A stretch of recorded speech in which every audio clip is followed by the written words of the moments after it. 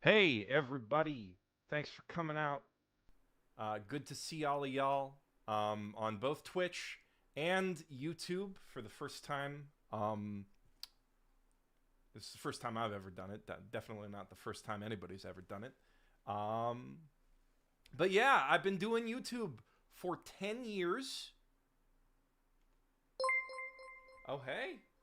Thank you, Kiskalos, for resubbing. We got a hype train going on Twitch. Um, those of you on YouTube, thank you also for coming.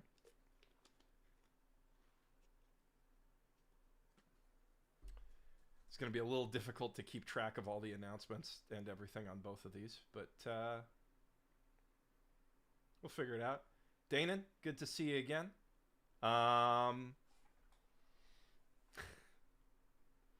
It's kind of cool. We got. I can't. I'm not sure if I can get the chat up. I'm a boomer dinosaur. I'm sorry, but I am gonna lean back so you can check out my sick T-shirt. I got this at the R of J. It was like a pop up shop for Shonen Jump in Japan. Um, Very limited time. I think it's pretty sick.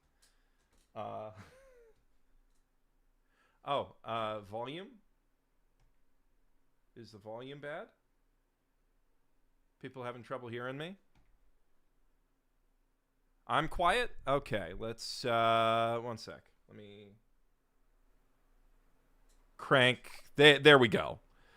Just had to put the gain up a little bit more. That better?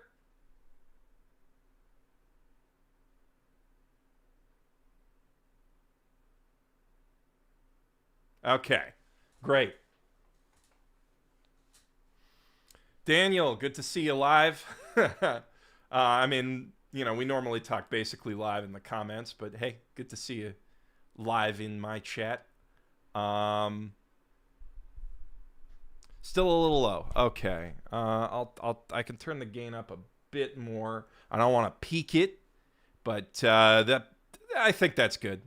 I'm getting in the red now. Oh, I was already good. Okay, people tell me different things. I don't know what to believe. I should pop out these chats. That'll make it easier. I think. If I can figure out how to pop out Twitch chat. Whatever. Thanks everybody for coming out. So yeah, 10 years I've been doing this. Um,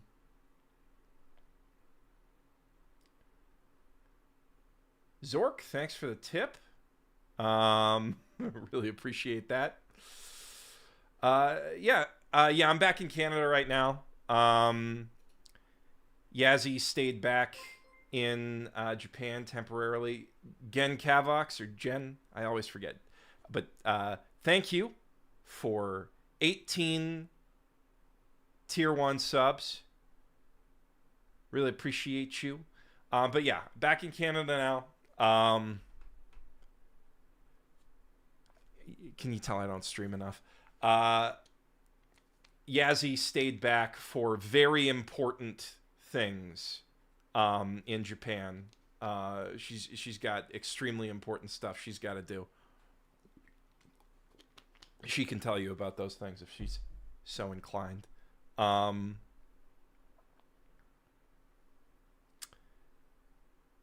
I got my videos pulled up here. The Helen Keller scene from Laws of Eternity lives rent free in my head. Mine too. Absolutely mine too. Been watching my videos since 2018. That's crazy. Um, I I got one comment from a kid or some not a kid anymore in college, a guy who's in college now. He's been watching my videos since the very first one on Bakano, and he was in middle school when he started watching them. Crazy. If there were two astronauts on the moon and one of them killed the other with a rock, would that be messed up or what? it depends, right? Like what the other astronaut do, right? I don't think we have the full context to really understand which of those astronauts is more fucked up, right? You discovered me through Konosuba Best Girls. That was a good video. Shut up and talk about Ascendance of a Bookworm. What do I look like? Tristan Arcata Glass Reflection? I mean, yeah, I would love to talk about Bookworm too, but that is his favorite isekai. Have you guys, those of you in chat who have checked out our new podcast, Quest for the Best, you been enjoying that?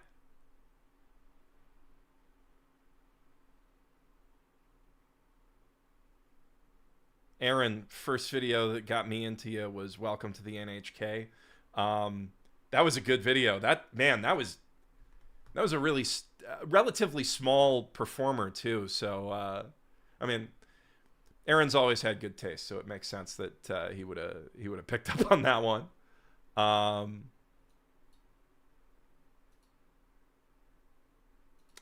Let's see.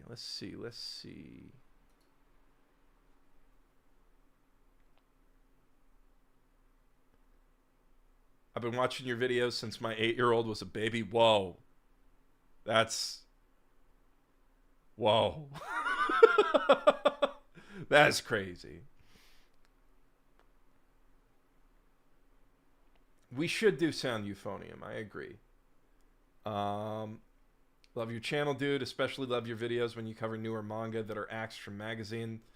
Find those so funny and insightful. Definitely got to do more of those. Those are the Axe Shonen Jump stuff is fun. Maybe I can do one covering other manga magazines. I don't know.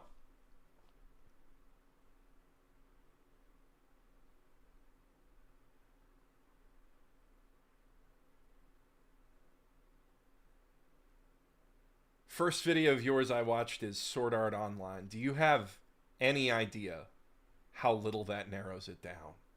We'll be watching a few of those today, I think.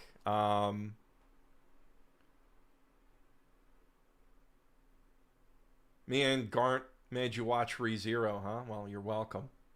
How's it going? It's going good, thank you. Thank you, Nicholas. Will I do an Egghead video? Possibly. I want to do something on current One Piece. I'm not sure exactly what.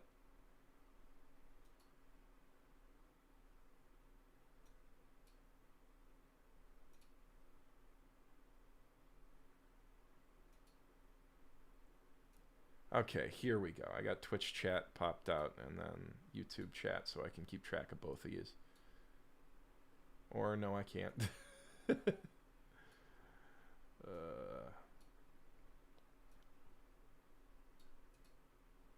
trying. It's hard. Yeah, man. I'm gonna stop trying to juggle stuff and just we're just gonna get into this. We're just gonna jump right into it. Thank you, Trey, for 25 tier 1 subs and, you know, generally editing the videos, being an awesome friend, being just super cool dude. Oh, we got a couple more super chats. Oh, a lot of super chats that I'm missing.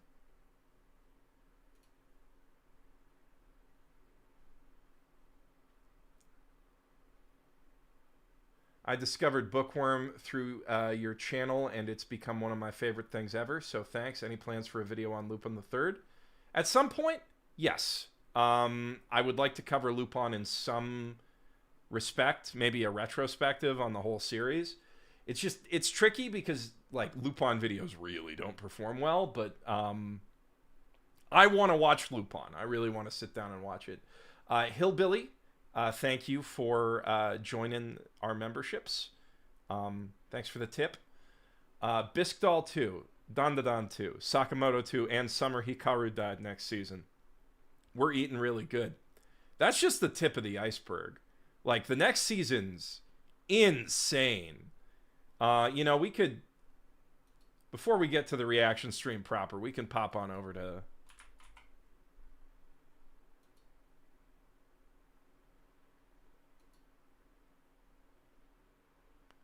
seasonal anime on MAL just to see what's coming up because it's crazy. Yeah, not just Dress Up Darling and Don to Don. There's Kaiju number 8, Call of the Night, Shield Hero, but who cares? Grand Blue Dreaming, Dr. Stone, Science Future, which is like really good part of Dr. Stone, Gachi who cares?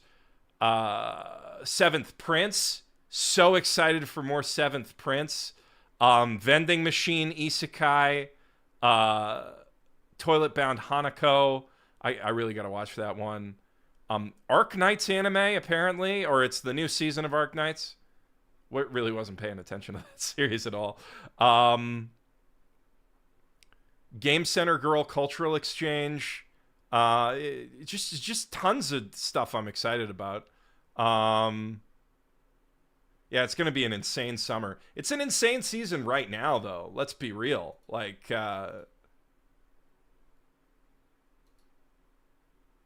we're eating good. We're eating amazing. We are eating maybe the best we've ever eaten. That's a whole other, can of worms, but Roheen, thank you for subbing, or for membering. I gotta keep track of all the there's different names for everything. I feel like such an old man talking about this, but there, they got the, on Twitch it's a subscription, on YouTube it's a membership. I guess that's only 2 things, but like, it's a lot to juggle. First video I watched was Irresponsible Captain Tyler. RL, you are based. That's a real good one.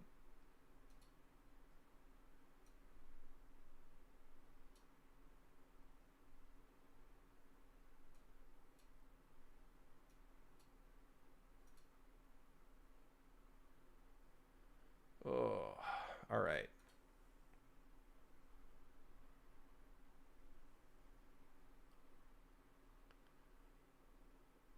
My favorite 2 things this season is To Be Hero X and Yaiba. Great choices. You're clearly a Sakuga fiend. I respect that. So yeah, this is just Twitch chat above my head, and maybe I should get rid of it just because that might be confusing. Maybe I'll make my cam a little smaller too, or actually, how do I? Nope, not that. There we go. And then I can make me bigger. T-Max Smash, thank you for the Prime.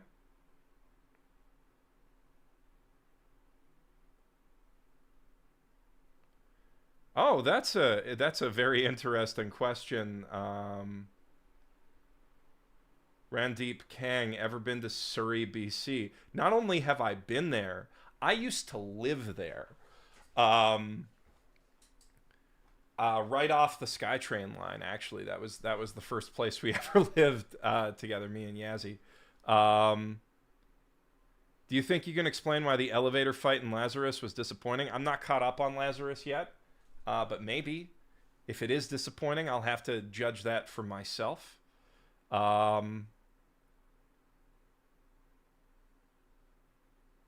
First video I watched was Lucio Overwatch. That's an extremely deep cut. Back when I was trying to do gaming videos. We'll watch a couple gaming videos here. I think we should start reacting.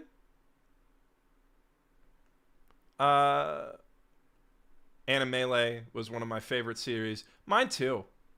I honestly miss doing them, but it was such a copyright nightmare. Yeah, I can't do those anymore, unfortunately. They were a ton of fun. They did really well, but then they'd always get slammed for copyright. And it's just not worth it, unfortunately, to do that when I could be doing other stuff. The last one I tried to do, the Toto and Yuji versus Mahito fight, uh, insta-claimed. It was like a month before it was actually like up for people to watch. What's a scene from JoJo you would say always hypes you up? I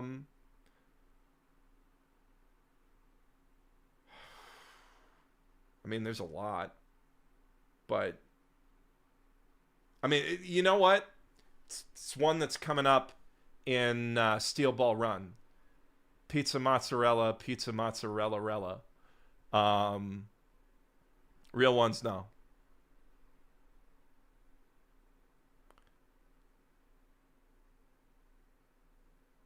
I apologize for probably being a big annoyance every time I brought up the typo in the katakana for Animele. You're fine. I didn't even design that logo. That was one of my editors. And it was like, you know, the motion graphic was done. It didn't make sense to change it. But yeah, I would I would have not messed that up, but it's fine. You know, I think there's so much misspelled English in anime that it just felt appropriate to leave it that way. Um, Giorno's beatdown on Chocolata, good choice. Hillbilly, thank you for the dude. That the same Hillbilly you membered and primed at the same time? You're a real one. You're a real one. Gonna check out Bet? Yeah, that's kind of my plan right after this. It might end up delaying Hottest Trash. If I gotta put out a Bet video. But as they say, bet. Ite. Bet. No, this shirt is not from Uniqlo. This is from an exclusive pseudo high fashion, I mean not high fashion, but you know, fashion-ish jump pop-up shop that we went to in Osaka because we live in Japan. I'm not in Japan right now. I'm back in Canada for the summer. But yeah, this shirt is cool. I'm really happy with this shirt. Let me just bring back the cam only, just so everyone can really appreciate how cool my shirt is. I don't want to just flex on how cool my shirt is, but like, this is one of my favorite pieces of Toriyama art. I was so excited to see it in the store. I was even more excited they had it in XXL, which is like XL in Japanese sizes. Can't believe you're 10 years old already. They grow up so fast. Happy birthday. Thank you, Sour. Yeah. Feels like just yesterday I was learning how to walk and swear in anime. Did I get to Canada to escape the heat? I won't say that that's the only reason. I'm going to Anime North, but yeah. For those of you who don't know, Tokyo's a swamp, and Tokyo has been a swamp since long before global warming really took off. If you go back and read Bao, the original like canceled Jump manga that Araki wrote before doing JoJo, in his author notes, he's talking about moving to Tokyo and how goddamn hot it is in the summer, how it's like unbearably hot, and it's only gotten worse. It gets up to like 40 degrees with humidity, which is like, it's rough. It's rough. I am finally old enough to start my Pokemon journey. Thank you, Reagan. Also, just remembered earlier, you mentioned the Splatoon multiplayer video. That is the deepest cut.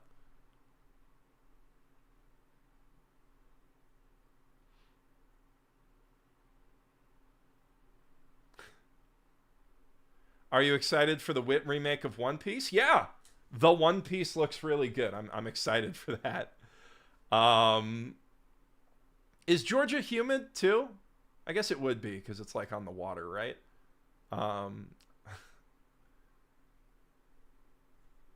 Crossbell representation, yeah. I got a lot of good stuff on my set. May as well give you guys the set tour before we get into the videos because there's a lot of good stuff. That's Psychonauts OST, signed by Tim Schafer. Can't really take it off the wall, but Tim signed that at PAX for me. Um, Up there, I got No More Heroes, signed by Suda51. I can bring that one down. I actually didn't meet Suda, but Trey did at Magfest, and gave this to me as a present. It's very cool of Trey. The coolest, in fact.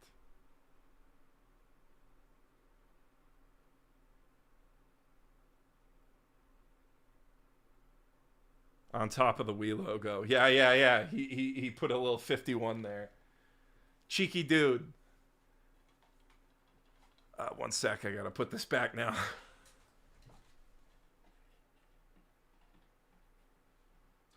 And while I'm up here, may as well show you my other autographed pieces. Oh. These, Final Fantasy III, signed by the Gooch himself, Hironobu Sakaguchi, and The Last Story, signed by Sakaguchi and the art director. I got these back in my game journalism days when I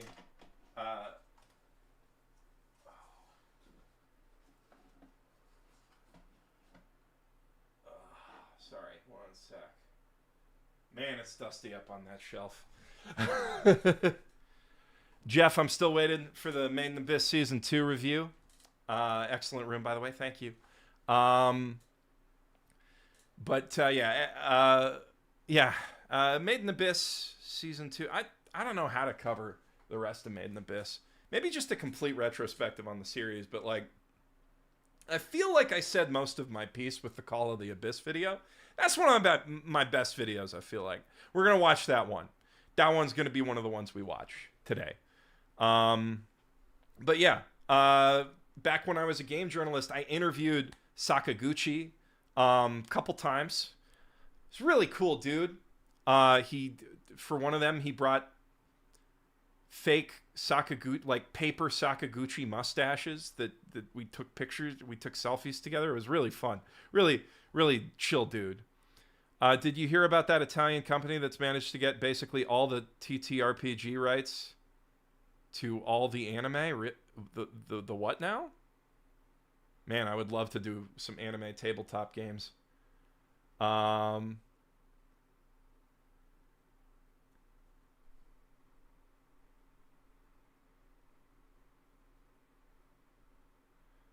For a sec, Liam, you said so painful to watch. I love it. I was like, is he talking about my stream? I would understand if he was, but no, you're talking about Made in Abyss. That makes more sense. Do I have confidence issues? Maybe.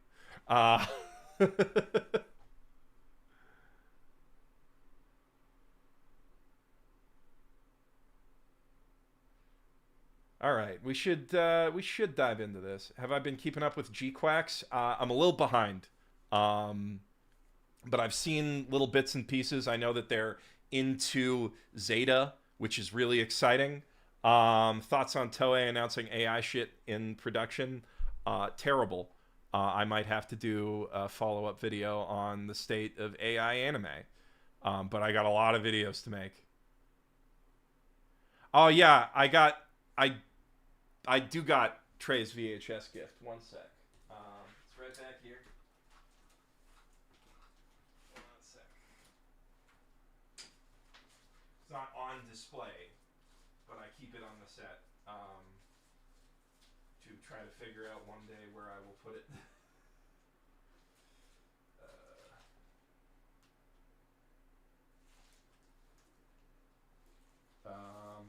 Trey made a real special. I guess I don't have to worry about that label because it's been a long time since we lived at that address. But let me just. Trey made a real special gift for me a few years ago.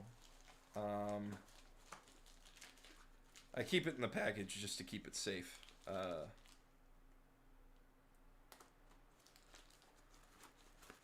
Look from the other side.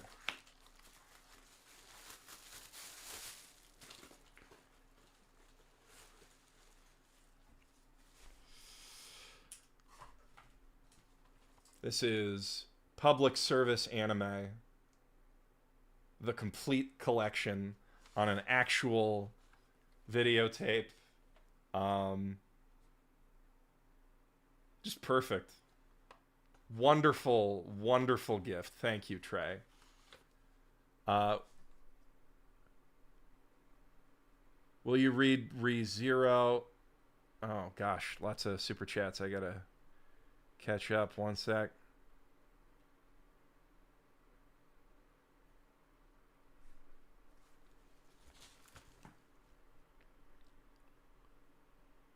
But yeah, no, this is really cool. I should find a spot for it on the shelf. I'm gonna be rearranging the shelf, so I just wanted to be careful with it because it could very easily break. One of a kind, indeed. I have to bust out a VHS player so I can actually play it.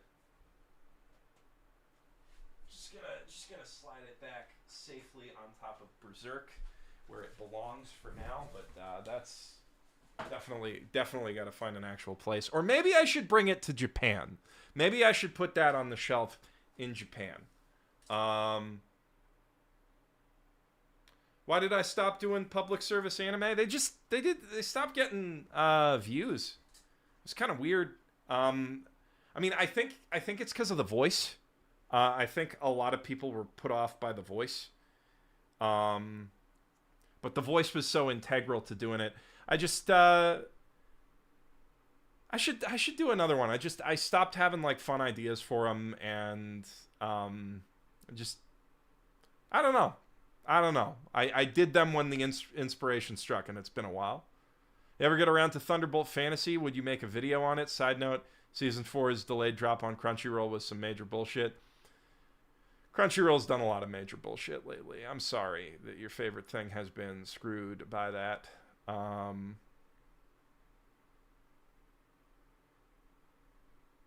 gotta figure out where to put that tape.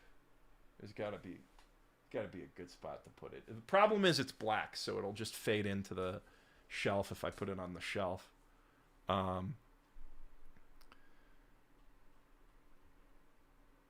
But yeah, Thunderbolt Fantasy I want to check out. I know it's good. It's Gen Urobuchi, but yeah, it's difficult finding the time. I might read ReZero. Greetings from the Caribbean. Been a huge fan of yours for years. Look forward to your videos every month. Congrats on 10 years. See you again when you hit 20. Thank you for the vote of confidence, Miss Ray. Looking forward to it. I'm looking forward to the 10 years in between too. But I hope I'm still around 10 years from now doing this. I love it. Tenchi Muyo, Geoff, my heart can only take so much. Also, will Claymore ever get remade, you think? I mean, anything's possible these days. Claymore manga's really good. They have G Gundam on Crunchyroll in damn 480p, and that's being generous. It's awful. Yeah, I'm very lucky to have the G Gundam Blu-rays. It's atrocious, honestly, the quality of the retro anime on Crunchyroll. They really should up their game for series that have been remastered. It's, there's no excuse. The G Gundam Blu-ray is so nice, too. There's so many, little details in there. Who's the best girl of this season and then all time? Man, all time's tricky. This season, I did say Reiko from Kowloon Generic Romance is one of the hottest anime women I've ever seen in my life. So, probably her. But there's a lot of competition. By the way, thank you. I for some reason I looked at that. I was like $2, but this is $20. Thank you, Damocles, for the big vote of support. Um, but yeah, I'd say Reiko. Yeah, she's tough to beat. She's just insanely hot and a great character. Um, but yeah, Apocalypse Hotel Yachio is also really good. Uh, both of the girls in Rock is a Lady's Modesty are fantastic characters. Um, yeah, blue haired girl from that. Uh, yeah, I misread stuff too. Oh my, oh man. Yeah, Nozomi did all of the Gundam Blu-rays. There's never gonna be a good Gundam Blu-ray again. That just hit me. Damn, that sucks. Mao Mao, also very good. Mao Mao's, yeah. I don't really think of Mao Mao as best girl, though. If anything, Jinshi's best girl. Emilia was best girl. No, actually. God, I'm so bad with names. The Sin Archbishop of Lust was best girl last season. I would let her kill my entire family. Oh, shoot. Gift memberships? Thank you, Space Cowboy.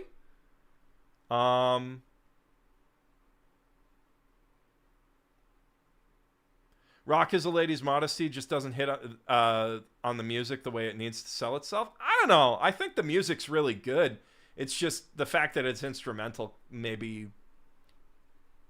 hits a little different than, the girls band shows you might be looking for. Shuji from G-Quux, also a good option. I really got to catch up on G-Quax.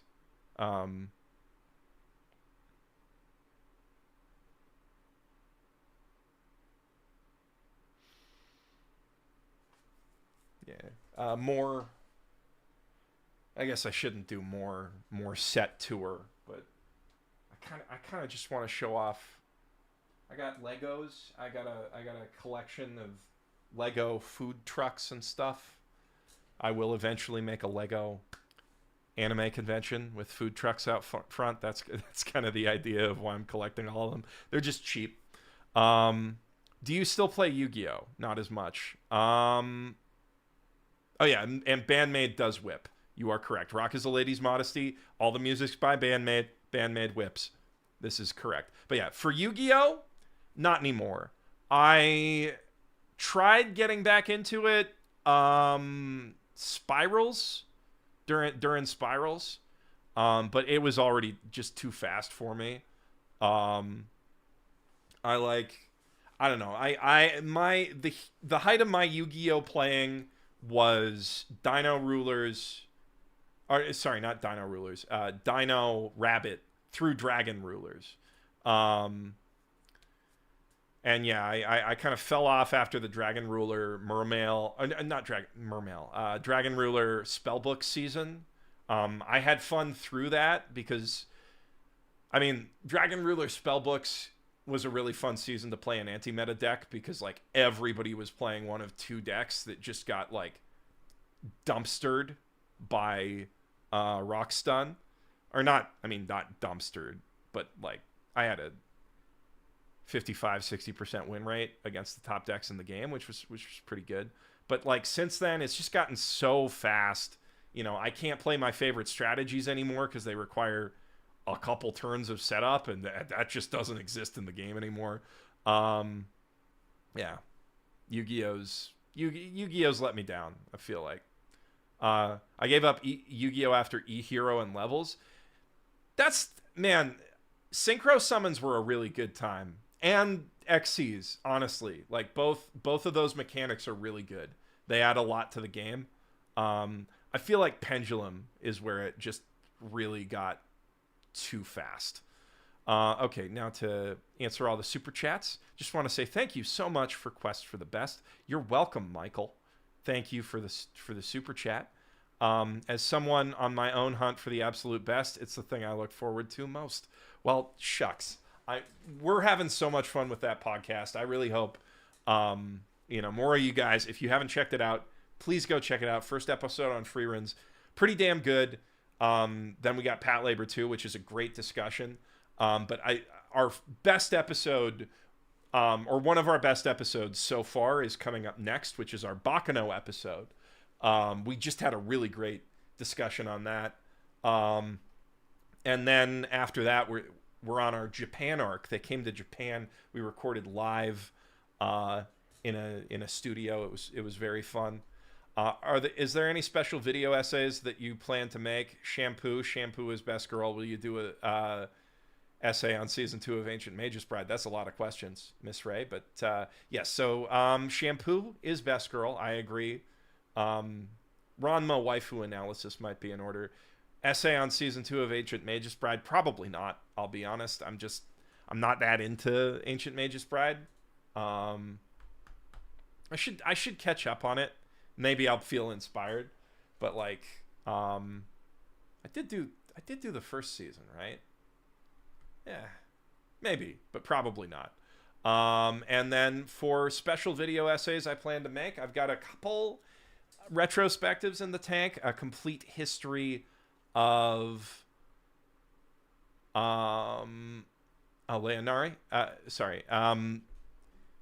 Glad you watched Freeman. Hope you enjoy the podcast when you do. So yeah, I got a couple video essays in the tank right now. I got a lot. I'm doing something on old OVAs. The worst anime director of all time. Working on a roast of him.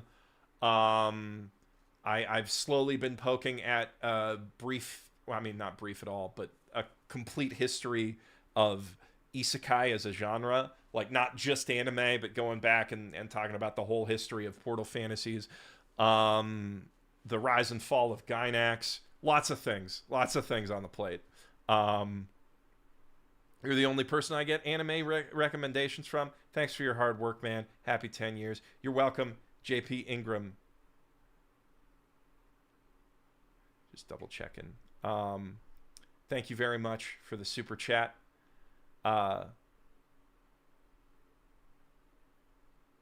Ukyo is best. That's a hot take. One I kind of agree with. Ukyo is wife tier. But Shampoo has ruined my life tier. And I'd let her kill me. Congrats on 10 years. Can't wait for Don to Don season 2 Evil Eye arc. I also can't wait for that, Lila. It's so good in the manga. Mecha Girl of the Day, thank you very much. Congrats on 10 years. While you're flexing the room, got to put people on that Steambot Chronicles. You're right, and you should say it. I've got the complete collection of Steambot Chronicles games back here. That is Blockus Portable, Steambot Championship, and Steambot Chronicle Battle Tournament. Lightfoot, thank you for the tier 1.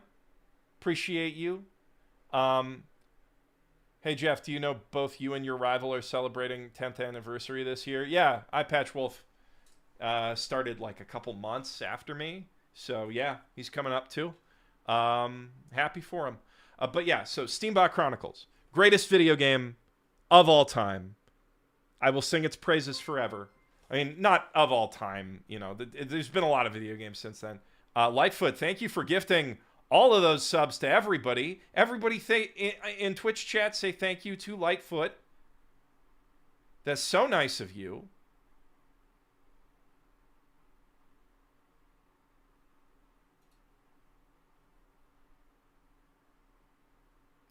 Any reason why Spirit Circle Volume 4 is so damn hard to find in English? I don't know. It's just hard. Obscure manga is just hard to track down sometimes. But yeah, Steambot Chronicles. Where was I? Right. This is like the peak of PS2 games. It's so insanely ambitious. It's got Mass Effect style conversation trees. A simulated stock market that you can manipulate by like doing quests, commodities trading. You can go into a canyon and dig up fossils for a museum. You can also delve into dungeons like randomly generated roguelike dungeons that you crawl in with your giant robot in order to find antiques to also put in that museum.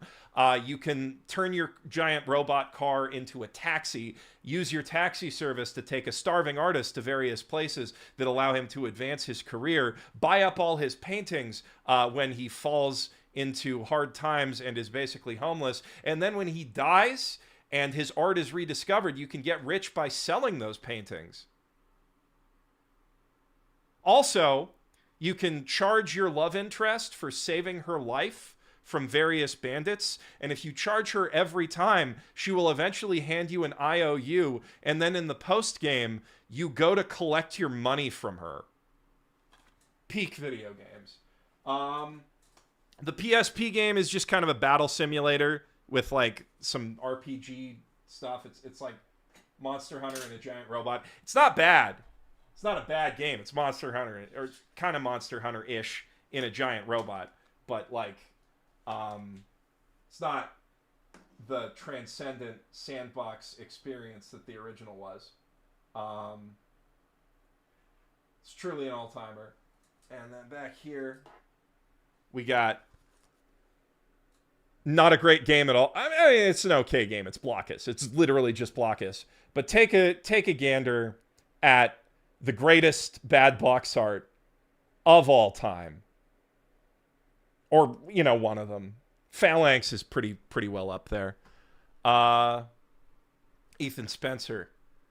I've never been misled taste-wise from your Rex. The moment you made your essay on the masterpiece that is Mob Psycho 100, I knew it would be a long, beautiful viewership is what I just said. Beautiful Joe. But yeah, thank you. Mob Psycho is peak. And I'm glad that you appreciate peak, Ethan, and thank you for the $20. That is quite generous of you. Congrats on 10 years. Great to see such commitment to your waifus. Goddamn right. I'm a man who respects his waifus. Anyway, yeah. Just one last time. Just appreciate the Blockus Portable Steambot Championship box art. And put it back.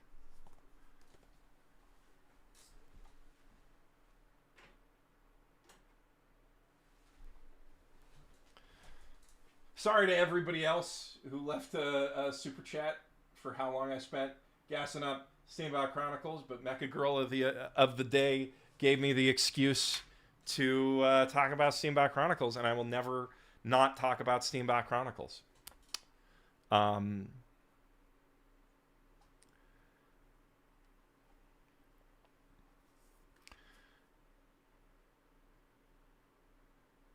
Yeah, I also miss PS2 era design maximalism.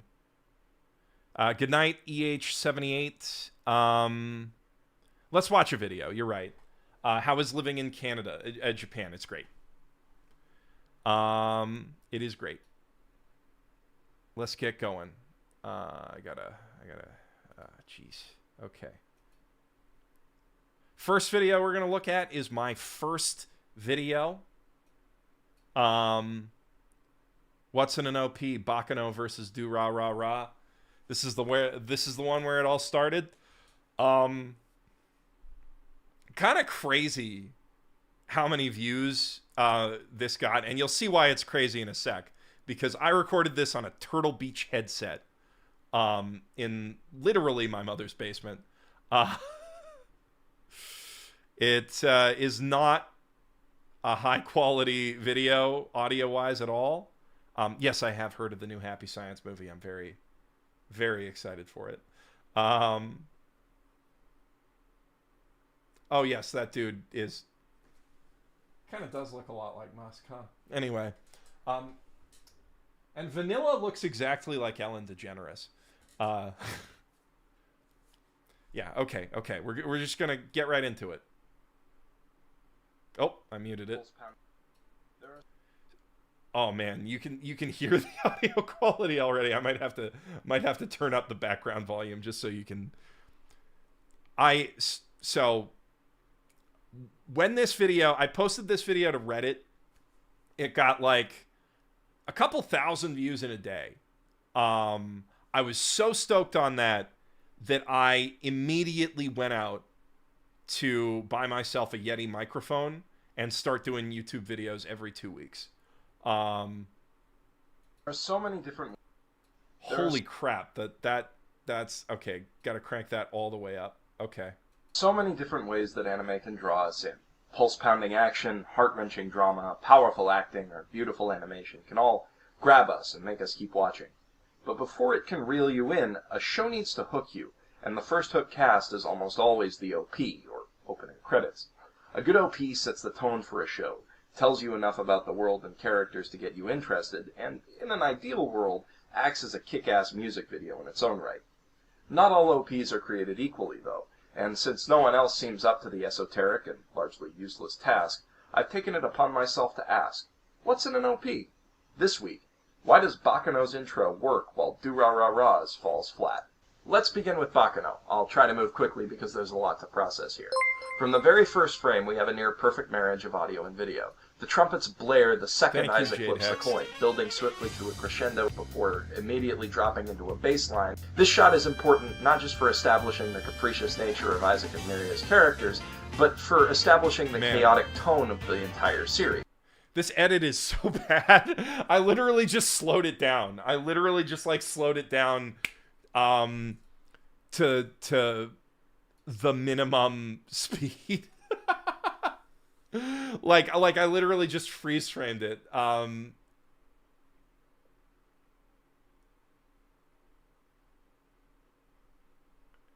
Yeah, you can really taste how much I've grown in a lot of ways. This is so one, I can't even hear how bad my audio delivery is. Can you guys even hear this? That's kind of an important question.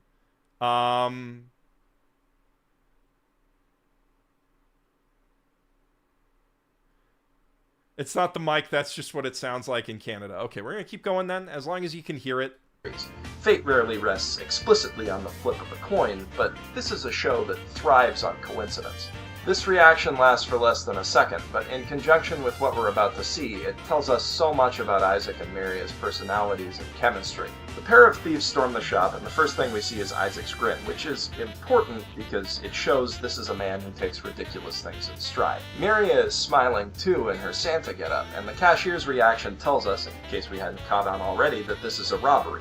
Then we see they're stealing chocolate. Yep, these guys are goofballs, but at least we get our title card in. We cut to the distinctly main character-ish Firo Prochanezo as he's fitted for his first hat. In Baccano's Prohibition era, this is a small but vital step in becoming a made man.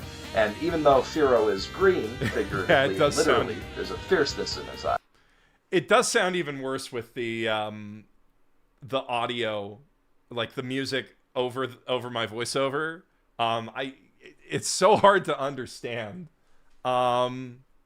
Dorohedoro rocks.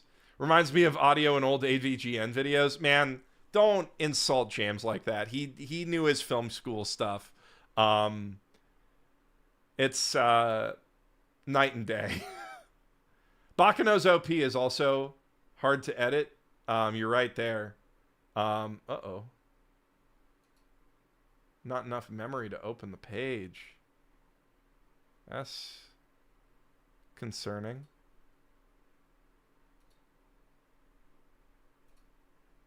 Baccano's OP is all... Oh. Going to the...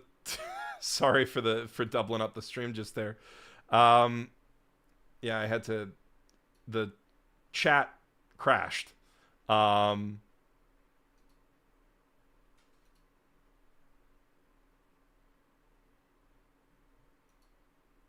Hopefully that doesn't happen again. It will probably happen again, though. Let's keep going. That fierceness melts a little as he turns with a grin to Misa, and we can immediately tell from their body language and framing that they have a close, almost father-son relationship. The nature of each cut in this OP is important. Misa and Firo are connected to the Gandor brothers by money, which we see as the cash Misa hands to the cashier becomes collateral on the Gandor's poker table. In a few shots, we understand that Keith is cold and calculating, Berga is a bit of a dope, and Luck is cool-headed and good-natured, if a bit wicked. This cut equates alcohol, always important in a prohibition story, with the mysterious ingredients of Zillard's alchemy. Both represent power in this world. Zillard is seen from a low angle with a stern, focused expression, clearly someone important and worthy of respect, or fear. Ennis is seen only in Zillard's ingredients, appropriate given that she's his homunculus, and she's literally framed in the palm of his hand. Again, alchemy is equated with booze, and we get a brief glimpse of Claire Stanfield, aka the assassin Dino, holding a bottle of his namesake. Claire is one of the most important characters in the show, but the bottle is as close as he gets to a nameplate, appropriate given that it's his nature to blend into the background. And now we meet timid, quiet Lua, along with her psychotic husband-to-be, Lad Russo. Their clothing indicates they must be intimate, but the way Lad casually flings a dart within a hair's breadth of his fiancée tells us all we need to know about their fucked-up relationship. Man, I sure ate the shit out of that fuck in that in my delivery there. I went whole hog into that F word. Kind of retroactively found out I've been a fan of yours since the school paper, way after subbing. Glad you found success, man. Deserve all of it. Thank you, Jade Hex. Fellow Sutherland Saber. Shout out.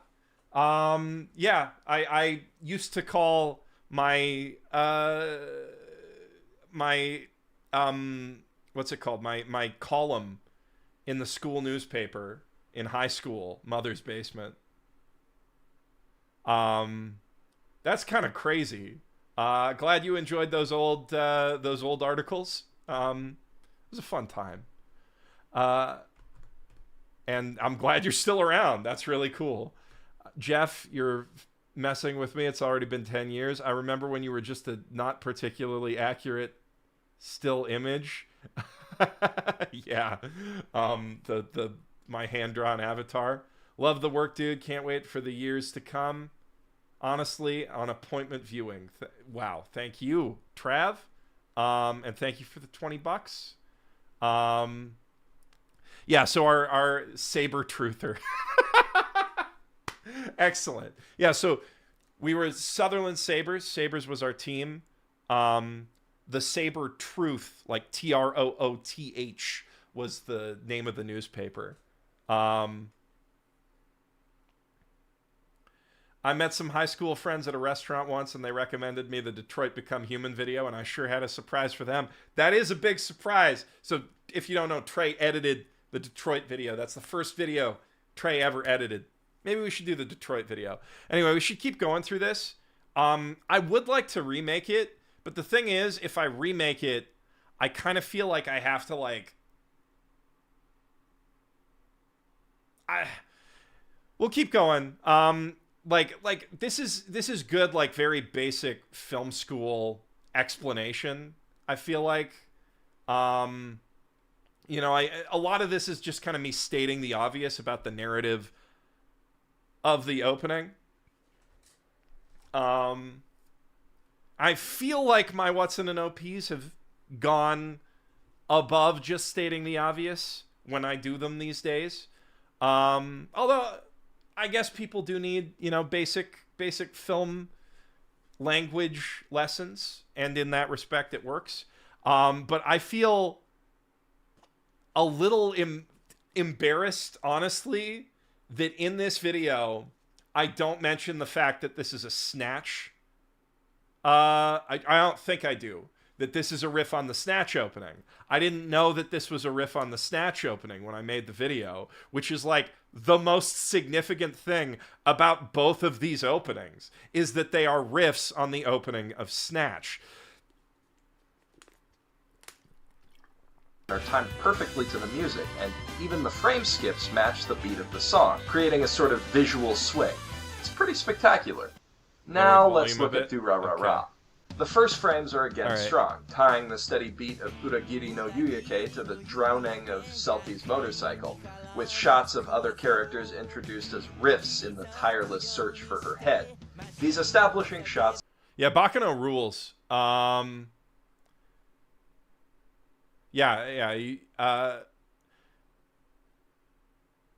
I also like the other reason I kind of don't want to remake this, is because like it was in my, I guess, I just had to be a hater on everything era. You know, like I had, you know, I was way too negative about the Bakano or the Durarara opening.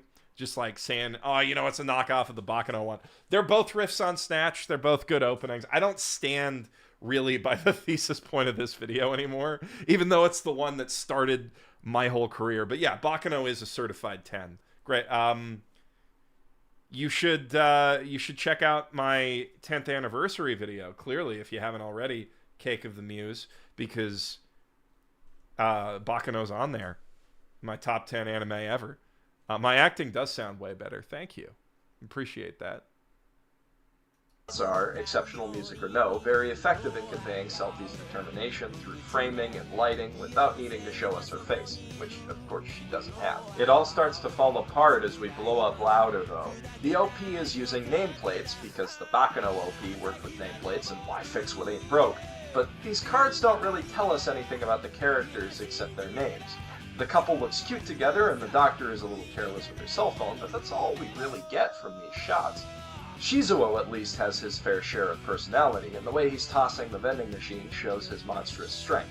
Izaya immediately outsmarts him and hits back just as hard without raising a finger. This character dynamic, which is not coincidentally the most memorable in the show, is about the only information we really get out of the whole OP, aside from the bookends. Unfortunately, it's more... That's also... Yeah, no, I feel like I was way too dismissive of the direction in this. Yeah. Less immediately weakened by this awful cut, which doesn't even sync up to the music properly. We see a soda can being tossed between people we know nothing about, and then it explodes in one of their faces because physics. I suppose this can... Yeah, I was just being a hater for the sake of being a hater. I don't... It's a good OP. The dollars are a little stupid and not as cool as they make themselves out to be, but just from looking at their gawping faces, I can't tell you anything about them individually. And here we finally see our main characters, Mikado, Masaomi, and Henri, being Japanese high school students and also yeah, this buddies. was Aside back from when the I was... fact that Masaomi is the group's... When I was still planning to do game journalism as like a main focus of the channel.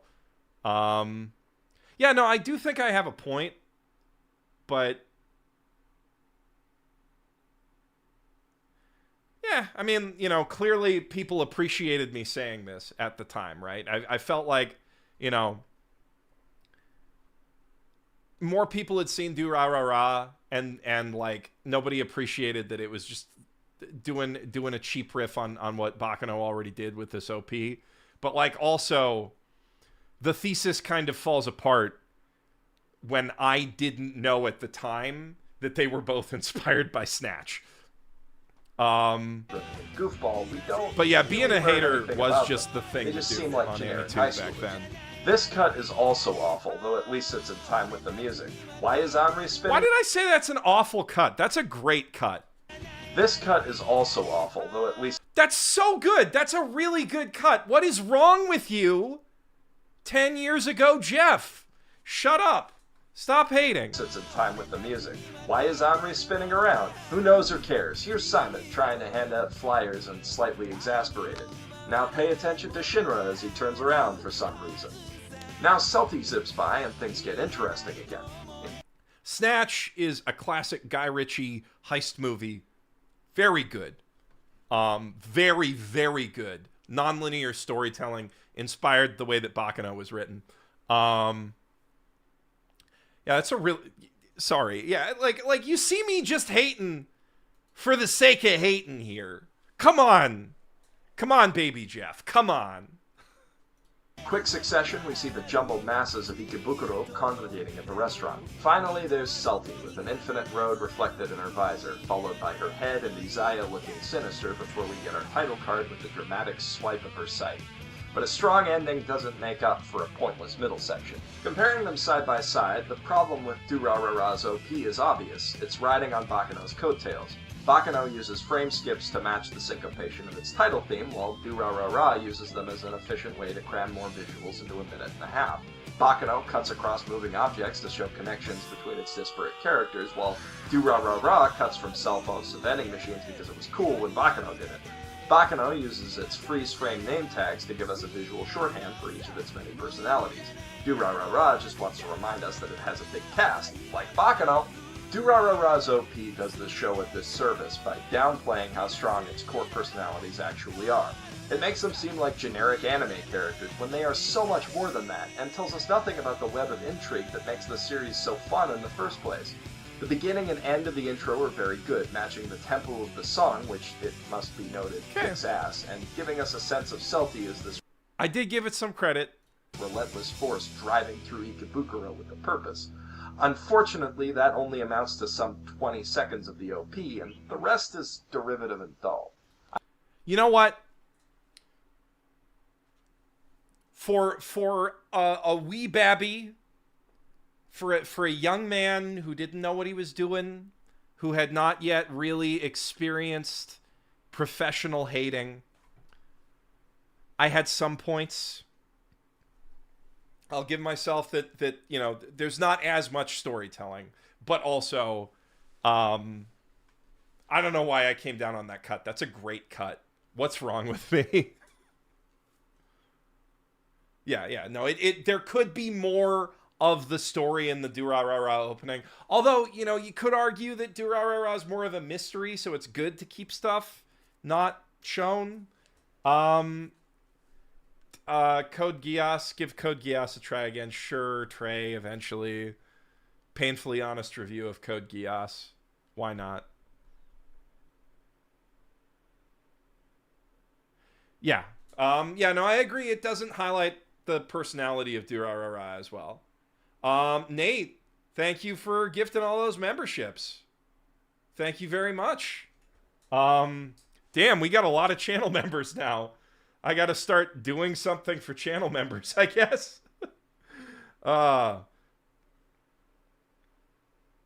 Could you redo it, lining them up with Snatch in a three-way and show how the beats work and why? So, like, the thing is, I would have to, like, go rewatch Durarara, rewatch Bakano, and I mean, I don't mind rewatching Snatch, but it's just a lot of work for a video that definitely won't perform very well. Like, the easy way to remake it would just be to, like, do the voiceover again. Not to hijack, but I was curious why JoJo's missed your 10th anniversary video. Feel like it used to be foundational to your channel.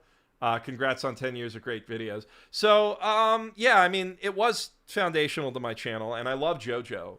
I just like Jujutsu Kaisen a little bit more, and I think the Jujutsu Kaisen anime is the better anime, is kind of what it comes down to. Although, you know, like, on my short list of best Shonen Jump anime that I wanted to highlight, it was Yu Yu Hakusho, JJK, and JoJo, right? Like, the JoJo adaptation's really good.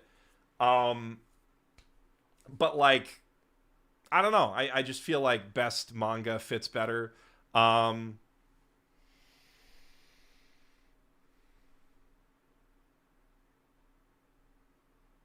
No, it's not 4 a.m. where I am. It's actually just 9:27 p.m. because I'm back in Canada for now.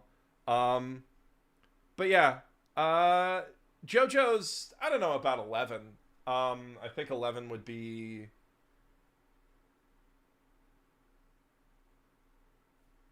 Rakugo Shinju probably would be number 11. Unless I'm still going by the rules of I can't do the same director. But yeah, I think Rakugo Shinju would be 11. Bang Braver. Yeah, so we didn't get all of the honorable mentions that I mentioned in my script into the honorable mention section. Maybe we should have edited it different with just, like, the title screens for each anime, because there were a lot of them. I should post that. I don't know. The other side of Shonen Video would be Prime Video for helping others see anime beyond the most famous but overused tropes. I'm glad you enjoyed that one.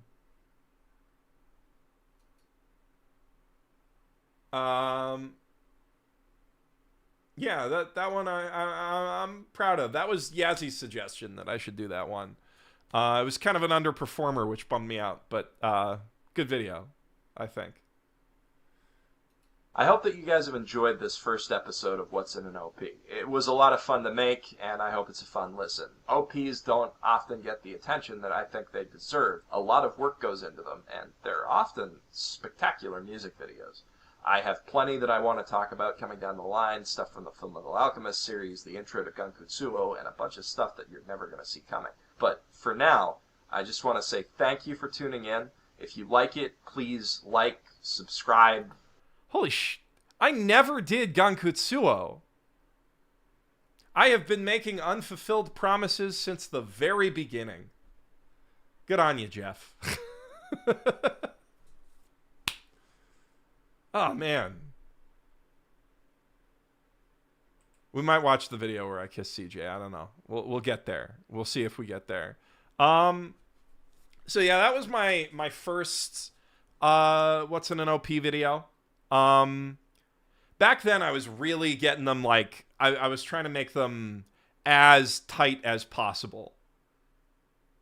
Recreators, yeah, Recreators. I mean, that one was difficult because to do Recreators, I need to like read all of Nietzsche, which is it's a lot. I didn't go to college, man.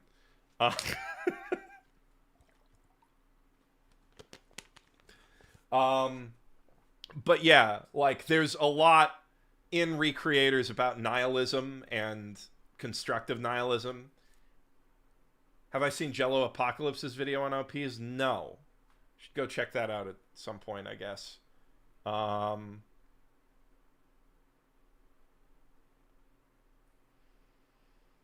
Holy shit!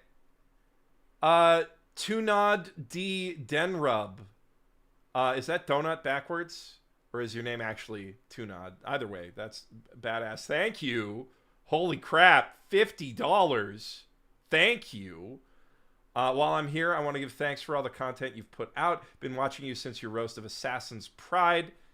That's one we definitely got to get to. And I've never found an anime tuber I trust more. Keep being you. Thank you. Thank you.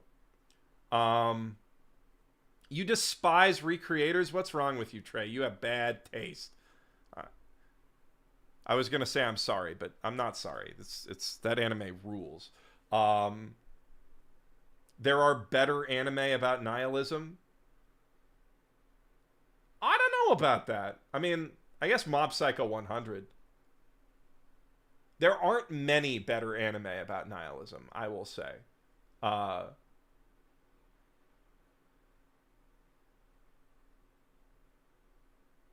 Chaotic Duke, proud of you for shilling Recreators and Opera Ramon. Those rule.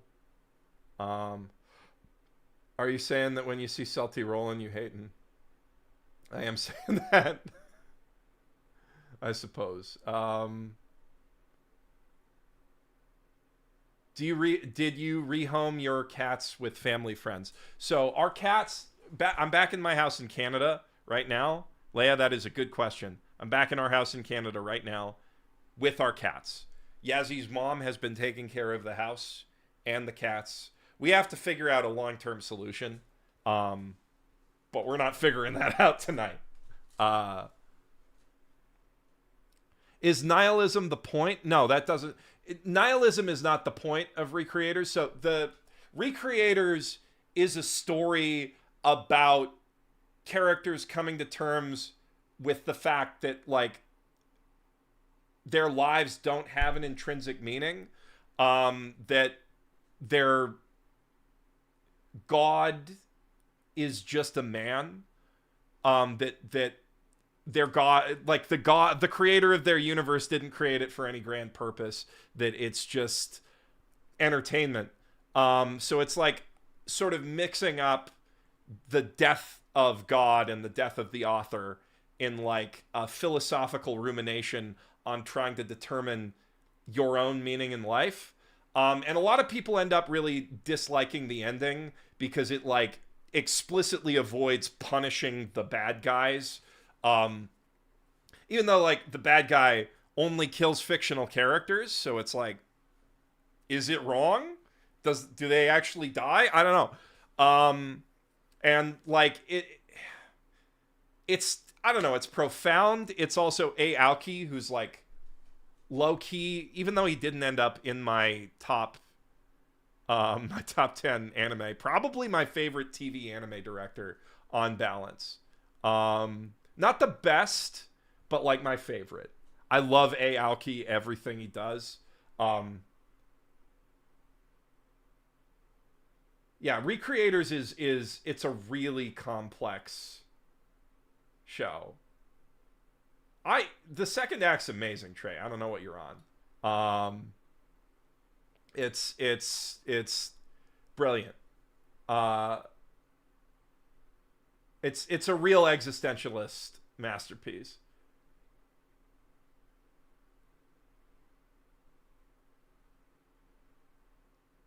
$50 guy is Porcas D Ace backwards. Is it?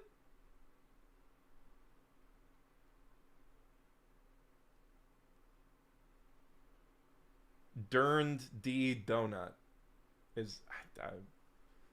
I'm trying to figure that out. Burned donut. Oh, burnt. Why did I say durned? Oh, because I read the B as a backwards D. Burned donut. That makes a lot more sense. Have you watched or read World Trigger? I'd love to see you cover it as a membership offer. Maybe it's very underrated. Yeah, I should do like a thing on underrated shonen. I don't know. I've read a bit of it. It seemed really interesting. I need to find time for it, but yeah. There was one character who killed their own creator, and that was weird. I don't care for the antagonist because she got so many powers from the extra contributions. I mean, that's what's interesting, right? Is she's like an embodiment of, death of the author and the audience taking over her her like power set. Like she's not a real character. She's literally a reskinned Hatsune Miku OC. So she has all of the powers ascribed to her in every popular meme video that uses her. Did the stream crash? Is somebody saying that? I hope not. I'm not seeing anything that would say that it crashed.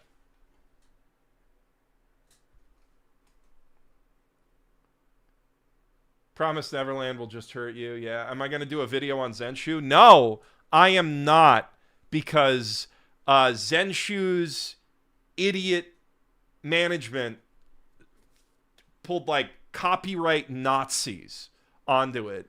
And like, I got claimed for the worst copyright company currently working on YouTube is all over that series. So I can't cover it at all. I also can't cover Shangri-La Frontier. We're trying to figure it out. I might have to block all my videos in Japan and just see if that works. But like, yeah, no, legitimate assholes are handling the copyright on that series.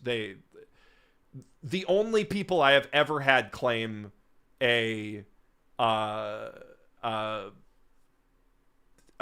seasonal recommendation video, which is like the most obvious fair use stuff on my entire channel.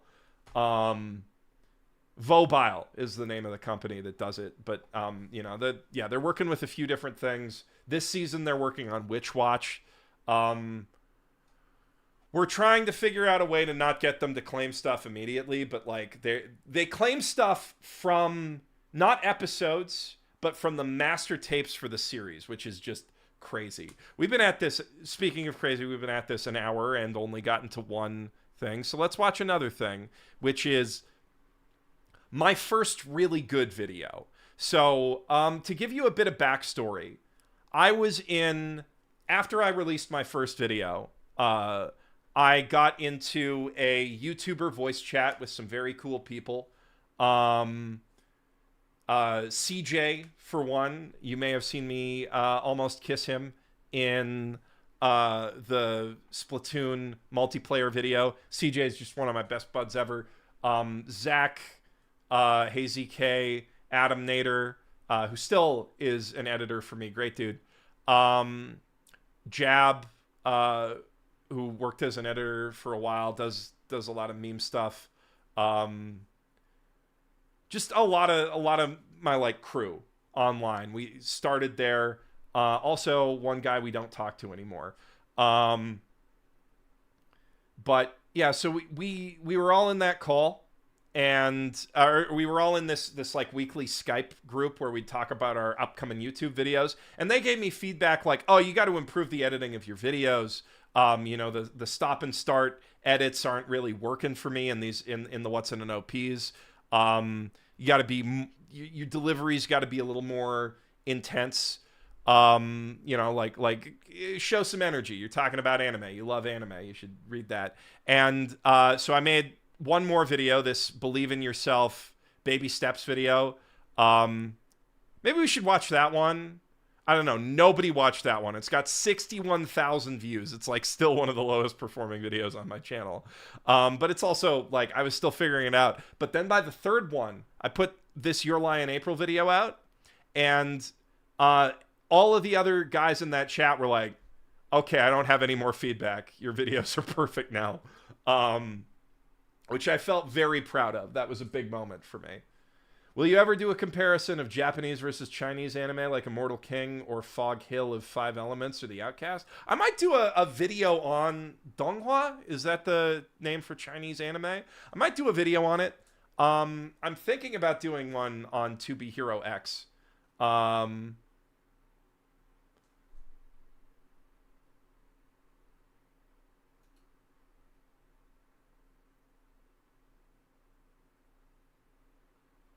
There's more than one bad guy in Recreators. I feel it's more social commentary beyond even what you said. Yeah.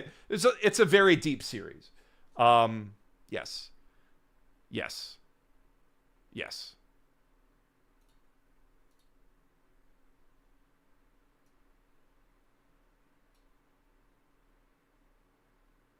But let's dive into the next video, okay?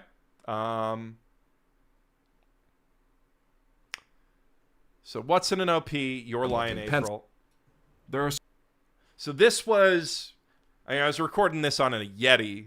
Still wasn't great, but this was my third video. This was the first one that really like took off to a decent degree.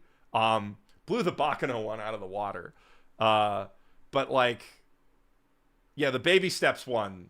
Nobody watched Baby Steps, and I was not in the position to convince people to watch Baby Steps. When am I getting my Uma Musume video? Maybe someday. I should have more just chatting streams, just hanging out with you guys. It's fun. Anohana. Yeah, we'll get there. That one might get this claimed. I don't know. So many different ways that anime can draw us in. Pulse-pounding action, heart-wrenching drama, powerful acting, or beautiful animation can all grab us and make us keep watching. Remember when I did these intros for every video? A show needs to hook you, and the first hook cast is almost always the OP, or opening credits. A good OP sets the tone for a show, tells you enough about the world and characters to get you interested, and, in an ideal world, acts as a kick-ass music video in its own right. Not all OPs are created equally, though. And since no one else seems up to the esoteric and largely useless task, I've taken it upon myself to ask, what's in an OP? This week, Your Lie in April's OP is surprisingly honest when it comes to spoiling the entire show. I had a conversation with one of my friends a while back about deceptive OPs, theme songs that are fun and catchy but don't really gel with the tone of a show, or that only convey a small part of it. At the time, Your Lie in April had yet to wrap up, and both of its OPs sprang to mind in this discussion. But looking back with the series finished, I've got to revise that opinion. Your Lie in April's first OP, set to Hikaru no Ra by Goosehouse, is deceptively perfect. There are two animals that play a prominent role in this OP, the black cat with blue eyes and the dove. I still do. Both of them like, are symbolic of key elements of the series, because it's a black cat and a dove. Of course they are. The black cat is a manifestation of Arima Kosei's guilt over the death of his mother and his fear that he'll lose other people he loves. It sits on the keys of his piano and, like the emotional hang-ups it represents, prevents him from playing. Which is a pretty interesting symbol for an anime to choose, because while black cats are ill omens in North America, they actually represent good luck in Japan. Most of the other characters in the show are happy to see the cat when it shows up, but Arima treats it with apprehension because in his mind, everything good in his life can disappear or turn on him at any moment. The dove is Kaori Miyazono, more specifically her soul, ephemeral and light like a feather. So, what does this tell us? Well, this whole OP goes to great lengths to show the viewer, repeatedly and unequivocally, that Kaori loves Kosei rather than Watari, and that she's gonna die. Yep, your lie in April pulls a Zetsubo sensei. That is, it gives away the entire ending right away without anyone noticing, and it does so in a remarkably effective and beautiful manner. We get right into it with the character introductions, which convey a lot aside from foretelling death. Kosei stares. I'm just gonna say I'm really proud, actually, of old Geoff for how he wrote that specific line, because, like, if you don't know how Zetsubo Sensei ends, you have no idea what I'm talking about when I say that. But, like, man, Zetsubo Sensei. Now that's an ending. This video is good, actually. This still bangs. Over his shoulder at Kaori because he has a crush on her, and she hogs the spotlight when she has it. She's also the only character in these intros to close her eyes. Kosei awkwardly snaps to attention when he's center frame, while Tsubaki sneaks a glance over her shoulder because she has a crush on him. In comparison, Watari's relaxed and confident, and when he takes the spot, Kaori immediately steals it and falls over, something she's pretty prone to doing as her illness progresses in the series, scattering feathers in the process. She quickly plays it off I'm sorry, bowl of soup. And the next time we see her, she's falling, again trailing feathers. This OP has an inordinate number of group shots, and in every single one of them, Kaori makes sure to position herself closest. So the thing is, Kyle Collins, I did not spoil Zetsubo is the thing. I just alluded that there are spoilers in the OP, which there absolutely are. I didn't say what they are. And you will not guess. If you have not seen Zetsubo Sensei, trust me, you have no idea what I'm talking about. To Kosei. Also, note that she has a cat on her bag. Kosei may not be happy with cats, but they do symbolize part of him. The falling feathers give way to cherry petals, another ephemeral symbol that only lasts for the duration of spring. This is reminding us in a roundabout way that Kaori won't be here long. While Tsubaki has exhausted herself exercising, Kosei very emphatically refrains from playing the piano in his somber, darkened room, but he relaxes at the piano in the music room when Kaori is sleeping behind him. This is the only shot in the OP where the group is together and Watari and Tsubaki stand between Kaori and Kosei, but they're intruding through the window and they clearly know it. As the male singer of Goose House belts out his line, we see only Kosei, which clues us in that they're supposed to be connected. In this group shot, Arima and Kaori are practically holding hands. If we're looking at symbols on bags again, Tsubaki is carrying around a ghost set against a moon and star. This is a cue, in case we don't pick up on it instinctually, that night represents death. Once again, Kaori is falling, and this is synced with the female singer's solo to draw another connection. Arima rushes to catch a feather, and suddenly Kaori is in his arms. Noteworthy because at one point when he's carrying her in the series, he's surprised by how light she is, and the space he's standing in, an endless expanse of water beneath a blue sky, looks a lot like heaven. Kaori's eyes also open here for the first time since the character introductions. Note that the only time she opens them is when she's looking at Arima, because she only has eyes for him, alluding to the titular lie, and the rest of the time she keeps them closed because she's tired.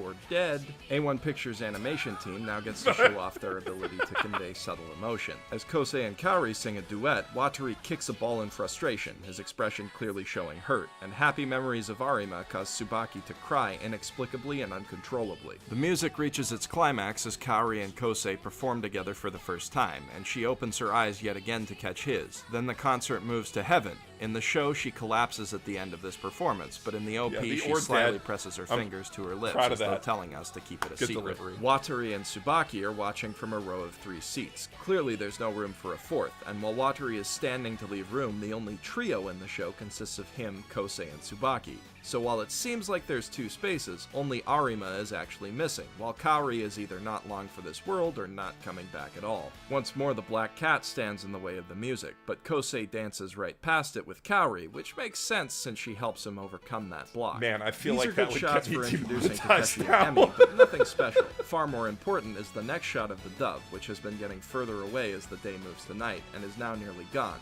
These are Kaori's final moments.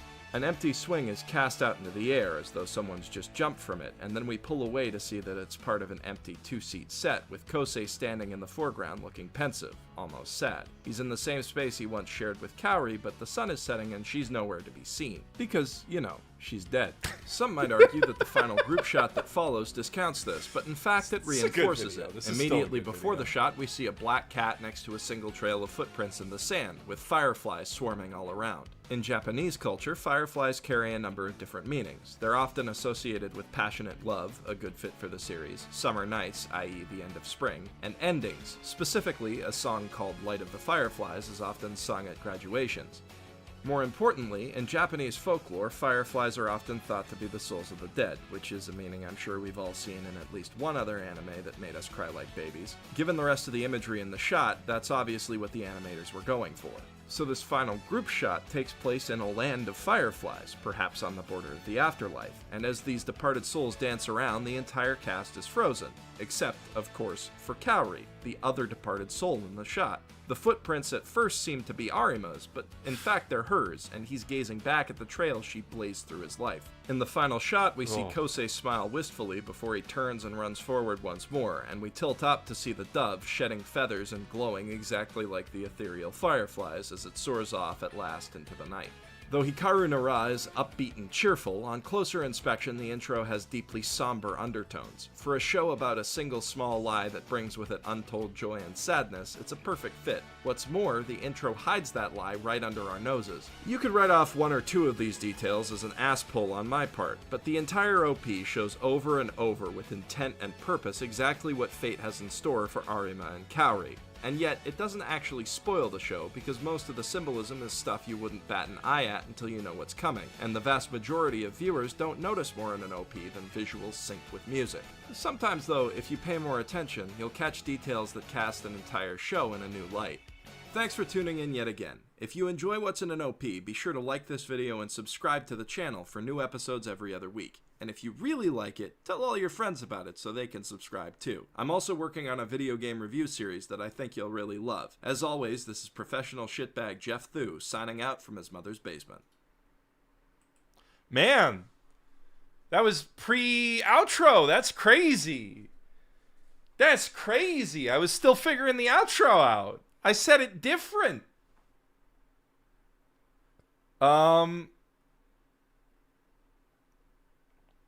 Kanojo wa mo shindeiru. That's good.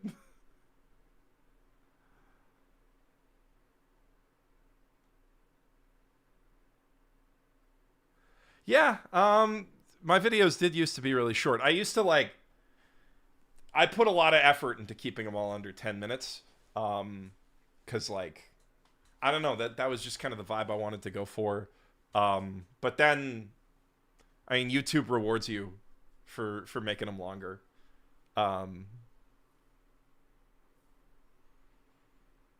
Like a lot.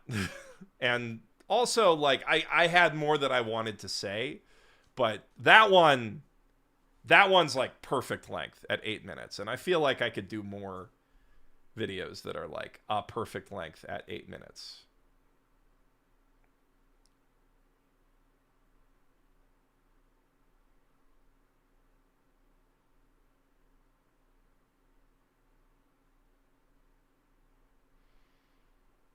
Yeah, the long form, I like doing the long form now. But yeah, the algo I think was sub 10 at the time. That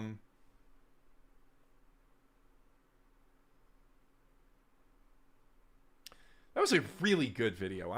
Man, I'm still holds up. I'm like really happy with that. Let's see. What would be the next really good one to jump into? Like, I feel like the JoJo ones, but both of those have copyright claims on them, so I don't want to get a copyright claim on this VOD too.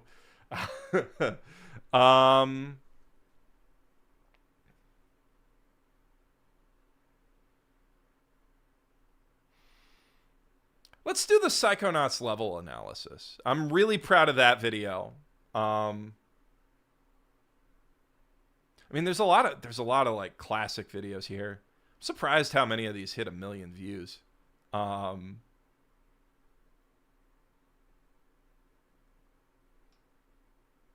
But yeah, those were kind of like essential to my evolution. We're hitting Assassin's Pride for real.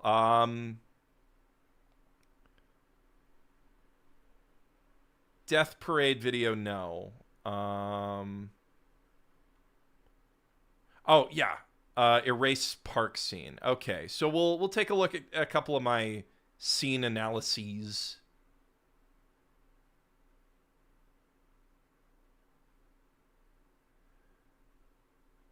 NHK video is really good. Actually, you know what? Let's do the welcome to the NHK video. Just because I don't remember what I said in that one, but I'm pretty sure it's a banger video. And All the little an underrated banger video at that.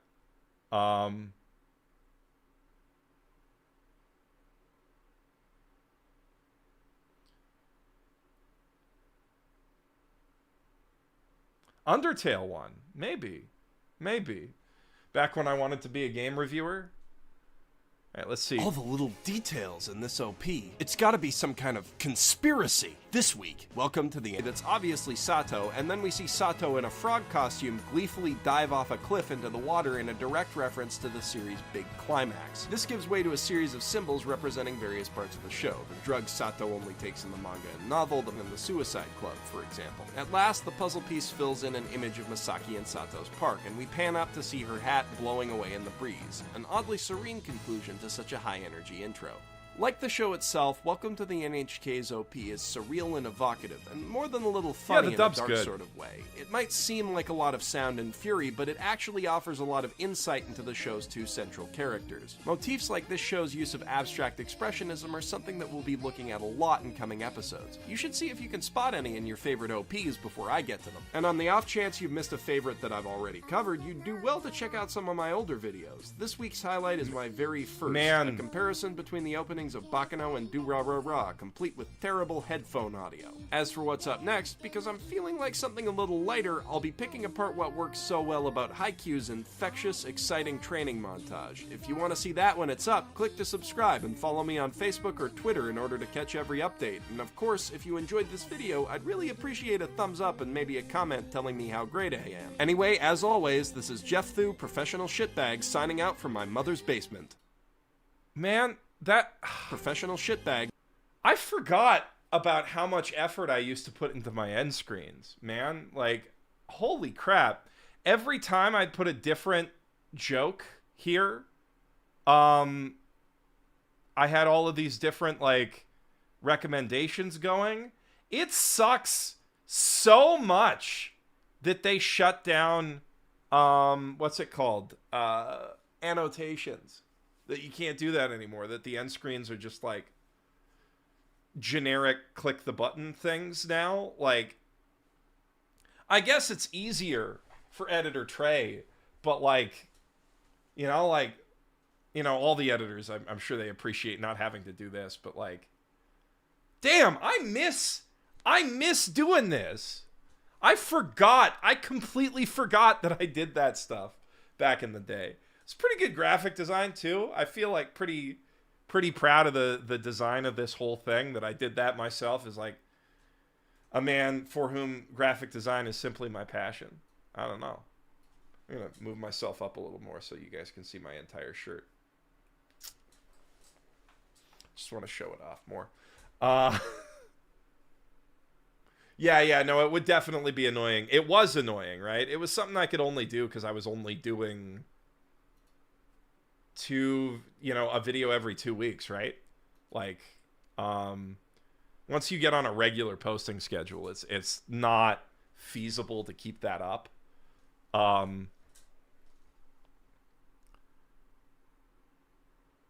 Man, I'm disappointed that video didn't do better. That was a banger video.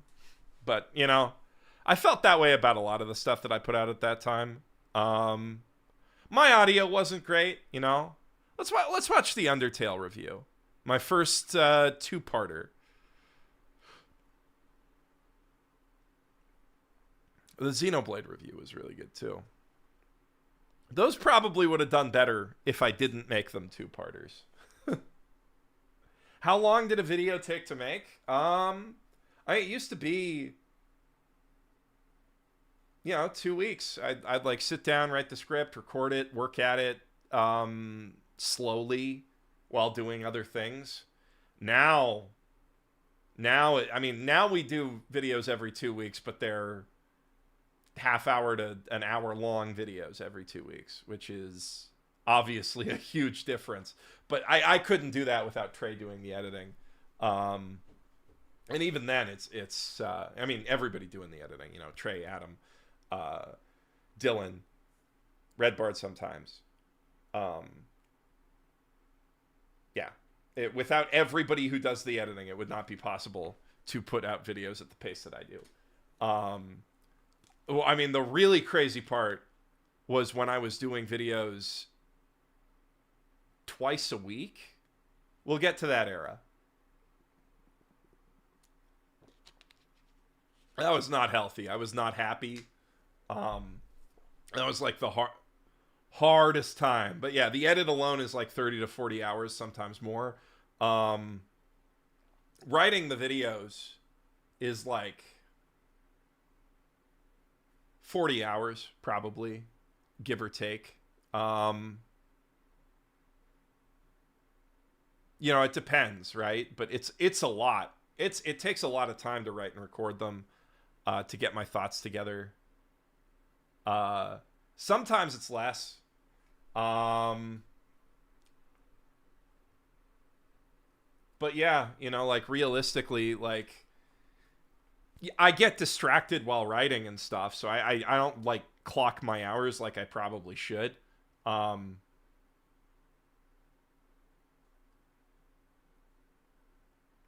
Yeah, editors need time to watch the shows. I need time to watch the shows. It's a lot. It's a lot of work. All right, let's get on. Oh, yeah. No, we should do the game review, because you get to see. I had an idea that I would do. You'll see. The video game reviews were supposed to be my main thing. Note that they're all 20 minutes long, while the What's in an OPs were like 10 minutes long. Like, I had this idea at the back of my head that I was like gonna stealth my way into being a gaming YouTuber, and then just do anime, like balance it out with anime, right? Just be like general geek focus. Turns out people who like anime don't play video games as much as I thought.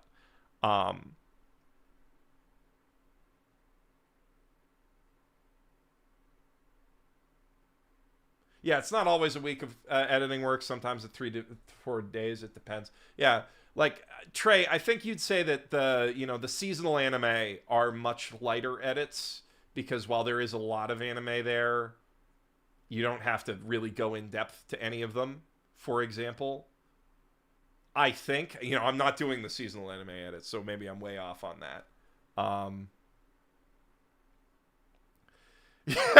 Yeah. Yeah, the trash is it's hard. It's difficult. View count on that games to play on Christmas video. Yeah. Yeah, that was one of those moments where I was like, maybe I shouldn't be doing video game videos. Holy crap. We'll watch that one, just because nobody else has watched that one in years. But let's do the Undertale review. Blade review. Oh man, when I first did my first on-camera appearance too.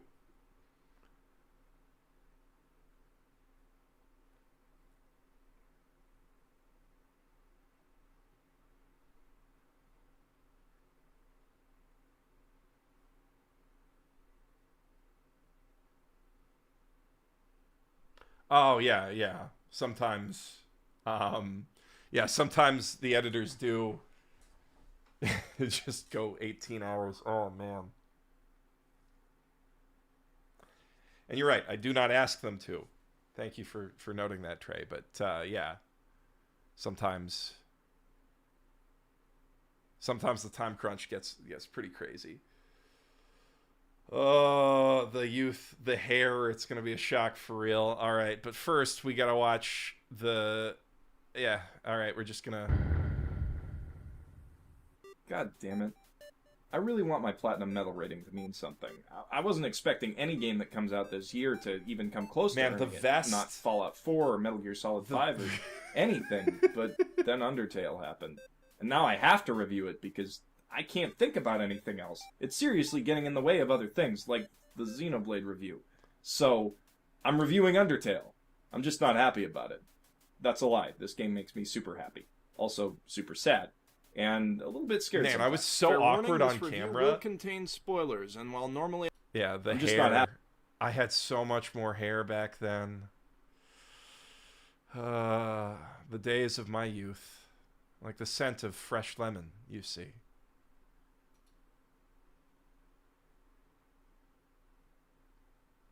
Both me and Tristan really tried with the vest. You know, the funny thing is, that vest I'm wearing right there, I don't know if it's the exact same one, but that's pretty much the exact same vest that Josh Strife Hayes wears now. He rocks it a lot better than I did back then.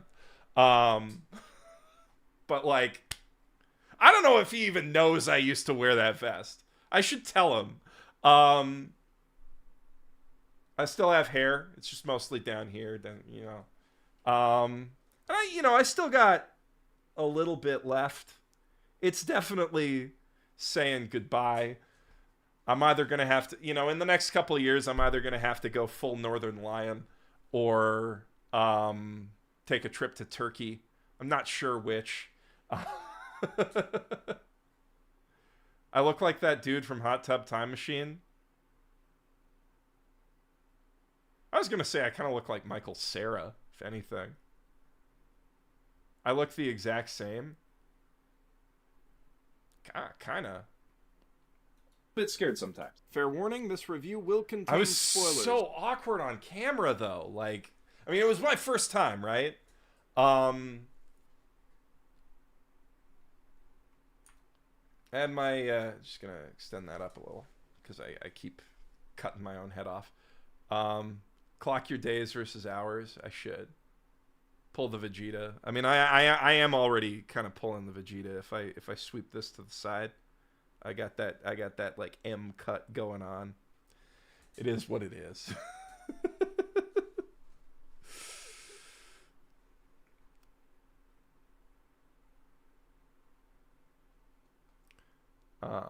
What she said. I suggest growing it out and going full Einstein. That's an option. That is an option.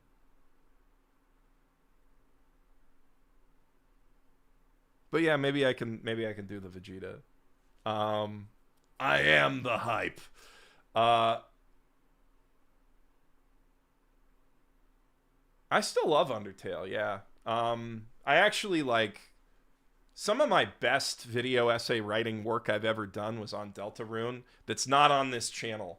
It's on Game Theory. I wrote the game theories on Deltarune. I mean, my theory kind of got mixed in with another theory that Matt wanted to cover. It was complicated, but like really, really proud of my analysis in there. Wait, shoot. We got some super chats going. Pablo, I am so glad I got to see this video all the way in 2016. Loved your content ever since. Thank you for 10 great years. Thank you, Pablo, for your support, for sticking around all that time. Seriously, it means a lot that you're still here. Kieran, you know what? You've earned this. I've watched lots of your videos and have been mooched by using an ad blocker all this time, so here you go. Well, thank you, Kieran. Thank you for the $20. You're still helping my stuff get in the algorithm. The more of my videos you watch, the better. I don't mind if you ad block. Obviously, I prefer no ad block. Why did I do that? I had a good crop before. Now I'm messing with a good thing. Whatever. But yeah, I don't mind. Like, watch the videos however you want to. I would greatly prefer you could use YouTube Premium. It's only $5 a month, and it is actually a fantastic value if you watch a lot of YouTube videos. You support your favorite creators. You can use YouTube Music. Like, literally just use YouTube Music instead of Spotify, and it's worth it. If you have a Spotify subscription, just use YouTube Music instead with YouTube Premium, and it's better. That's my PSA for today, though. And I get paid more if you watch with YouTube Premium. Maybe hair products could be a sponsor. You know, the funny thing is I did a sponsorship for Keeps. They saw what was coming a long time before I did. Or maybe it was karma, because I made like ugly bastard jokes and that, you know, I just did kind of a lighthearted ad. And the thing is, I ended up not using it because I would have used the topical stuff, right? And wish I'd been able to say this in the ads, but topical minoxidil, if you have cats and you sleep with it on and it gets on your pillow, it can kill your cats. So be very careful if you use Keeps or any service like that. But yeah, I also just like been jerking my gherkin to this for the past 2 hours. Thanks for the great Goon content. You're welcome, Gum Cuzzler. We don't kink shame in this basement. So whatever floats your boat, literally.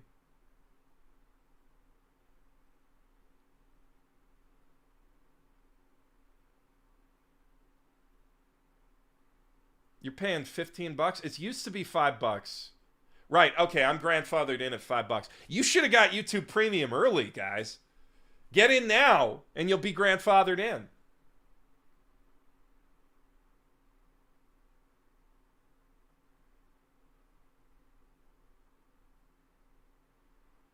I only use ad blocker when it's already demonetized. That's the best way to do it. Fell in love with your channel for the NHK video? It's a good one. It's a good. You got good taste. Aaron, I think, said the same thing. It was the NHK video. It's a really good video. I'm like actually shocked going back. I figured I'd be cringing, but no, I always had it, I guess. I am cringing now looking at myself in this video, though. And while normally I don't think that's a big deal, you should definitely go into Undertale fresh. The game is $10, one playthrough will take you 5 hours, and right now, no contest, it's my front runner for Game of the Year, so play it. Now, on with the review.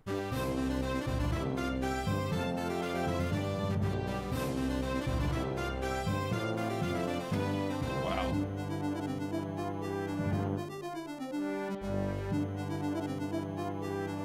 Man, this intro. So, like, I don't even know if anybody, like...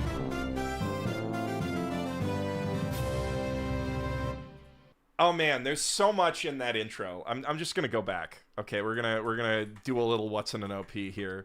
Front runner for Game of the Year, so play it. Now. So I had this whole idea. So, like, the idea of this is World Masterpiece Theater... Or, no, World Masterpiece Theater is the anime thing. I think it might just be Masterpiece Theater is the name of the...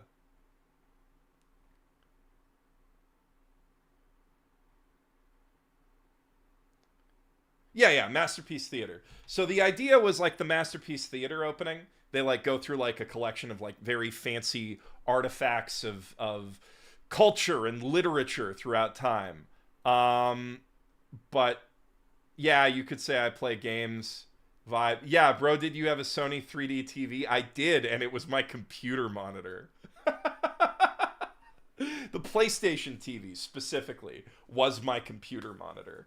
But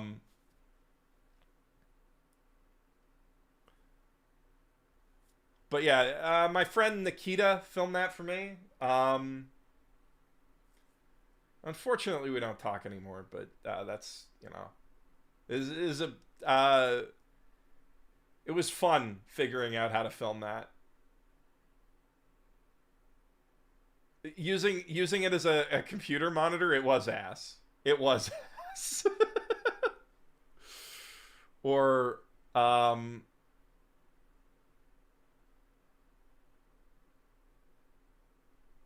okay, so on with the review. So yeah, first thing, I designed this whole fake game cover for the Mother's Basement PlayStation game, which was actually kind of sick. There's a lot of like, I mean, I commissioned the art for it, right? But there's like a lot of references. That's Jet Set Radio Future goggles, Persona tarot card. Let's get in as close as we can. Man, it's never actually in focus, huh? World Ends with You pin, Psychonauts merit badge.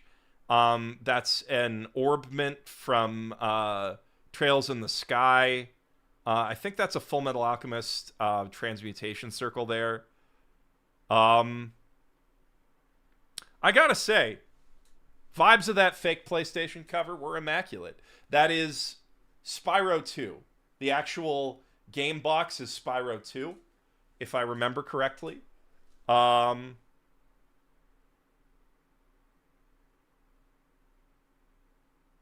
But yeah, I used all of my know-how from video game design school and mocking up fake game boxes for being in when I was in VFS for game design to make this fake cover. Imagine dropping a video in this exact style in 2025.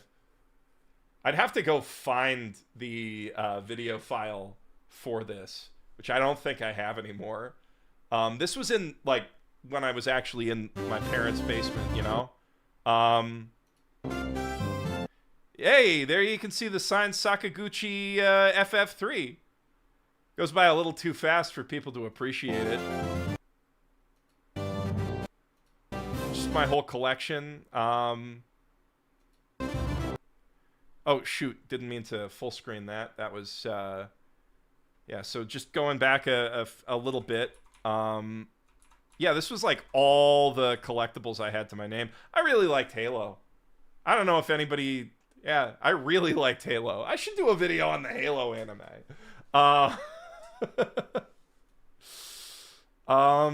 Yeah, signed by Sakaguchi. I showed you guys earlier. But yeah, this was... these Halo figures, actually, I got these at a GameStop for free. They were just, I think, promo stuff they had in back or something. Or not GameStop, it was EB Games. It was back before they got bought out by GameStop. Yeah, he is playing air guitar with his gun, because I'm awesome, and I posed the figure like that. But, yeah, so these two figures and the invisible grunt there, I got them for free at a GameStop, along with... Yeah, EB Games. Along with a couple Mortal Kombat... I don't know what Mortal Kombat game it was, but I got some Mortal Kombat figures with it. I'm not a big fan of Mortal Kombat. But I got those all for free because I was buying a game there. I was a kid back then, right? I was buying a game, and the clerk at the store accidentally gave me like an extra $50 in change. And I brought it back because I was like, you know, I'm not just going to take $50, right? And looking back, I saved that guy's job by doing that, right? Like you clock out $50 less in your till, that's a bad time. So he gave me a bunch of free stuff. Oh, they're EB Games again? GameStop Canada got bought out like last week. Huzzah! But yeah.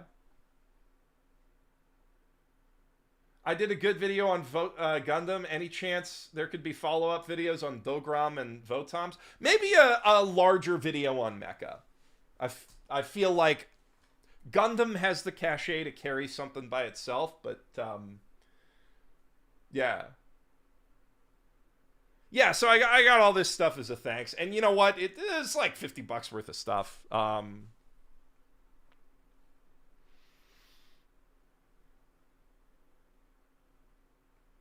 But yeah, $50 when you're a kid is a lot. I'm glad EB Games Canada. Maybe I should go check it out. Maybe it won't just be Funko Pop's floor to ceiling. All right. I did the diegetic credits thing in this too, which sorry, just so you know, these were not tracked. There was no, I didn't know how to use After Effects very well, so this was literally, I just frame by frame, I moved this, sized it up, fuzzed it as the camera went by. Very herky-jerky.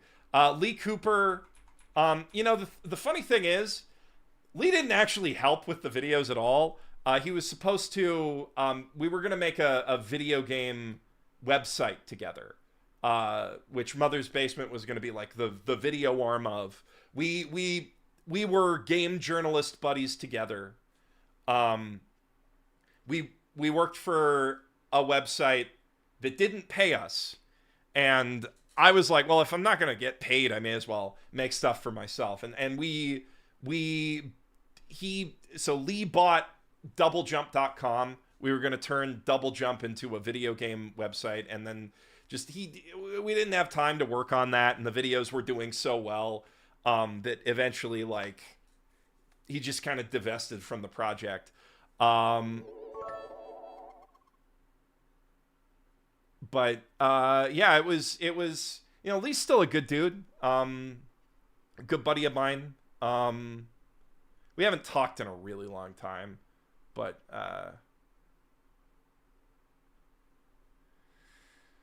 yeah, I should follow up with him, see how he's been. Oh shit, we got a cheer, 100 bits. Really good idea for a stream. Hope this VOD goes up on Basement Life. I think it will. Might actually just stay up on YouTube. I don't know. We'll see how it goes. I don't know how that'll affect the numbers. But yeah, part of why I'm trying this out is to see how live streaming on YouTube affects YouTube. We'll see.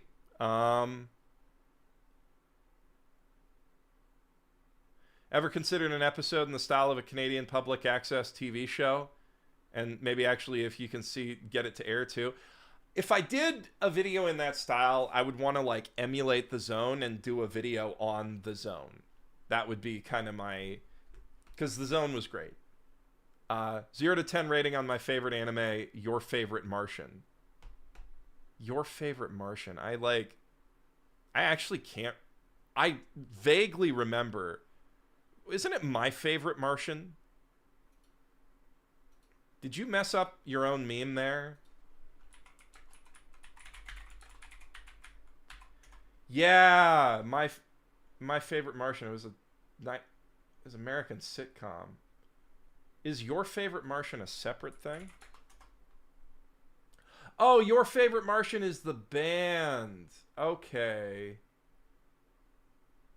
Right. I remember. They did like YouTube stuff. Yeah, they were neat. They were neat. Oh, Ray William Johnson. Okay, that's Ray William Johnson. All right, they weren't neat, I guess. Maybe I'm thinking of something else. I feel like, I don't know. Zombie Love Song? The Zone was peak. Anyway, let's carry on. Carbohydro M, super cool chiptune guy. Reached out to him to make this intro. Man, I had some good shit in this video. Like that's the first autograph I ever got by Tim Schafer, right over on, might be behind my head actually. No, it's okay. Yeah, it's right up there. It's right up there. I can't, above Metabee. That's on my first PAX badge that I went to PAX, met Tim Schafer. Tim Schafer was my hero, kind of still is. Super cool dude. Back when I wanted to make video games. But yeah, this Conti figure is, I believe, super rare, and I should have kept it in the box, but such is life. Still got it. Still, honestly, an amazing figure. It's going to take forever to get it to sit up right again, though. Oh, no, we got it. Okay. The Thoughtful Conti. I had my Nendo collection. That's a good Nendo. The Colossal Titan playset, Still one of the best Nendos they've ever made. The Shock games, yeah, I actually only like OG Bioshock. I mean, I liked Infinite, and then I don't like it so much anymore. Man, Aiden Pierce's iconic statue. Literally, I just had that up because I didn't have enough merch. Although, we don't actually get... We only get, like, one frame of Cole from Infamous, which I like much more than any of those other things that I had special editions from. Now, the thing I would show off would be... I can't really... Let me see if I can even point the camera up there adequately. The thing I would love to show off would be... That's a Tallneck Lego set from Horizon Zero Dawn. One of my favorite Lego sets.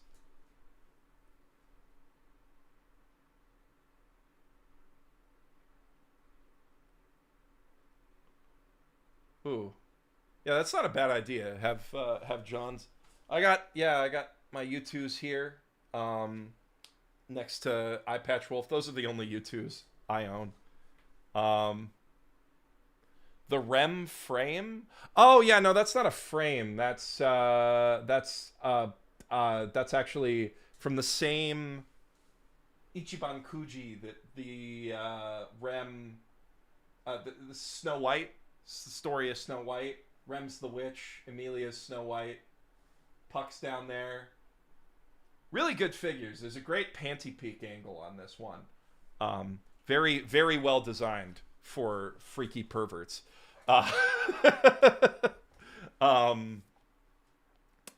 Great Ichiban Kuji figure. Also, while I'm here, this is the Crunchyroll Best Fight Award container from the year that I got to give out Anime of the Year at the Crunchyroll Awards. They wouldn't let me take home the Anime of the Year one. Or wait, what was that? Yeah, whatever. I might be remembering wrong. Infamous was the first game I ever owned. It's a very good game to own. I'm sorry, what figure? This Emilia right here.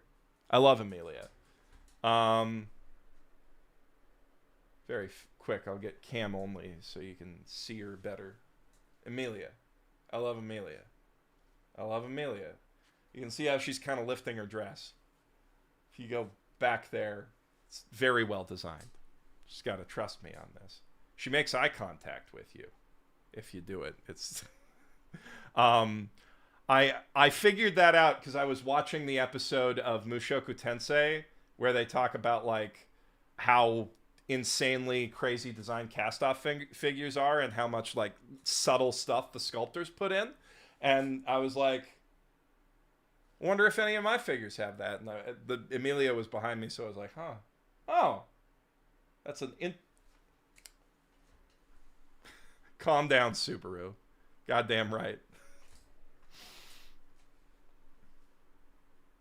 Anyway, let's continue analyzing my opening. Looking at the figures I used to have. Oh man, yeah.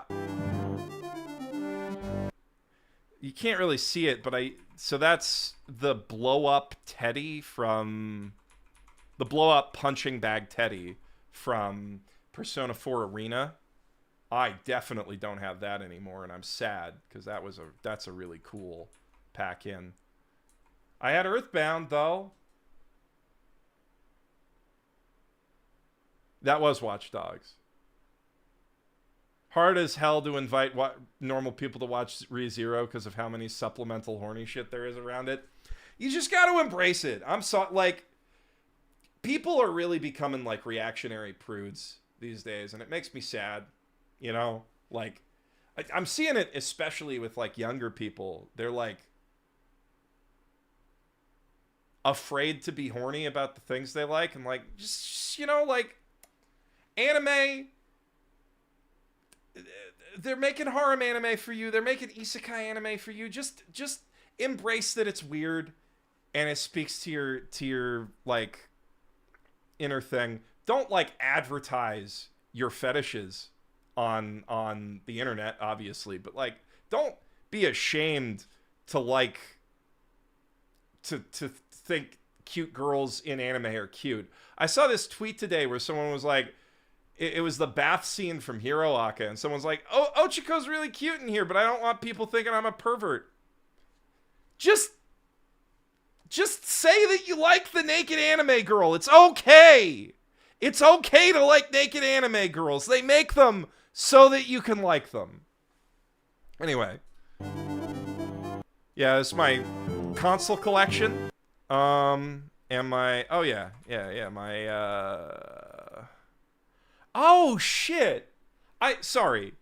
So I decorated the hell out of this room because I didn't have anything else better to do with my time. I only had one room in our house, so I really made it cool. I had a NES zapper and or an NES zapper and a Nerf revolver just up on the wall, like someone would hang their real guns.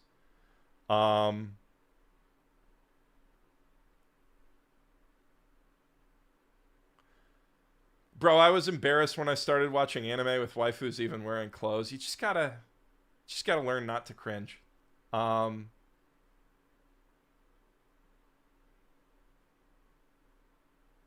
Yeah, people around your age are terrified of being seen as cringe. It's the problem with like the internet has literally put all of the youth in a panopticon. And it's like impossible to escape. I feel so lucky to have grown up at a time where like I had access to the internet, but social media wasn't like dominating everybody's lives. Like it was just Facebook, and like we weren't obligated to share everything on Facebook. I do. I think young people can separate fiction from reality, but I think that maybe the reality of online culture that they had to immerse themselves in for years during the pandemic, and the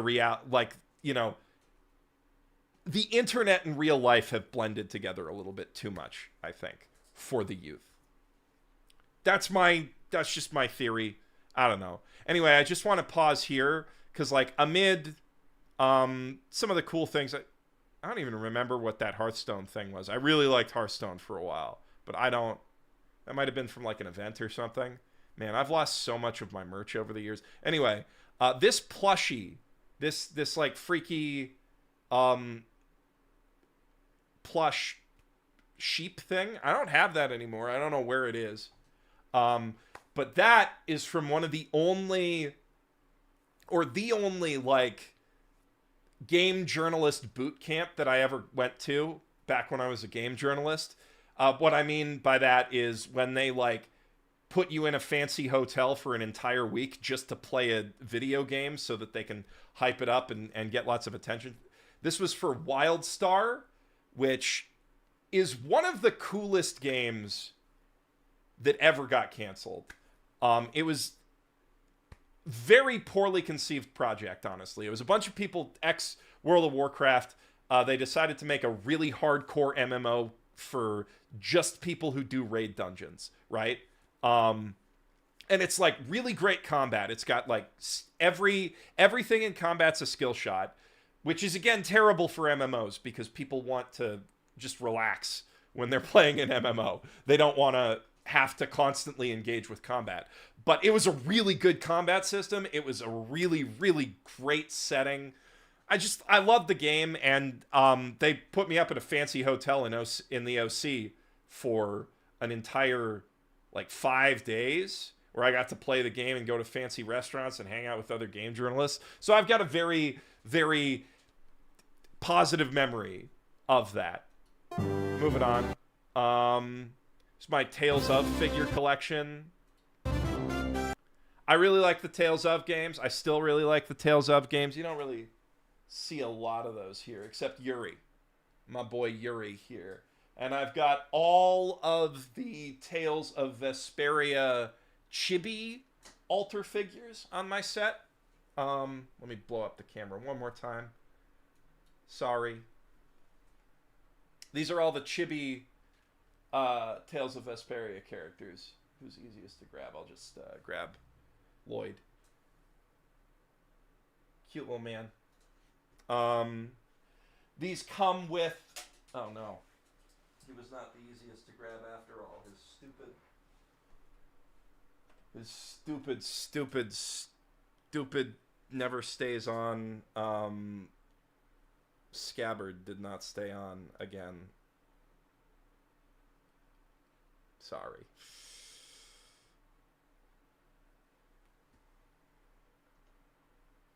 There we go. All right, back to the... Sorry, I'm getting all caught up. I mean, I don't know. This is what you're here for, I guess. Thank you for your reviews. Congrats on 10 years. And appreciate... Oh, I should just read that in chat.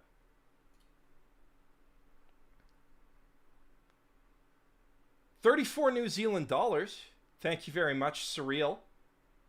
Gum Cuzzler, anime girls aren't real. They can't hurt you. Also, a valid point, honestly. The people who are mad Denji is horny. Yeah, sorry. I went on a rant without really like... yeah. Thank you for your reviews. Congrats for 10 years and appreciate your input on all your personal views on the work you do. Cheers. Thank you. Cheers back to you, Surreal. And thank you for the support. I'm glad people in the chat appreciate WildStar. Happy 10. So glad I tuned in. This has been so nostalgic and feel-good content. Well, thank you for tuning in. You know, Yazzie isn't here right now, so you guys are helping keep me company. It's been a really nice stream. Yeah, we didn't take a lot to Japan because we're, you know, planning to leave most of our stuff back here. Will the Anime Pope make another PSA? Perhaps someday. Perhaps. More streams for sure.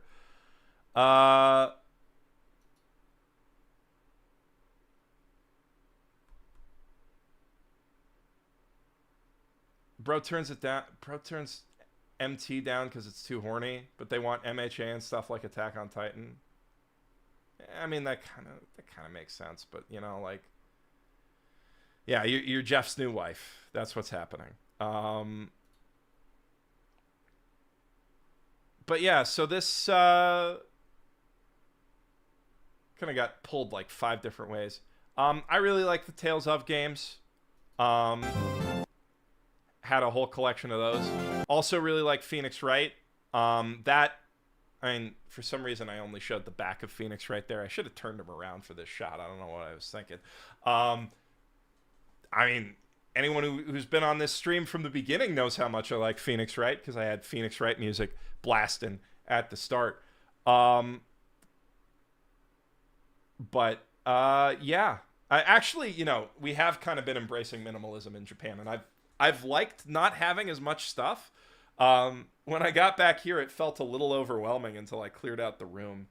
You should have seen it before I cleaned up.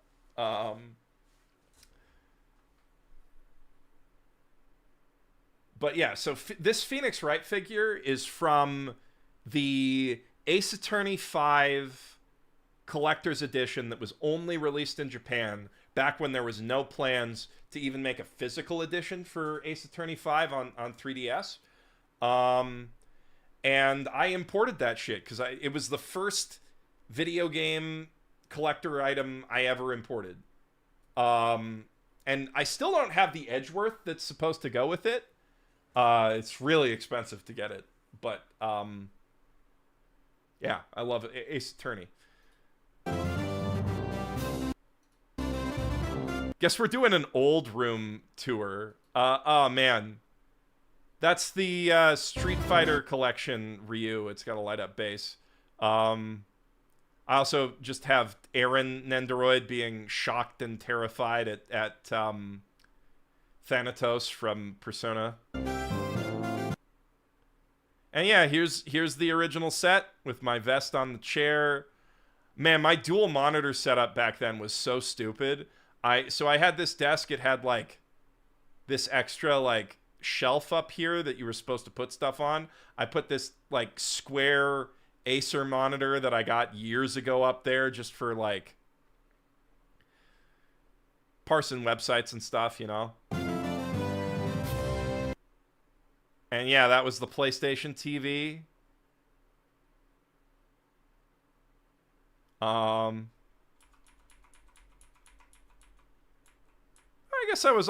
I guess I've always had Lego stuff on my sets. Huh. Anyway, not quite best girl from Gargantia. I really like Gargantia. I guess Gargantia would have been on my top 10 at the time I started my channel. I really like Gargantia still. Great, deeply underrated mecha anime. The TV looks like a giant PSP. I love it. That is the PlayStation TV. That is it's a 3D TV, in fact. It's kind of terrible in a lot of respects. But it does have a high refresh rate. Cable maintenance need a lot of work. Cable maintenance still needs work, I'll be honest. But you just kind of got to live with that when you're running mic cables and stuff. It's literally a desk my mom bought me. Oh, you can see my business cards there with my hand-drawn self-portrait. Those business cards were really stupid. But yeah, I do feel like deeply nostalgic for that setup. You can see my anime shelf over there.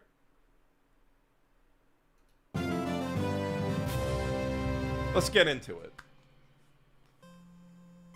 Undertale is a difficult game to describe in simple terms. I mean, the plot is simple enough. A young child wanders up a mountain and falls into a massive cave full of monsters banished from the surface world, but the genre of the game is a little tricky to nail down. It's a JRPG with bullet hell combat where you can either kill or befriend any enemy you encounter. It's a dating sim you can never really win, but that's okay because having friends is great too, and you're on a date with a skeleton. Or maybe I do. It's a meta-commentary on the nature of choice in gaming, but then what art game these days isn't. Undertale juggles a lot of ideas very deftly and takes clear influence from a lot of different games, but the most prominent inspiration is clearly the Earthbound series, particularly Mother 3, and if you've played Mother 3, then that makes describing it a lot simpler. Undertale is a beautifully written RPG where every boss fight carries the same emotional weight as Mother 3's climactic final encounter with the masked man. I mean, not every boss is going to make you want to roll up in a ball and cry for an hour, but they will make you laugh and smile and cringe and feel the kind of things you feel when hanging out with your actual friends. For all the JRPGs that spout off about the power of friendship, this is the first one in a long time that's made me feel like the characters are my actual friends. At least, that's how it is when you do a pacifist run, that is, when you play through the game without killing anyone. The game is totally different when you do a so-called genocide run. It practically becomes a horror game. Or so I hear.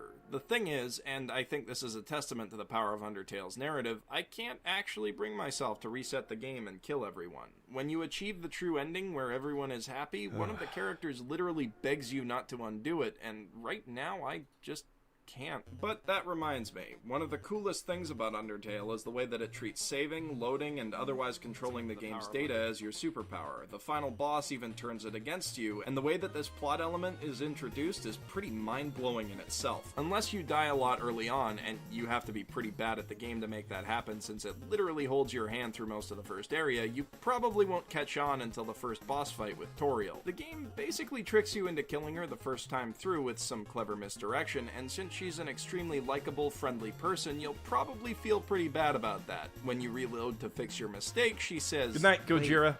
Why are you looking at me like that? Like you've seen a ghost. Do you know something that I do not? And when you try to talk to her in the following battle, the Forget who description did the says, voiceover for "You that." thought about telling Toriel you saw her die, but that's creepy." I was really excited to see that, thinking the game might be pulling some similar tricks to another one of my favorites, but it became a really powerful story beat after the encounter. Flowey, the game's primary antagonist, showed up after the fight to tell me he knew what I did. Don't act so cocky. You murdered her. And then you went back because you regretted it. This game does not let you get away with any. Did I do those voices myself?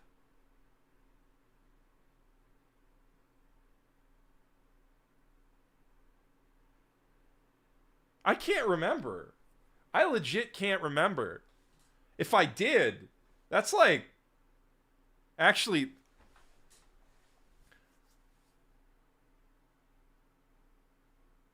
huh.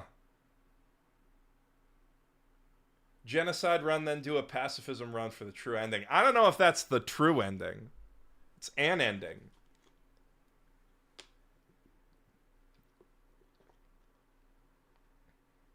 On any computer where I complete Undertale, I never play it again. Based. Good. You're a good Undertale player. No shot that voice is you. I mean, I vaguely remember doubling up the audio for the Flowey one. Let me go back. Did. Don't act so cocky. You murdered her. And then you went back because you regretted it. This Let me see. Is there anybody? I don't have anybody credited in the voice for the voice, and I feel like I would have thanked somebody if they did that. really excited to see that, thinking the game in the following battle, the description everyone. When you be bad at the first Just trying to. Why are you looking at me like that? Like you've seen a ghost. That one might have been Acer.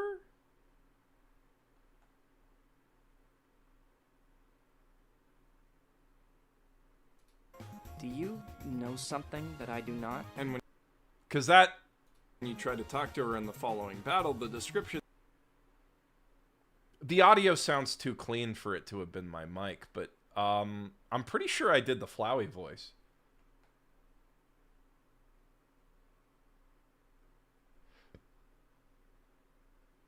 Wait, what? 10K what?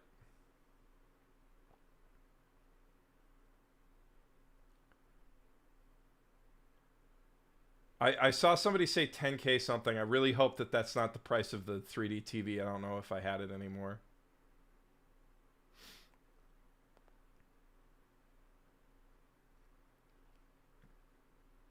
No, Trey, this was before I even knew Trey. This was years before. Regretted it. this game I'm pretty sure that was my voice, though. And good acting there. Good acting there, Jeff. Does not if it let you was. get away Or with whoever did that, good acting. But I'm pretty sure it was me. anything. That's especially true on a genocide run. I watched a video of a genocide playthrough for this review, and Flowey even called me a sicko for watching it happen in the first Yeah, I definitely got somebody else to do the voice for Toriel, but place. I don't The remember who. developers create dialogue hooks to check for recording software just so Acer is Zach. He used to go by Acer Tien Paranthi. It was a weird handle. Cool dude. Very cool.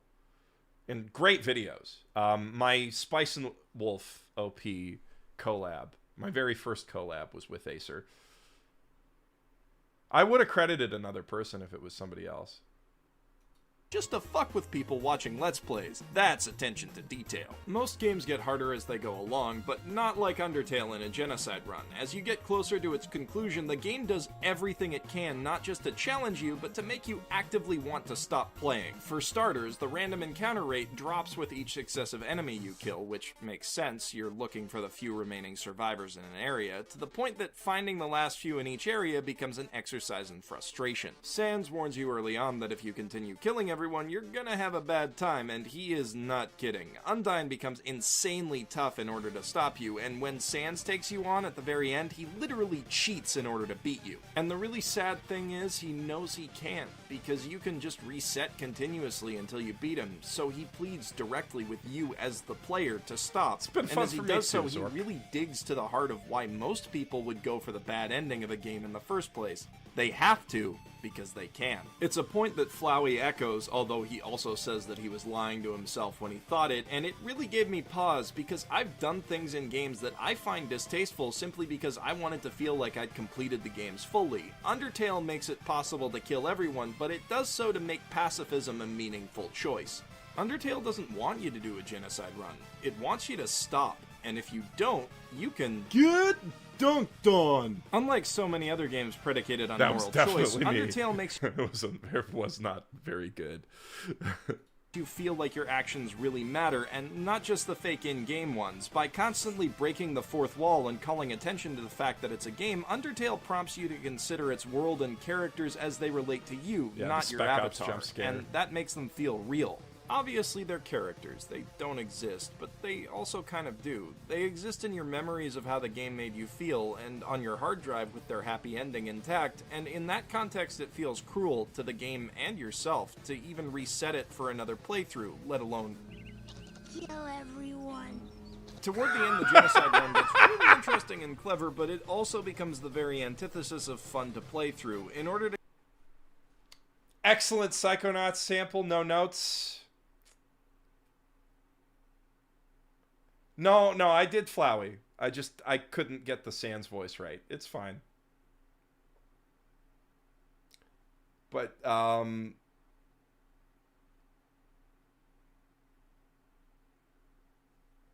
it's okay. We're still going, and we're probably going to go a while longer. I'm having fun here. But yeah, no, the Dogen. God, I love Psychonauts. To complete it, you have to really want it, and Undertale doesn't let you distance yourself from that decision after the fact. In the genocide ending, Undertale's entire world is erased, and in order to get it back and replay, the game asks you to sell your soul. Doing so means you forever carry with you the spirit of cruelty that brought you to the genocide ending, and that irrevocably changes the game's true ending. Instead of escaping the underground with all your new friends, you become a sociopath who uses them to break free and wreak havoc in the human world. You don't get a happy ending. Ever. There are some things you just can't come back from. Yeah, it was from a Let's Play. I pulled it from somebody else's Let's Play. Because I didn't finish the genocide run, and I never have.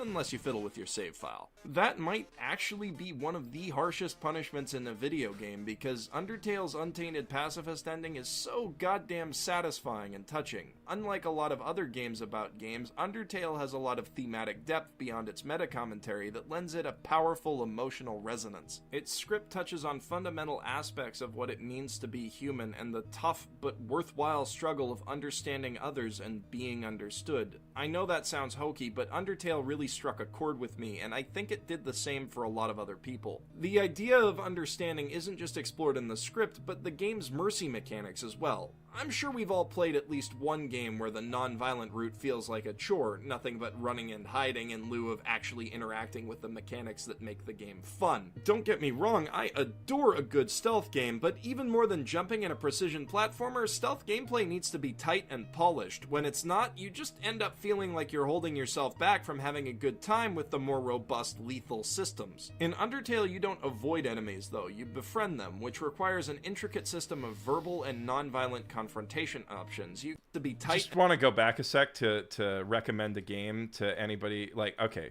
Dishonored based. Acting with the mechanics that make the game fun. Don't get me wrong. Although I do kind of agree with what I was implying there, that Dishonored is more fun when you're just going nuts and killing people. Pacifist route for Deus Ex Human Revolution does suck butt. But what I want to get at, if you like the Thief games and you want to play a Thief game that's actually good in current year, I adore Styx Master of Shadows. Impeccable. Unrivaled.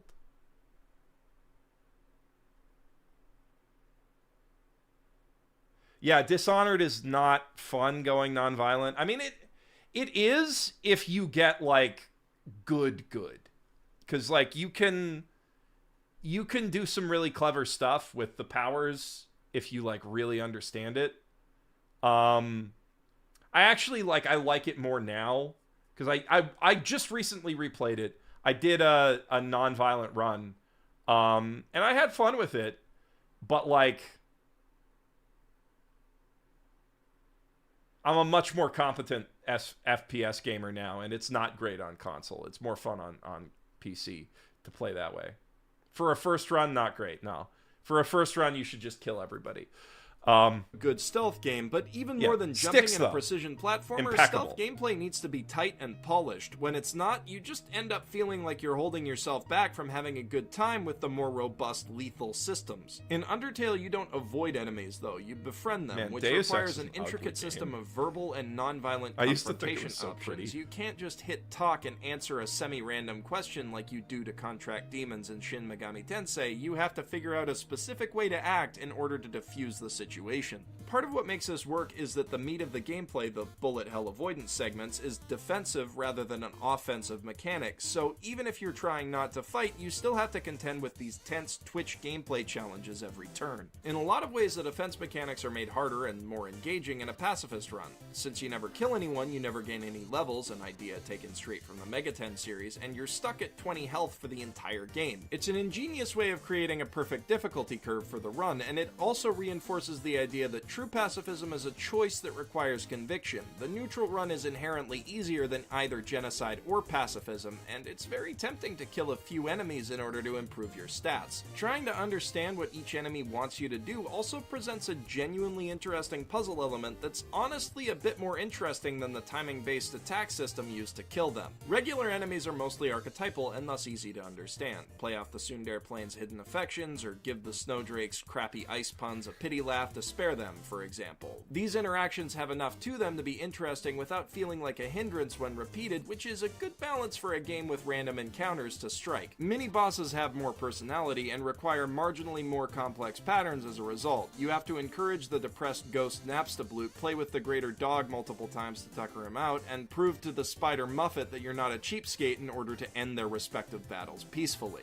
The most interesting aspect is how the game handles its main bosses. Not only do they get progressively stronger with more complicated attack patterns and greater damage output, they also put up increasingly difficult to breach emotional barriers. These range from Undyne's stubborn refusal to back down to Alphys's ingrained belief that she's not lovable, which leads her to put on her show with Metaton. You have to really understand each character to figure out how to break through to them, or in Undyne's case, to figure out that you need to run away until she's had a chance to calm down, but thankfully the game gives you plenty of time and motivation to do just that.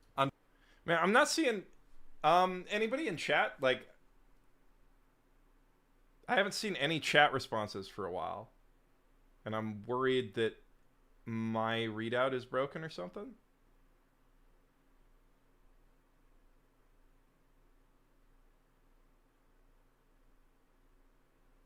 Testing. Okay.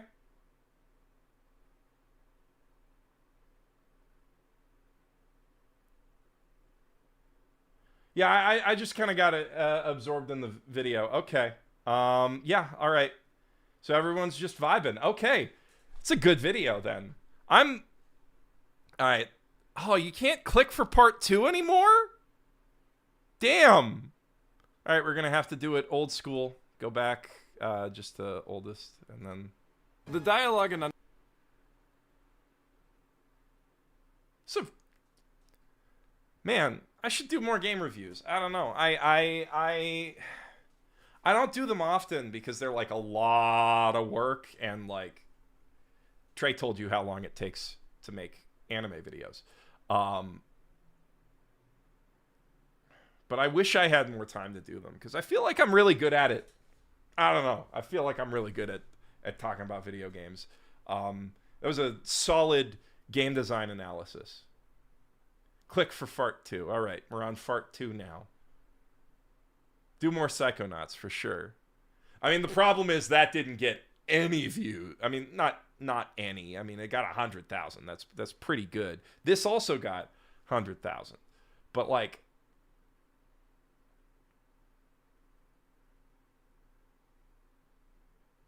you found my channel from a video game review. I mean, the Detroit video is pretty good.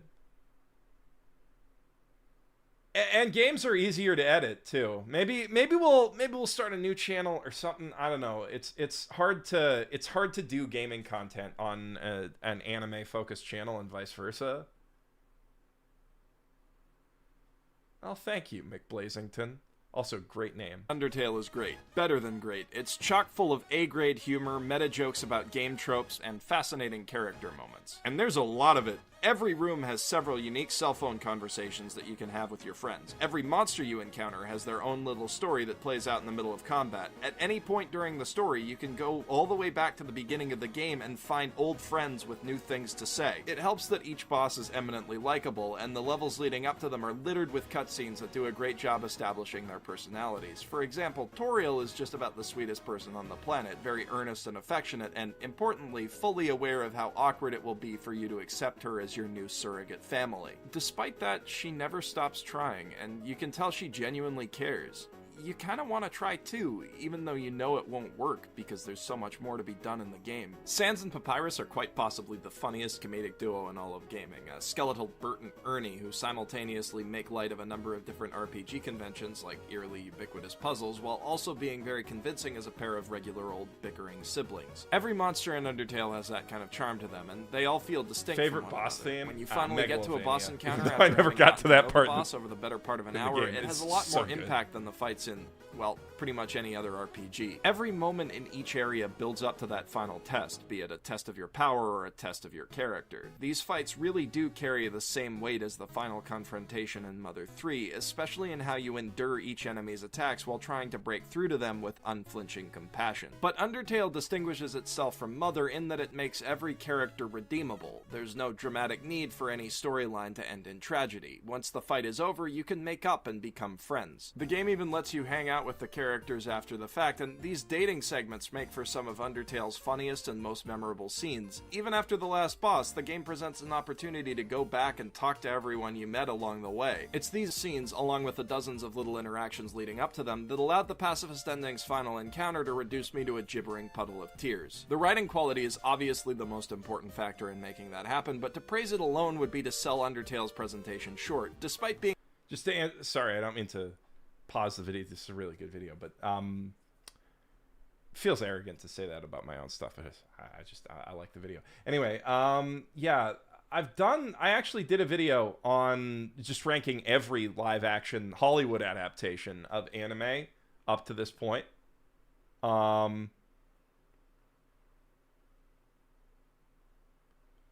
Yeah, Trey, I'm sorry that the Detroit one was so difficult, but it was a good video. I'm really proud of that one.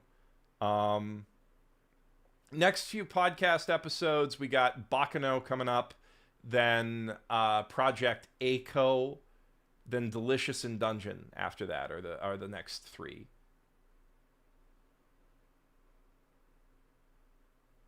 Seven Deadly Sins roast. That's the hardest edit that Trey's ever had to do. That's the hardest script I've ever had to write. That's the hardest. That's the hardest. Just the hardest anime to watch that we've ever covered. It was really bad. Kaguya, we made a movie together. I'm really proud of us for that one, Trey. But yeah, I've thought about, just to go back to the point on Detroit and how it's basically an anime, and I covered that. I have thought about going back and doing a video titled "David Cage Should Stop Making Video Games." I feel bad about my hater era in a lot of ways, but I will never feel bad for hating David Cage. He is both a talentless hack and a complete piece of shit. And I have like zero qualms about shitting on that man.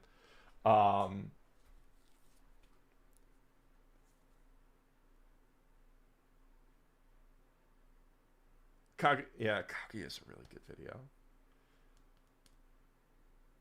Trails in the Sky remake is coming soon. I could do a whole Trails in the Sky retrospective. That would be hard, though.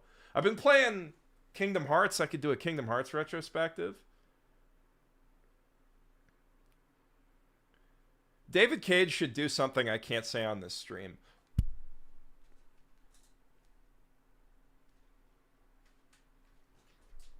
Being low res, the game's graphics are expertly made with great animations that convey character emotions and can even get a laugh in just a few frames. Undertale doesn't ask you to imagine the world its systems and simple graphics represent. The world as you see it is meant to be real. Characters speak in dialogue boxes, which they'll occasionally edit themselves, and react to on-screen graphics because that's just the way their world is. They really live in an 8-bit-ish RPG. It's surprising just how much more effective this is at getting you to identify with the characters than games with more realistic high-res graphics. Just real quick, J-Sai, thank you for the super chat. Greatest estate developer is Manhwa, but best anime. I'm not sure I fully understand what you're saying there.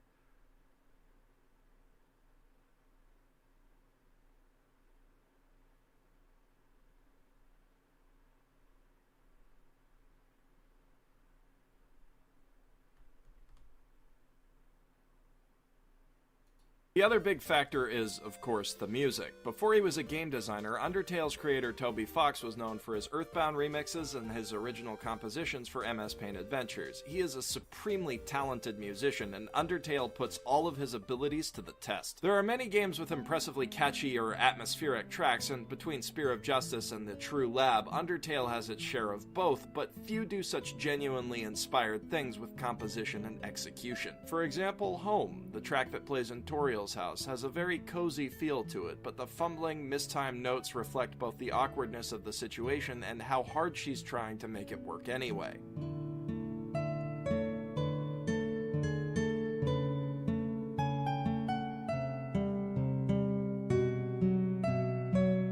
Toby's a genius as a composer. Yeah.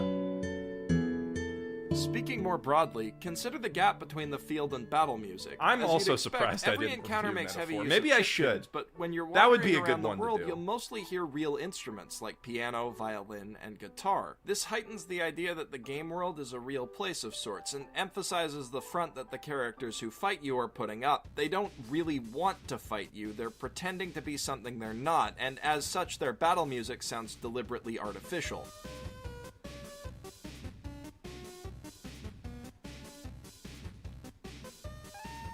Got Papyrus song. It's jam.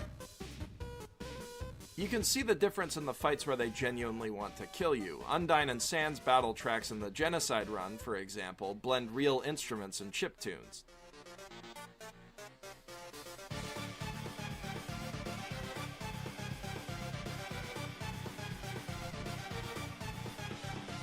This style of mixing is also used to chilling effect when the lines between the game and reality start to blur. All of Undertale's final encounters do some cool, fourth wall breaking things. At the end of the neutral route, which you need to finish before you can go for the true ending, Asgore starts his Yeah, I fight agree, with you by Trey. shattering Metaphor the mercy is button. peak. A dramatic statement that tells you shit, in no uncertain terms, has gotten real. In a wonderful display of mechanics as Metaphor, every boss's attack patterns tell you something about their character as they relate to you. Toriel avoids bringing your health all the way down, for example, while Papyrus is mostly just showing off. Undyne demands you stand your ground, while Metaton is more concerned with putting on a show than actually fighting you. But Asgore's pattern is probably the most telling. Through all of his attacks, his face is shrouded in shadow. He can't bring himself to look at you, and indeed, none of his attacks are really aimed at anything. He's clearly ashamed of what he feels he has to do, and it seems like he destroys the mercy button not to prevent you from fleeing, but because he doesn't think he deserves forgiveness. Whether you agree with him or not, his life is claimed by Flowey, who then uses the power of his soul, along with the 6 humans Asgore had I gotta killed, play to break free of the Expedition. constraints of his world and crash your game. When you re-enter, And he's in 100 full line. control of your 100 save file, line and I you really no gotta longer play. get a turn.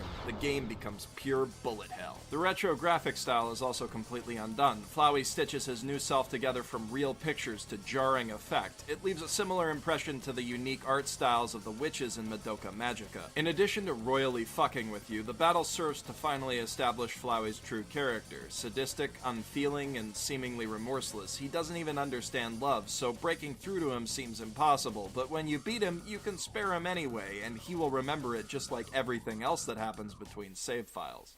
After the credits roll, he'll call you up to hint at what you need to do to get the true ending, and between that and the battle, you see a hint that maybe he could one day be saved, even without a soul. I mean, the call is designed to trick you into gathering all your friends' souls together for him, but there's still a bit of sentiment behind it. See, like every other boss monster, Flowey has a number of scenes that help you to understand him. it's just that they take place across multiple playthroughs. After finally befriending Alphys by witnessing the full reach of her mistakes, which are so bad that they drag the game into horror territory, and accepting her anyway, you're at last ready, emotionally and in terms of the game's script, for one last fourth-wall-shattering showdown with Flowey. And it is everything that the climactic encounter of a game this amazing should be. Flowey takes the soul of every other monster and returns to his true form, Azrael Dreamer, Toriel and Asgore's long-dead son. The depths of his loneliness start to become clear. This is a kid totally disconnected from his world, who reloaded every possible outcome of his every decision until the people started to seem like programs. Only you, as a player seeing the underground from the outside and through many different save files, can hope to understand that. Azrael declares that he will reset the world over and over to keep letting I still the gotta same get events around to play some out, of the and he files, taunts yeah. that you'll play right into his hand.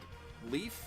Out of your desire for a happy ending. But the game gives you every tool you need to prove him wrong. The strength of your determination is such that you don't even revert to old saves, you just straight up refuse to die. Using your hopes and So dreams, Homer, literally, yeah. you can stave off his attacks until he gets serious and starts turning your friend's power against you. This, for me, is where the waterworks start. With their souls stolen, your friends revert to the closed-off mentalities they had when you first fought with them, and it's up to you to break them out of their funk. You can no longer access your save files, but you can save your friends by triggering their memories. Tell Sans a crappy joke to Papyrus's dismay, get Alphys rambling about her anime and encourage her to overcome her self-defeating attitude. Hit Undyne with an affectionate fake punch. Give Asgore a hug. Slowly, they all start to remember you. What gets me is that these moments, which I remember because they were so funny and enjoyable and weirdly human, are as important to the characters as they are to me. This funny little game, this game that remembers everything you do, cherishes your shared memories. And all of that resonates within Azrael. He starts to care again after so many years of playing without feeling anything. Azrael cries, I cry a little, and then he says something that makes me cry a lot. Monsters are weird. Even though they barely know you, it feels like they all really love you. That rings true to me.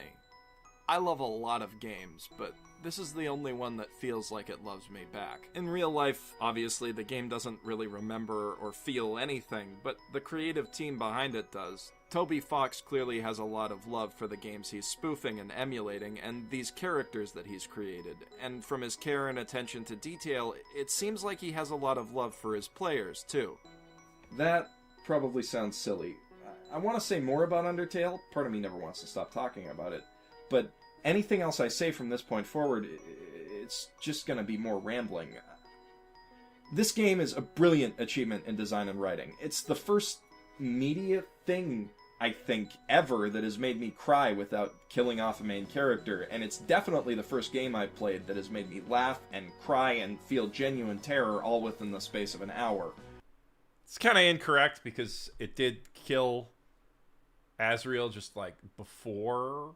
Whatever.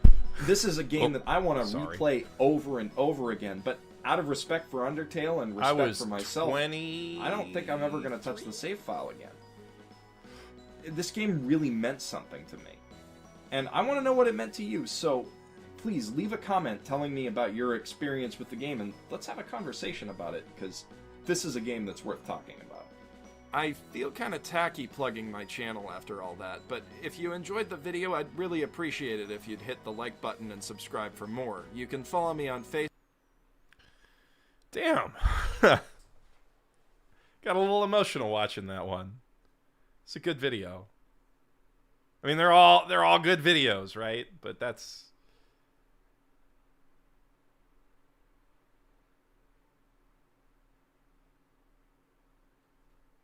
Man, I was such a young'un back then.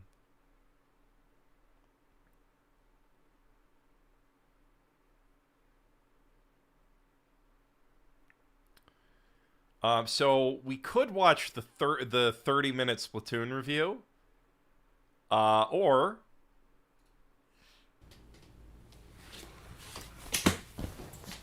I'm so glad we're finally together, CJ. Me too. You know, it was so long, but it was definitely worth the wait. It just feels so right to be so close to you right now. And now we can finally, you know. We can? Yeah, I mean, it only feels appropriate. We're gonna review the Splatoon local multiplayer. Okay. So yeah, when we made a Splatoon review back in February, we didn't expect that we'd later meet up in person, giving us the perfect opportunity to play the game's local multiplayer mode, which we failed to touch on in our previous review, and judge it just like how we did the single player and online. If you haven't watched that video, you totally should. Even though Splatoon's had a few updates since that video, it still holds up as a solid review of the game. Alright, so one of us uses the Pro Controller and the TV screen, while the other one uses the gamepad as both the controller and the screen. Okay, that makes a lot of sense. Well, I'm more comfortable with the motion controls, so I think I'll just use this. Okay, see, I'm also more comfortable with the motion controls, so I think I'm gonna use the gamepad. Dude, CJ, I'd have a lot more fun if you just gave me the Well, gamepad. I don't care about the fun you're having. I care about the fun I'm having. You're How about having you a Pro just give me Controller. the... Dude, I'm a guest in your video house. I game. should But be it's allowed to play with my something other than a house, shitty alright? Mad Catz It's not controller. shitty and it's not Mad Catz. Ladies, quit fighting. You're both beautiful. American Kenpo Master Steve Spry!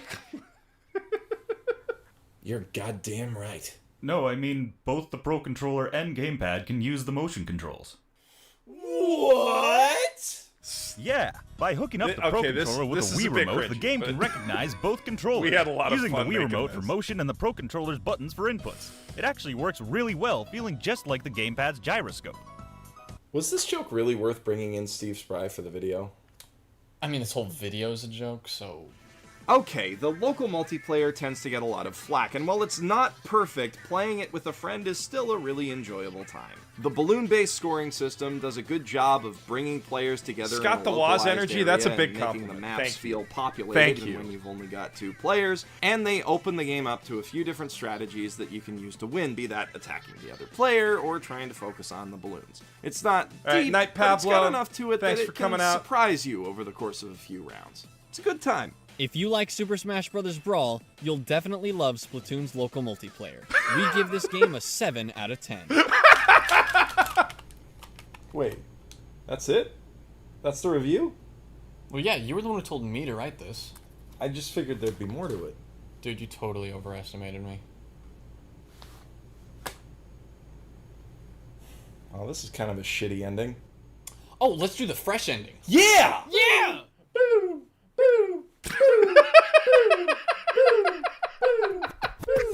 Oh, yeah, the Wayne's World edit. Love it. So, we wanted to, like, film, like, a thing where we were ordering food in Subway, because, you know, fresh. I mean, not that these actually get the joke. are. Yeah. The fresh ending. It's right there. Subway. The word, yeah. So we wanted to do that, but apparently you're not allowed to film in a Subway, because, Because why not? yeah. We're going to Dairy Queen. We're going to Dairy Queen. We're going to Dairy Queen! We're going to Dairy Queen! Dairy Queen is so much better than Subway. Oh, totally. Should we ask the people if we can film in here? No. Alright. Should I get the cotton candy or should I get my usual? I think I'm gonna get a Oreo blizzard. Okay. Actually, I don't know. Should I get one of those chocolate shell ice cream cones? That's the only thing people ever get at Dairy Queen. No, because those suck. Yeah. This is like the worst video we've ever made. Hey everyone, watch the Gravity Falls video and then go to the ending of the Gravity Falls video and you hear Geoff whisper something and play it backwards and play it at 1/5 speed. Uh-huh. We should pretend like this is like a super serious documentary. This is about a super fast serious food. documentary about fast food. We're such goddamn idiots.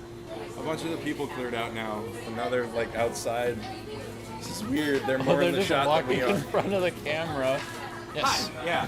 We'll take a. Wait, we're ordering separately, right? You worked at a Dairy Queen when I made Oh, this. thanks, That's man. kind of I'll crazy, take a Trey. Royal Oreo That's what I get. Imagine if it was this Dairy Queen. medium. What do you have? I'll have a small strawberry cheesequake. This is a USB stick, actually. It's really cool. Oh, that's neat. Yeah, I'll buy my food. Okay, there you go. Oh, I can actually show you what that was. I got them from a GameStop, but I don't think they have them anymore. There was an event. It's a game called Splatoon. How much of this is actually going in the final video? All of it.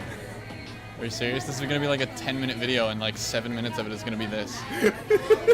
Bartleby's just standing in the sun holding the camera. Ugh. Man, Dairy Queen is so much better than Subway. Dairy Queen is so much better than Subway. I can see the mic. You're breaking kayfabe. Don't subscribe to youtube.com/Subway. That was, oh man, that was It was actually great. It was actually great. Oh, man. Shame only 27,000 people have seen that video ever. Because that was some good stuff. Anyway, sorry, let me show you what I was talking about when we were in there. This is another piece of memorabilia from back when I did game reviews. This was another MMO.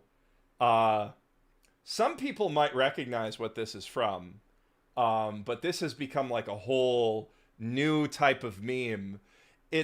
So this was an MMO created by a different team of people who formerly worked on whatchamacallit, World of Warcraft. Or specifically one specific person who used to work at World of Warcraft who had to leave and found a new company because he was stealing breast milk from the fridge. It's Firefall.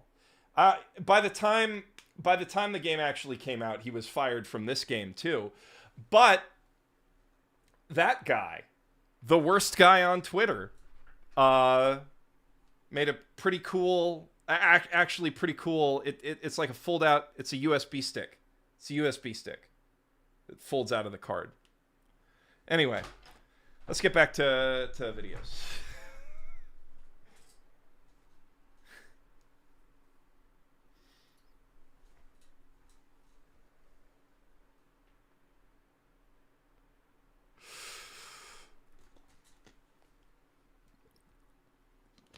I'm not going to say him.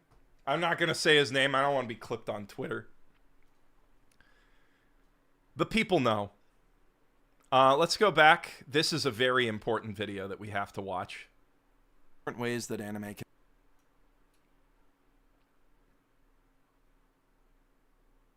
No, I'm not going back to the fridge part.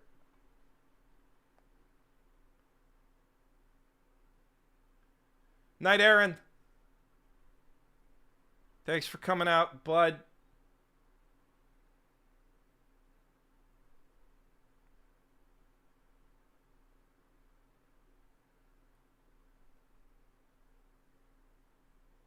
All right. We're doing this.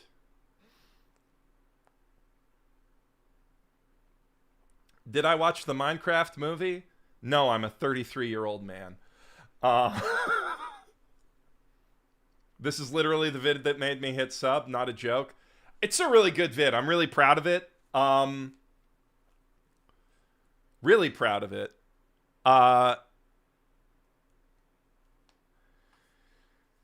Funny thing, like this one got a fair amount of attention. Not that it is in any way a flex, but Keemstar tweeted about this video being so funny that he couldn't breathe. And that doesn't really matter, except that many years later, I can't find the tweet anymore, which means he deleted it, which he might have just done for innocent reasons. But he did create a podcast named Mom's Basement like 5 years after that. So, who knows? Anyway. There are so many different ways that anime can draw us in. It's not that I don't want Chicken Jockey. It's just that I don't want to be around a bunch of Gen Z and I guess Gen Alpha kids now who are poorly socialized due to 4 years of pandemic and are letting all of that out with little regard for people who have to clean up the theater after them. Will White watches my videos. That is a much better flex.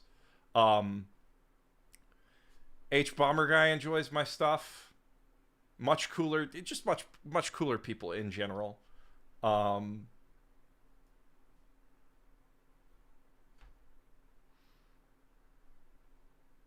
Anyway, let's hit play. There are so many different ways that anime can draw us in, but all of them pale in comparison to the greatest anime that anyone has ever made or thought to make. Kori Hawaito Hausu de Cho Taihen, or Kori Taihen as it's known to fans. English language casuals might know it better by the name of its butchered Disney Channel dub, Kori in the House. Unfortunately, as is the case with a lot of cult classics, it's essentially impossible to find a good HD rip of Kori Taihen. As such, I must apologize in advance for how rough this video is going to look. I tend to stick to modern series in order to skirt around these issues, but I simply couldn't let my first anniversary go by without paying respect to this landmark series OP for its brilliant direction and almost lifelike animation. Even from the title card, the animators at Gainax poured meaning into every frame of this OP. The name Corey hangs in prominent red letters above a tasteful silhouette of the White House roof. Everything but Corey's name is rendered in... Sorry, I don't want to be old man who's hating on the younger generations. Millennials have done cringe shit too. Absolutely. To me, it feels like there is something uniquely terrible about the Minecraft situation, but, you know, every generation has their own stuff, and we were definitely cringe. And it's probably just a sign of me aging. But yeah, fair. Fair. I do not mean to shit on the younger generation here. And I apologize if that came off that way.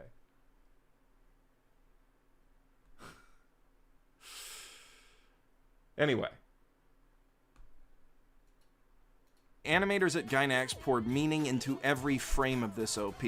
The name Corey... Oh yeah, and that is also important. The writer of Cyberpunk Edgerunners watched our Cyberpunk Edgerunners essay, which is insanely cool. Rafal's a super cool dude. Also, one of the first writers for...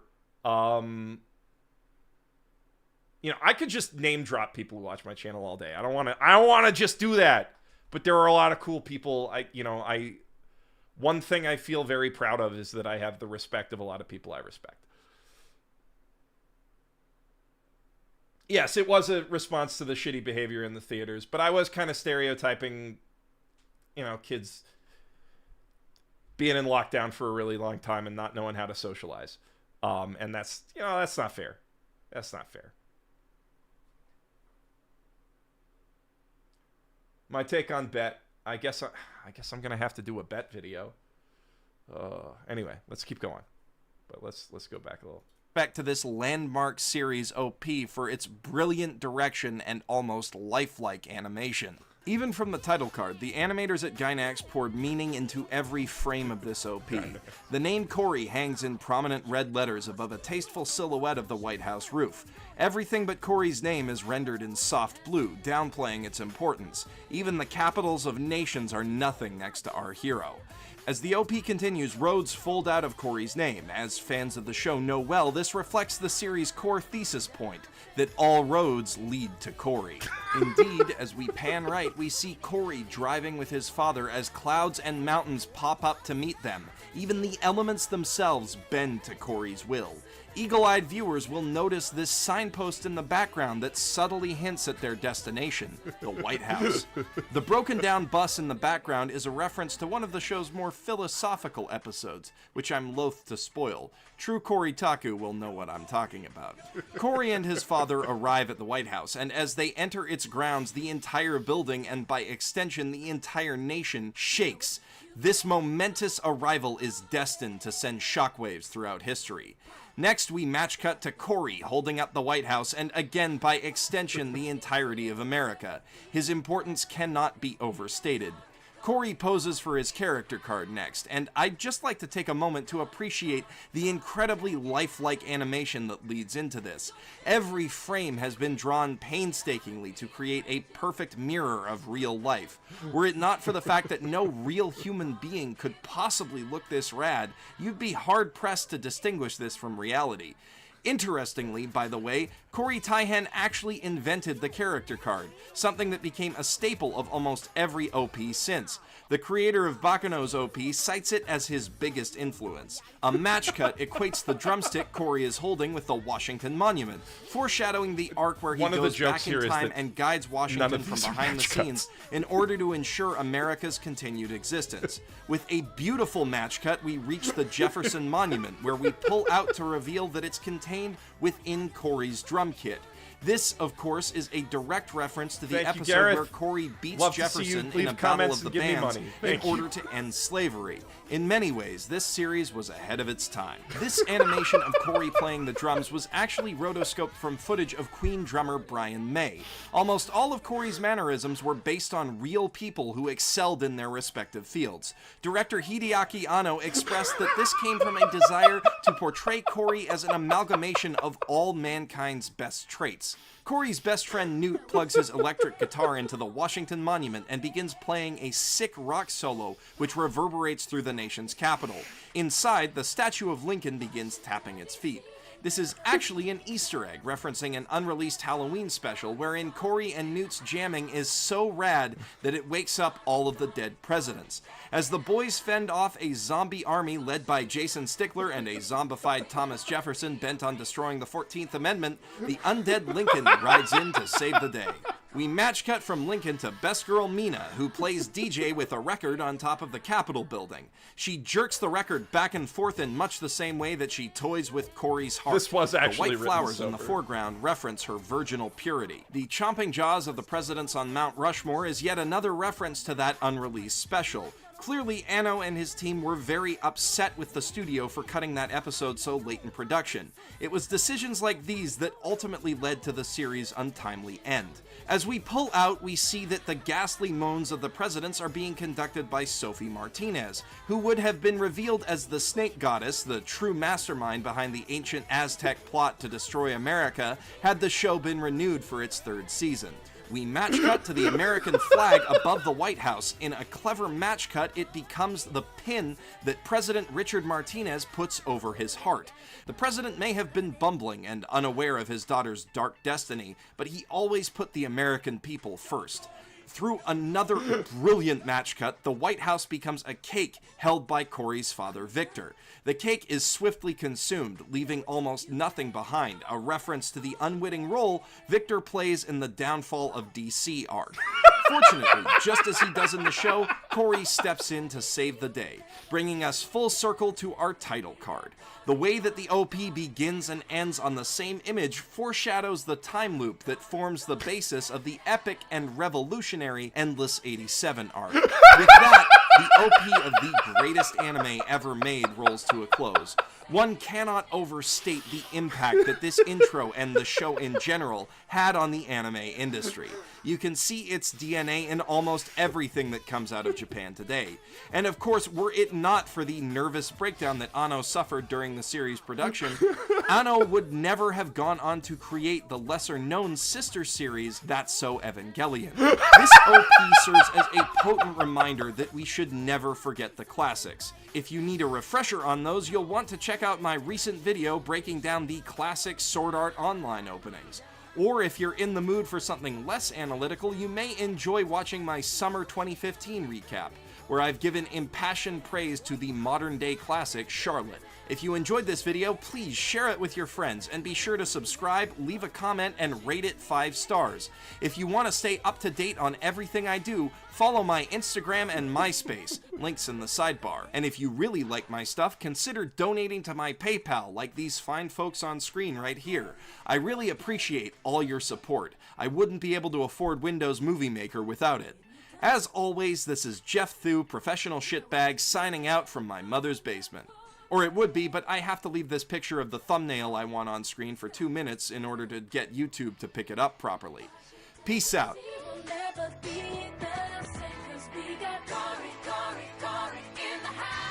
I can't believe I just played the entire OP. I'm gonna...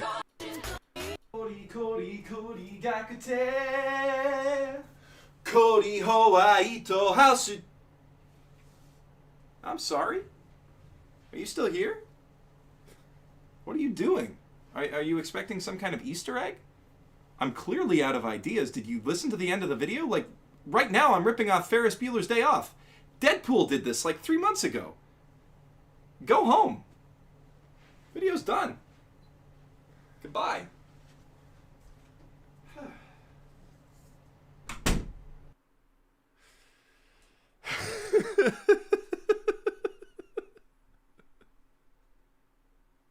It's a really good shit Ways post. that anime can draw. It was a really good shit post. I'm not gonna...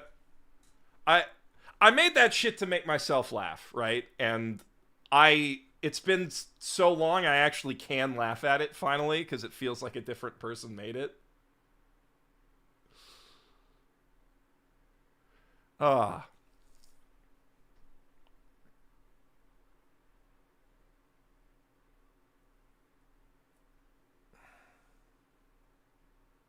Deadpool was 10 years ago. Holy crap. Holy crap.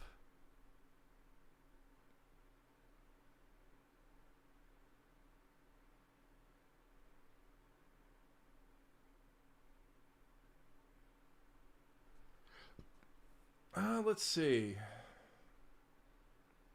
The first ever seasonal. I feel like that's... No,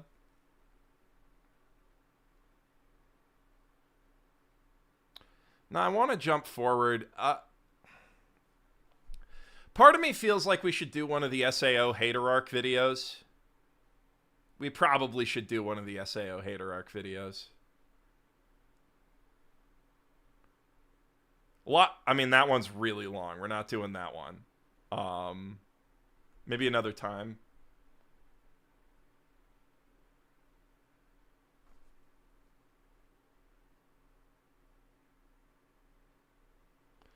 Yeah, second era thumbnails. When I changed it out for the new artist instead of the one I drew myself.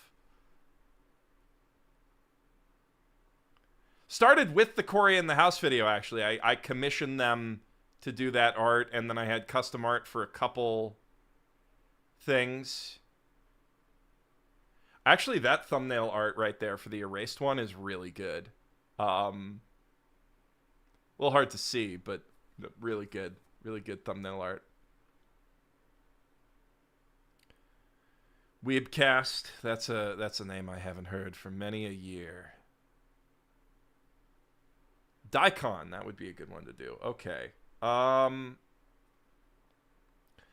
feel like I should do a sword art video. I just also like...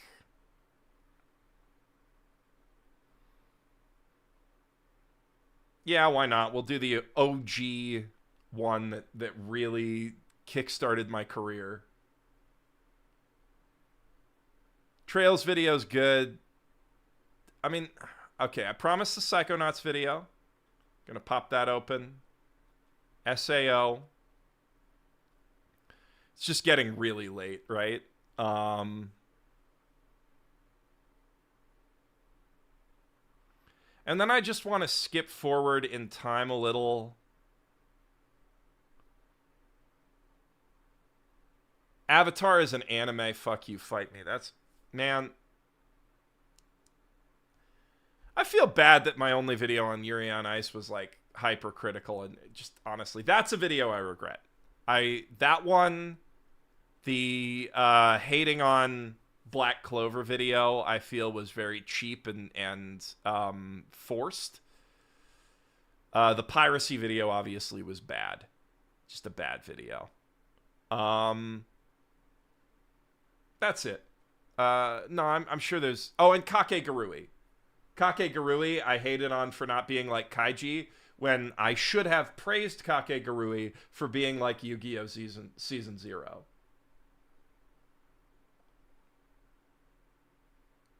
Video on episode 7 of Don Da Don. Hottest trash and worst anime for this spring. So, hottest trash is coming. I'm just trying to decide on whether I should go all in on doing Bet as soon as I can, which is still going to be like 3 weeks late from the Netflix release, or if I should do hottest trash and then get to Bet. I'm not going to talk about I Hinahima, or Twins Hinahima. I'm not going to acknowledge it in any way, because I just hate... I mean, I'll acknowledge it when I do a video on AI, you know, the state of AI in anime, which will probably be next month, but not in its own not as part of anime, because it's not anime. Avatar is an anime. Fuck you, fight me. But Twins Hinahima, not anime.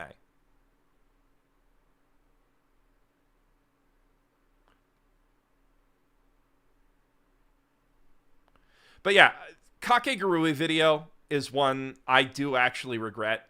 Because, like, Kakegurui, terrible kaiji anime, fantastic Yu-Gi-Oh anime. As good a Yu-Gi-Oh anime as most Yu-Gi-Oh anime. That's it. Yeah, now we get into the modern era of thumbnails.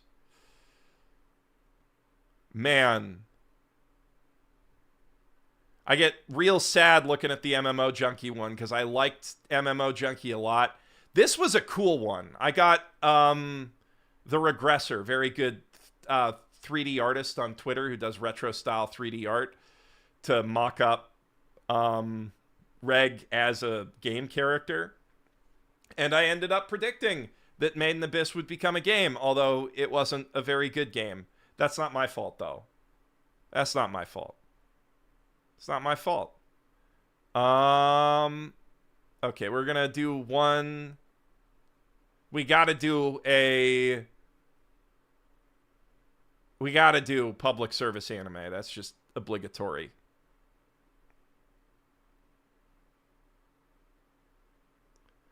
But yeah, the MMO Junkie makes me sad because I ended up making this video about it, which that is the video where I learned that, like, I know I probably should have known this already, but I learned a lot of people on the online right are just lying when they say they care about free speech, because they mass reported that to take it down because I criticized JonTron for being a white supremacist. That was a bad time. That video was like on track to do amazing. It still did good numbers, right? But it was like on track to trend, and it got taken down like right at the peak of doing well, because it got mass reported, and it yeah. Good video. Very proud of the video. And I think it's like very even-handed. I was like honestly expecting more blowback from the left for being like, you know, hate the jerk, not the work, like death of the author to a certain extent, right? But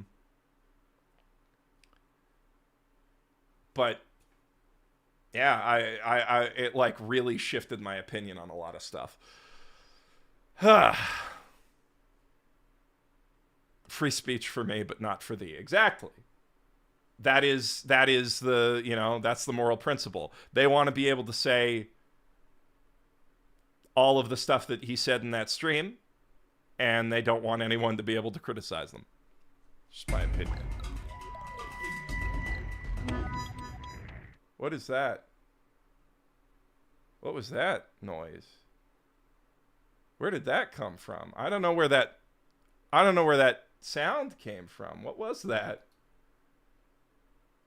Did you guys hear that?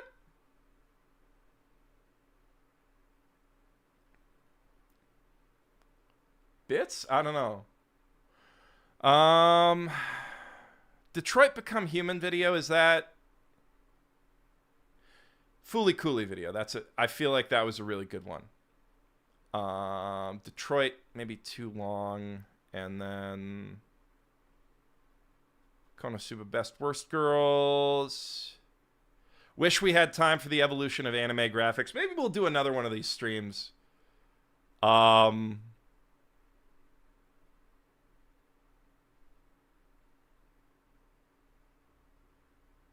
Better check Twitch. Oh shit, that was 1,000 bits?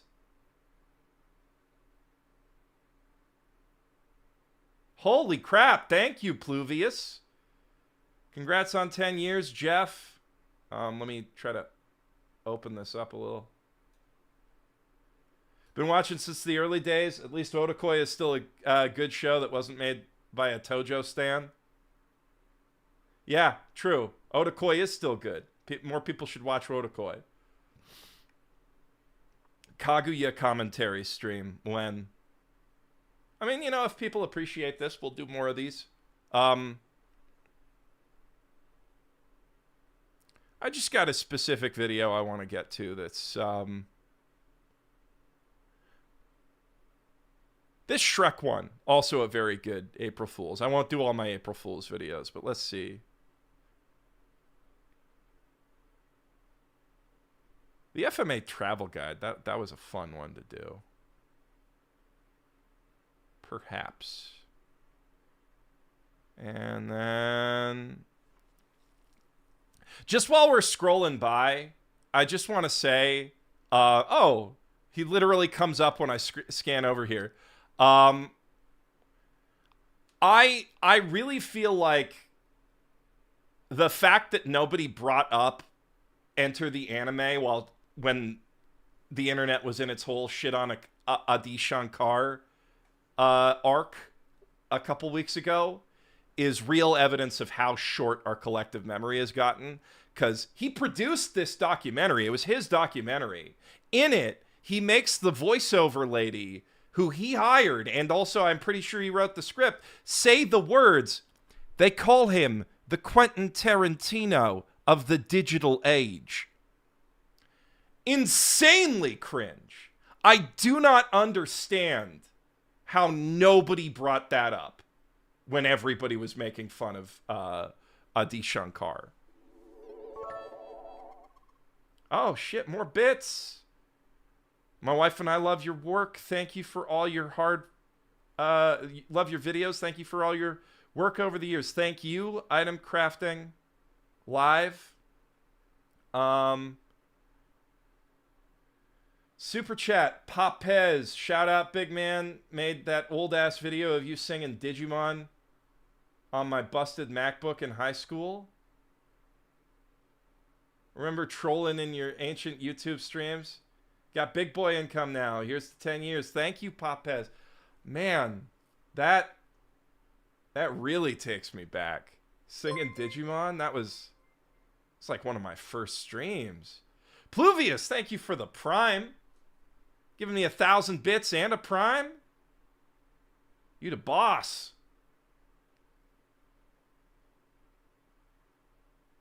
It was up to me to bring up as the only one who ever finished that doc. You're right. You're right. I should have done it.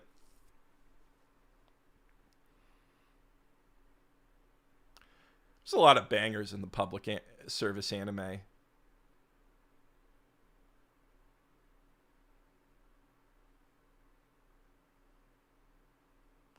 Super Best Friend Cat. Now that's ancient history. Like literally the JoJo video, Wooly saw that. That was kind of like my first real big break. Okay, let's see. Oh man, the Phil video. It's a little too long maybe. I do not regret the message of this video, but I do regret framing it the way that I did. And I really regret posting the watch order on Twitter so that people could clip it out of context, but I don't regret the video itself. I still think it's a very valid point. And I'm deeply frustrated that we're going to get back into that argument with Steel Ball Run coming out, even though like Araki literally pretended Steel Ball Run wasn't a JoJo part for an entire year so that people who were intimidated by how long JoJo was would check it out and start it fresh. It was literally a jumping on point. Anyway, never getting an apology for that one.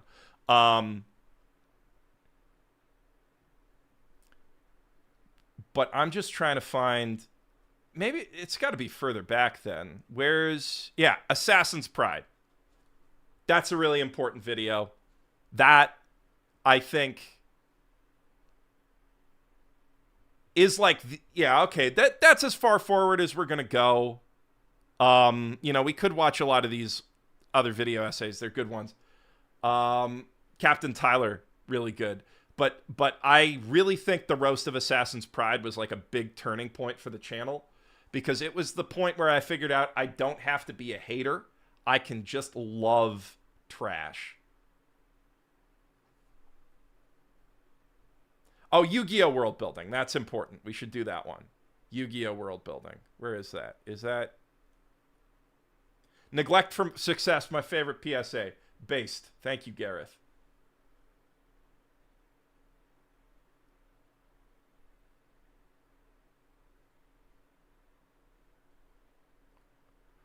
This one is a fun video. The Perfect Saturday Morning. Did not perform at all, but fun little thought experiment. All right. We got our list. We got, frankly, more than we can or should watch. Art of Fake Games 2.0 with Shangri-La Frontier. I would love to, but Vobile does not want me covering that. All right, let's actually get this in order of the most important ones that I want to talk about. So... Time after Industrial.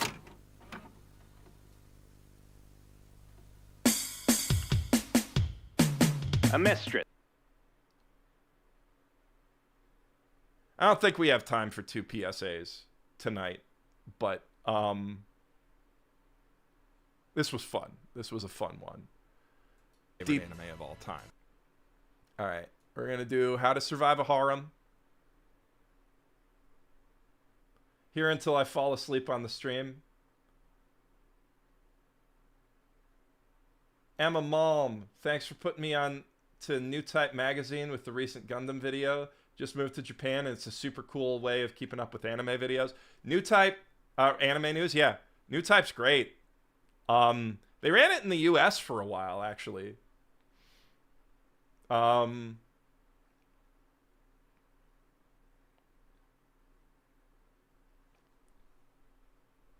You've worked on a lot that was game-changing for the channel. I mean, like, Kaguya was a big deal emotionally and like in terms of production. Hottest Trash was big. Hottest Trash changed a lot. Detroit went viral. You know, Detroit has 1 million views.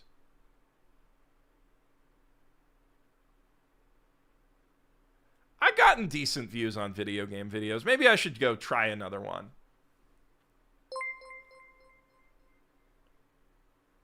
Pluvius, thanks for the gifted subs.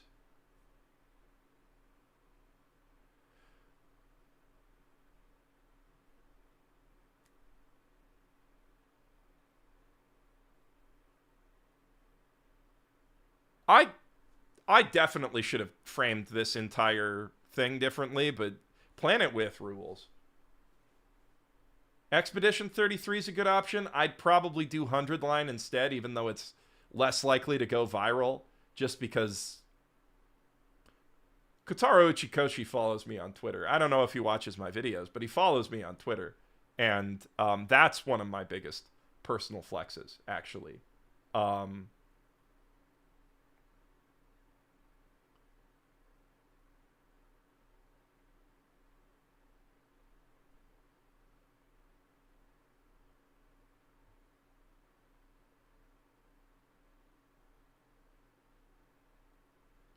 Anime AI video of Tariff Man. Oh, God. Best, but in my heart. Okay, so wacky world building of Yu-Gi-Oh. I guess I should do the what's in an OP. I was going to talk about Konosuba.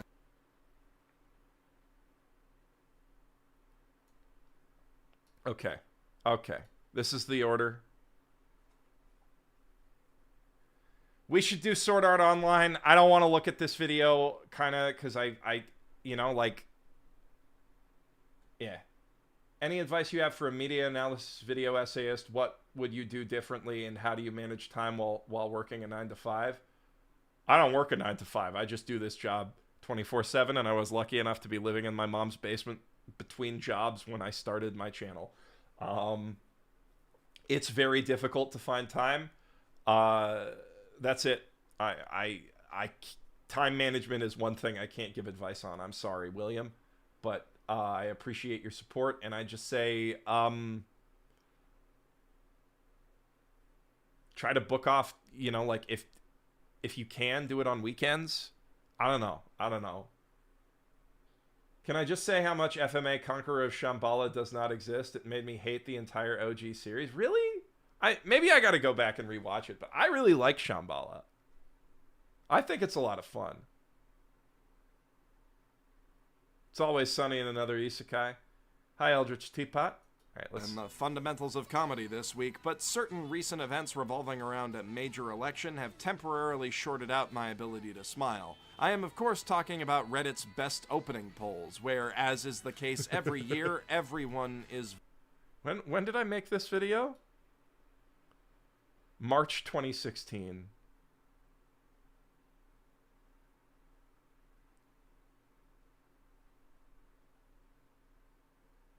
Recommended my friends to you today. Smarcher, thank you for the $10, by the way. Saying you're a reliable reviewer, as your #1 anime is Mob Psycho, which is objectively correct. Thank you. Also, your What's in an OP, love from Winnipeg. Oh, shit. We're pretty close. I'm in Edmonton right now. Go Canada. Best of and trash anime videos are my favorite. Thank you, Salvador. I enjoy those too. We're going to get to the OG trash video in a sec. Voting wrong. A lot of this I can let slide. Some of it I'll have to murder someone over later, but the most unconscionable thing about these poll results is how successful Sword Art Online openings have been. The anime community at large seems to be laboring under the misconception that SAO's openings aren't terrible. Allow me to dispel that. Sword Art Online... So this video is a really good example of how if you are committed to hating, you can hate anything. You know, like, I do think the direction in these OPs is a little weak, but, like, they got Lisa. Lisa carries these OPs. It's completely understandable why people think they're good OPs. Sorry to betray the thesis point of one of my most successful videos, which still has a thumbs up. I'm going to leave that on. Did I thumbs up my own video? Did I really thumbs up my own video?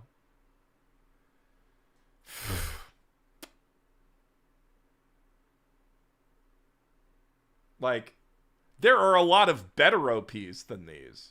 But, like, this was full on hating for the sake of hating, drinking the haterade, just chugging the haterade. I will cop to that.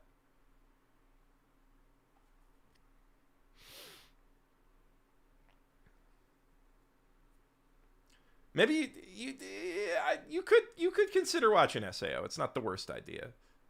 Online's openings start at barely passable and have only gotten worse with each season, with one exception, but I'll get to that.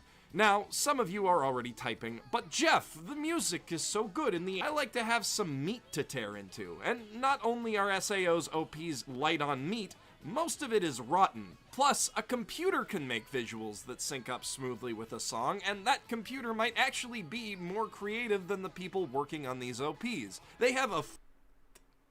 That was out of pocket and uncalled for. Formula that they follow to a fault, and... Oh dear. Oh dear. We'll get to you, Death Gun. Now we see our protagonist, Kirito. I wish all OPs were this easy. Next, we see Asuna pressed up against the mirror, showing her real and virtual selves in their respective worlds. We rotate around it seamlessly, reflecting the blurry line between real and virtual that is the show's only real theme up until it gets kicked in the head halfway through Alphi. I actually really like the next few shots, a match cut.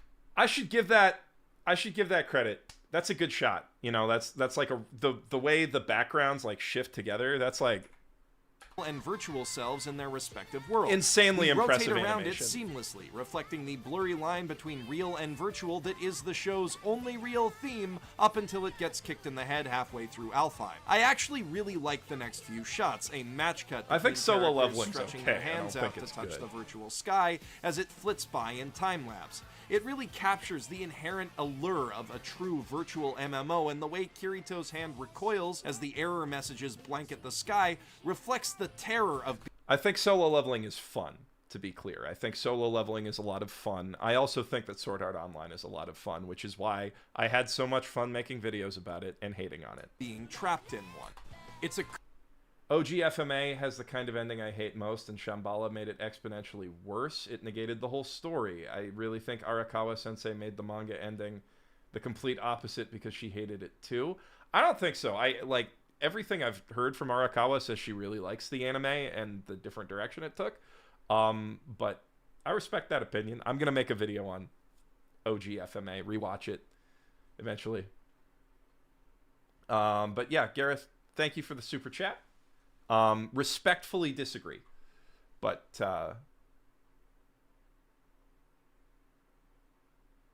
I do kind of see where you're coming from, because it's not very cathartic. I'll give you that. Appeal when you see it over and over and over. The fight with the Gleam Eyes at least has a bit of meaning to it. Kirito and Asuka's and generic representation of a computer ever, slumbering dormant, waiting for the give them proper backgrounds. And now Asuna...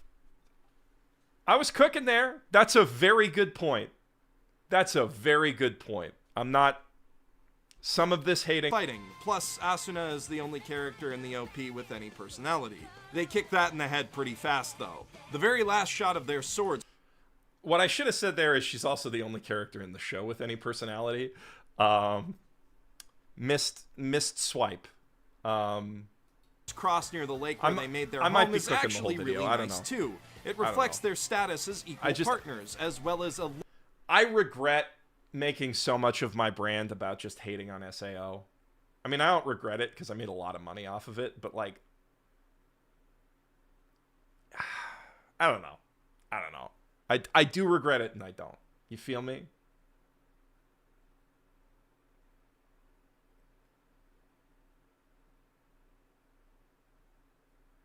It's not so much the algorithm for the OP videos, it's the combination of the algorithm not doing well most of the time and then copyright hell. Longing to find happiness and tranquility in a life of danger. Asuna is the MC of SAO Progressive, and it's a lot better. But they don't demonetize it now because it's got 3 million views. That's how YouTube works. Character in an online game? This is really dumb and bad. Asuna is standing in a lake looking like a sexy damsel with no personality. She's gonna stay like that. Then those same birds fly over, which means she's still connected to her husbando and his emoto in this world. The birds can fly and they can fly, and that means appreciate freedom. that you don't and think also, I'm a thing the bad real YouTuber. world and virtual world are connected too. How deep? And with a panty shot transition, we go into more generic fighting, which lasts. See, the thing is, I like panty shot transitions. I like panty shots in anime. I was being disingenuous there. It's cheap. But like, who doesn't like an occasional panty shot? This to remind us that death. Yeah, this video is still monetized. Welcome to YouTube.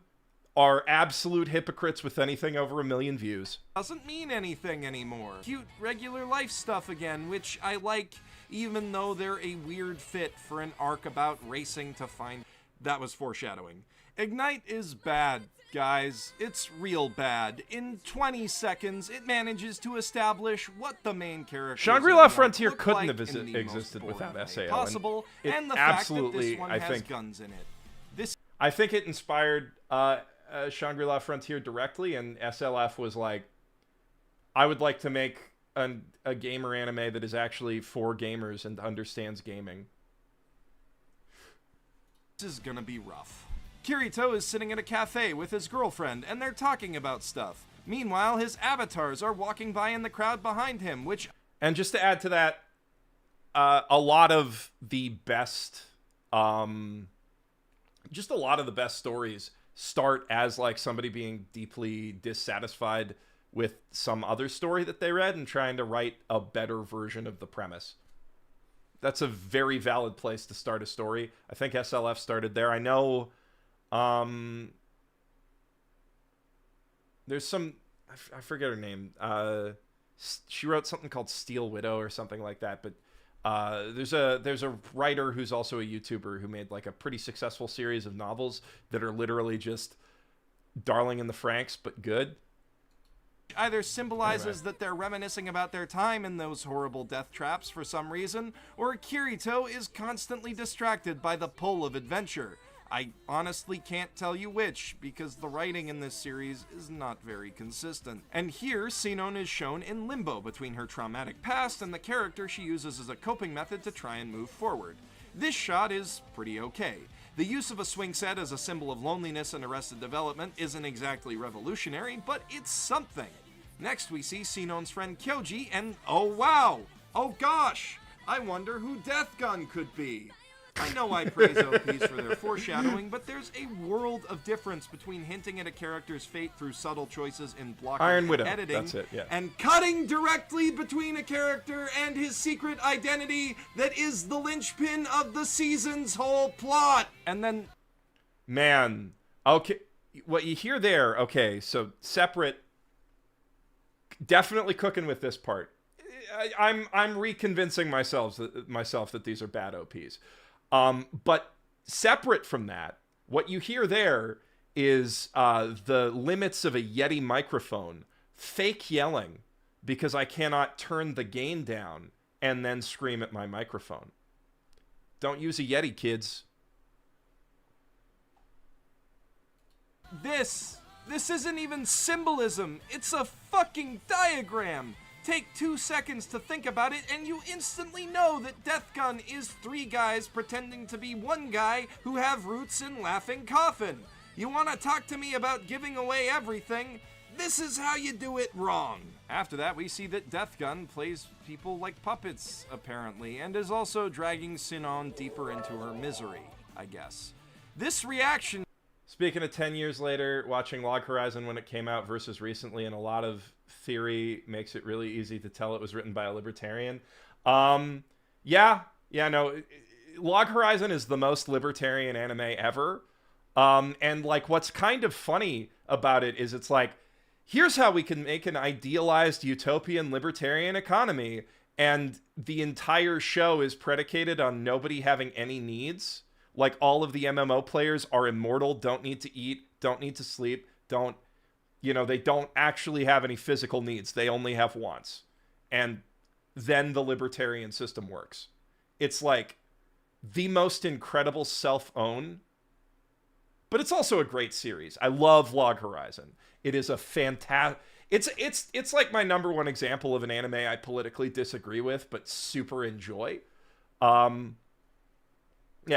Great point. Pluvius. And thanks for more bits. Shot that follows is actually pretty alright. It tells us that the events we're seeing are being watched intently, like some sort of sporting match. Also, I'll begrudgingly admit that the way Yui copies Asuna is cute. Now we get... Okay, yeah, so I say don't use a Yeti. I will say... Yeti is a fine starter microphone. If you just want to get into content creation, I mean, now you can get like a Rode Hype Mic Plus. There's a lot of better alternatives to the Yeti, but it's it's way better than a Turtle Beach headset. I'll tell you that. But there is a lot of stuff that you can't do unless you have a good microphone. And like, if you just want to get your opinions out there, Yeti's fine. It is a good starter. It is a good starter thing. But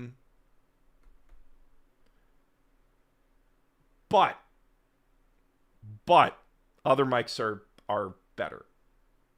This is a long stream, 69 DJ. We're close-ish to done. I might have to go piss and feed my cats really fast, but Yet another generic sword fight scene, but this time there are bullets and a terribly composited CG backdrop that the characters just sort of float around on. And Kirito is running right instead of that left, is really so it's rough totally CG. not identical to the last 12. And here's a shot of Sinon that I'm pretty sure I saw, like, exactly in High School of the Dead. And pretty much any other anime with a sniper character, for that matter. I'm usually on board for fighting silhouettes, but only when they're used right. The lack of detail means the animation can be smoother while still looking stylish. Unfortunately, as you may have noticed, this moves at like 4 frames per second, and the choreography is boring as dirt. And now generic shootouts. How fun. feel bad. Anytime I criticize animators for just doing animation stuff, it's not bad animation. That was me being a hater. That was just me being a hater. I did not have to hate on literally everything. I could have eased off there. And after that, all pretense of having a coherent meaning. Instead, let's have these two characters walk in opposite directions dramatically, like the whole arc is building up to their confrontation as warriors, even though it's really not. But it looks cool, and it's 10 seconds that we can fill without having to think about it. Ignite is garbage, guys. It's a dumpster fire. So how the fuck did it make it past Toradora and Pet Girl? Here I am cooking. Pre-parade is so much better than that, night and day. And so's Pet Girl. Fuck you, that's how. And somehow Courage is even worse. At first. We open on CGI swords, because why think about the meaning of what you're filming when you can just fill time with pretty CG? Like, I rag on these OPs for being brain dead, but this shot could actually just be a randomly generated visualizer. This entire thing is a mess. I can't even be asked to think about the individual shots because they're all just characters' standing places, or shots of them. Those are literally just like pieces of concept art. That's literally just motion graphics with concept art. You got to do what you got to do sometimes when you run out of time to make something, I guess. Those places, or generic computer imagery, or more interminable generic fighting. There's only one shot I even kind of like, and that's just because it reminds me that unlike everyone else who are all reacting the exact same way, Klein has a bit of a personality.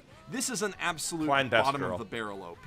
Instead of creating original footage, they just use clips from the show and really obvious inserts of concept art. It honestly seems like it's just filler put in place of more interesting images that haven't been finished yet. Hey, guess what? It is! The Kirito isn't in it at all. Hallelujah! Secondly, it actually has a few moments of good, meaningful action. I mean, it's not great. It still uses a lot of the same generic imagery as the first pass of the OP, just with the characters replaced, and we don't learn a lot about them aside from seeing that they sort of fit into archetypes. But these are one-shot characters, so we don't really need to understand much about them beyond what they mean to Yuki. And hey, look! Her party's not a fucking harem! Which adds further meaning to this Michael Bay shot of a glowing orb pulling Yuki's attention toward the dungeon, a shot which made no goddamn. A few of these shots honestly make me smile. This OP isn't amazing, but it got me interested enough to watch more SAO after Death Gun made me drop it like a fucking rock. Can't wait for it to go back to not that. With this one exception, the SAO OPs are mostly terrible, and they will continue to be terrible because they don't have to try. I mean, it does. Enjoy whatever SAO without music you like, Kirito is but actually just like remember ballin'. that good music plus good When it's animation not does a massively necessarily single-player equal online a good RPG, intro. love it. It needs good direction on top of that. If you enjoyed listening to me be negative. Okay, I'm gonna go piss real fast and feed my cats. Stick around. I'll be right back.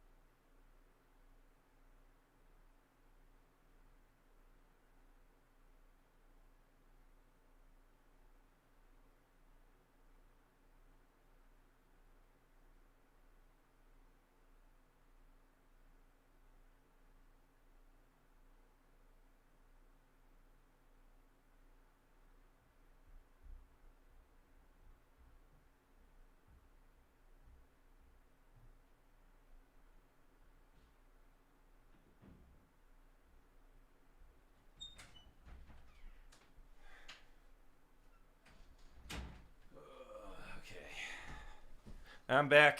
One sec.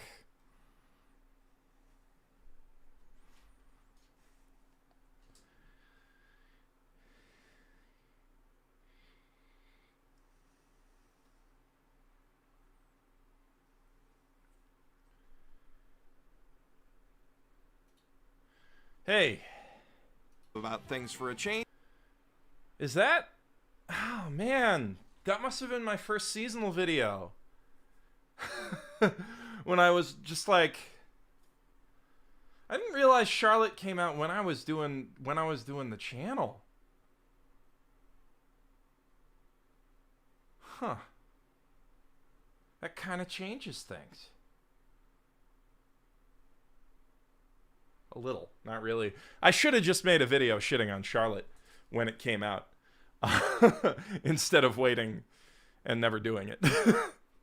Because, man, I hate that ending. Man, I hate it.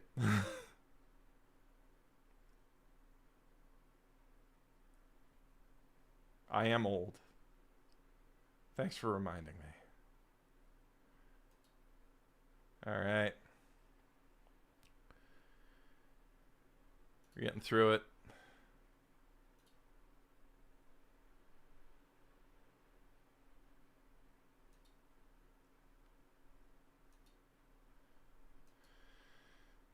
Okay. Next up is How to Survive a Harem Anime, the first ever public service anime video. Still really proud of. I mean, all of these were really good. How to Survive an Isekai is good too. But this one, let's see how it holds up.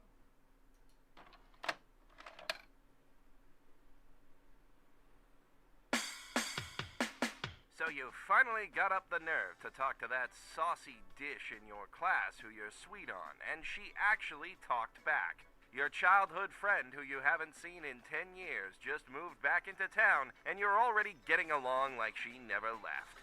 And your little sister has taken to cooking wholesome American lunchboxes full of jelly donuts, hash browns, and mashed potatoes for you. I bet you're feeling pretty good about yourself right That's a now. good joke. Well, stop.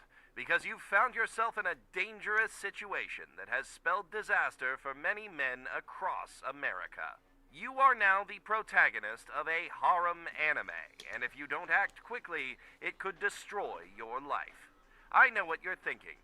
How could this possibly be a bad thing? Dames chasing after me left and right? Who could be unhappy about that? You could, son, because your life is now in a state of karmic imbalance. For every bit of fortune you experience with the opposite sex, you will find equal misfortune in everything else. You must prepare yourself for a string of disasters that could ruin your life, and enough accidental sexual assaults to start your own hashtag. By the way, you're going to want to take notes on this because odds are you're pretty dumb and, in all honesty, just the worst. Now that you're sufficiently aware of the danger, the standard advice for any disaster scenario applies. Don't panic. However, it is of even greater importance to a harem anime protagonist, because in the event that you do No, panic, I never did a it Tanya will the Evil result in video. you accidentally Probably stripping should. or groping someone. It's The good. laws of physics themselves are now conspiring to get 100 all of Girlfriends your did female kinda acquaintances invalidate naked this. whenever possible. Think of it like Murphy's Law. Anything that can go wild will go wild. You must practice your Good balance line. and maintain constant awareness of what's behind you, just in case someone accidentally bumps into you and then you stumble forward 5 feet and somehow hook your fingers around your classmate's skirt while your face gets buried in her bosom. And then also a second girl will trip and her butt will land on your other open palm.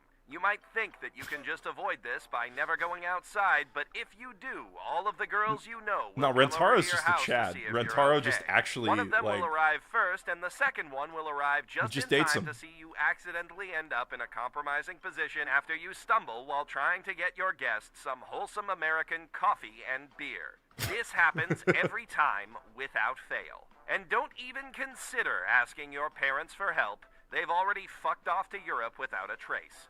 You have no choice but to go about your daily routine as usual. Accidents will inevitably happen, but if you're careful, you can keep them to a minimum. Remember your ABCs: awareness, balance, and clenched fists. Because you can't accidentally strip or grope someone if your hand isn't open. Although this will result in you punching a lot of tits. Now that you're practicing basic safety protocols, it's time for the most important step of all: identifying your harem. Every harem is made up of tropes, extremely strong traits that define a girl's entire personality. While it might seem like a sociological event, a harem is actually a weather pattern. Poly that endings are naturally way occurs too when rare. 3 or more of these tropes converge in a single classroom. Would have These been funny tropes to will react to the naturally Sadie gravitate version toward of the this. most boring person in the room, that's you, drawn to his total lack of personality like opposite poles of a magnet. Identifying which of these tropes have formed your harem is the key to your survival. The first one you must be aware of is the tsundere, a cold front that gradually becomes warmer over time. This shifting pattern is responsible for much of the chaos in a harem weather system.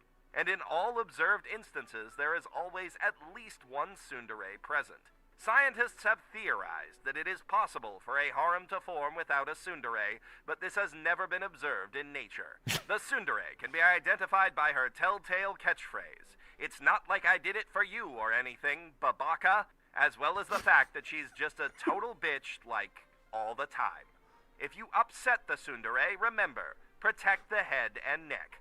Your first instinct may be to guard your groin against her assault, but this is a mistake. You need to be prepared for a roundhouse kick, a suplex, or an uppercut that sends you flying until you're a little cartoon twinkle on the horizon. 95% of harem protagonists suffer some sort of brain damage in their first week as a result of the tsundere's cute antics. And while this mostly just results in some degree of social or cognitive disability, causing subjects to exhibit an inability to read basic social cues or just make up their fucking minds already, in extreme cases, the consequences can be deadly. Though not nearly as deadly as a harem with a yandere in it. A yandere is like a tornado, pleasant and calm when you're at the center of her world, but violent and destructive as soon as you try to leave it. You can identify the yandere by her slightly too sweet smile and her insistence on always calling you senpai even if she knows your real name. If you are unlucky enough to end up in this worst-case scenario, you have but one option. Run, and run fast. You will need to fake your death, move to a different country, preferably on a different continent, and assume a new identity there. If you need help with this, please refer to the previous tape in this series. So you think you're a Zeppeli. Fortunately, the yandere is a very rare occurrence in... I got so many requests to do the Zeppeli video. So many requests. I had no idea. Like, it was literally just a throwaway line. I got so many people were like, when you doing the Zeppeli video? I have no idea what I'd do with that, right? Like...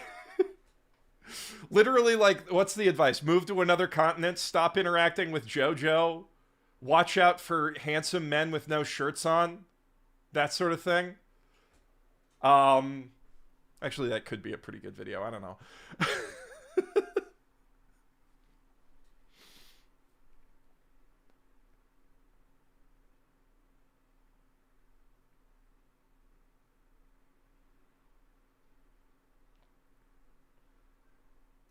nature, although because, as we have established, you are the worst, it is entirely possible that you could transform one of your other, less dangerous tropes into a yandere by being a total goddamn jackass. You jackass. As such, it is vital that you know and understand what other forces are at play in your life.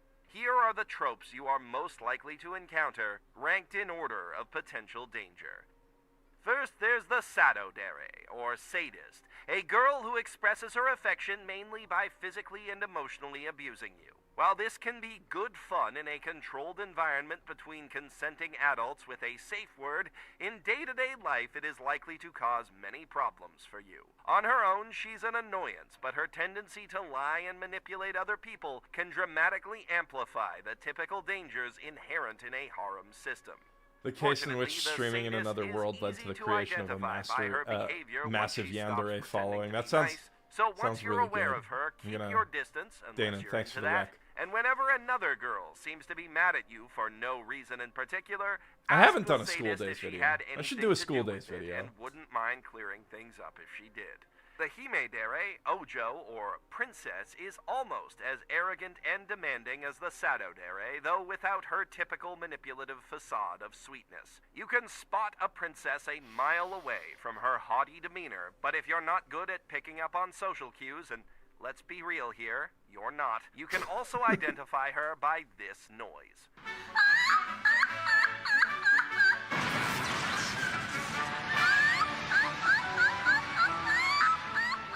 In the early Classic. stages of a harem's development, the Himedere's stubbornness may I prove love Oran. troublesome. However, she is not prone to violence like the tsundere, so your only worry around her should be any servants that she may have, who are probably retired assassins or something. You'd be surprised at just how many hit Yeah, men no, make the jump filter to actually does domestic help with servitude. copyright a little Then bit. there's the Genki Girl, or Dere Dere. Always warm and sunny, but still a bit chaotic. You can typically identify this girl by her interest in sports ball, as well as her cheerful, adorable smile. This is the least dangerous of all the tropes, except in the vicinity of the tsundere, where her oblivious, good-natured affection will probably get you punched. Repeatedly. There's also a possibility that the Dere Dere could secretly be a yandere, so watch out for telltale signs, such as use of the word senpai and the frequent disappearance of cats and other small animals in your neighborhood.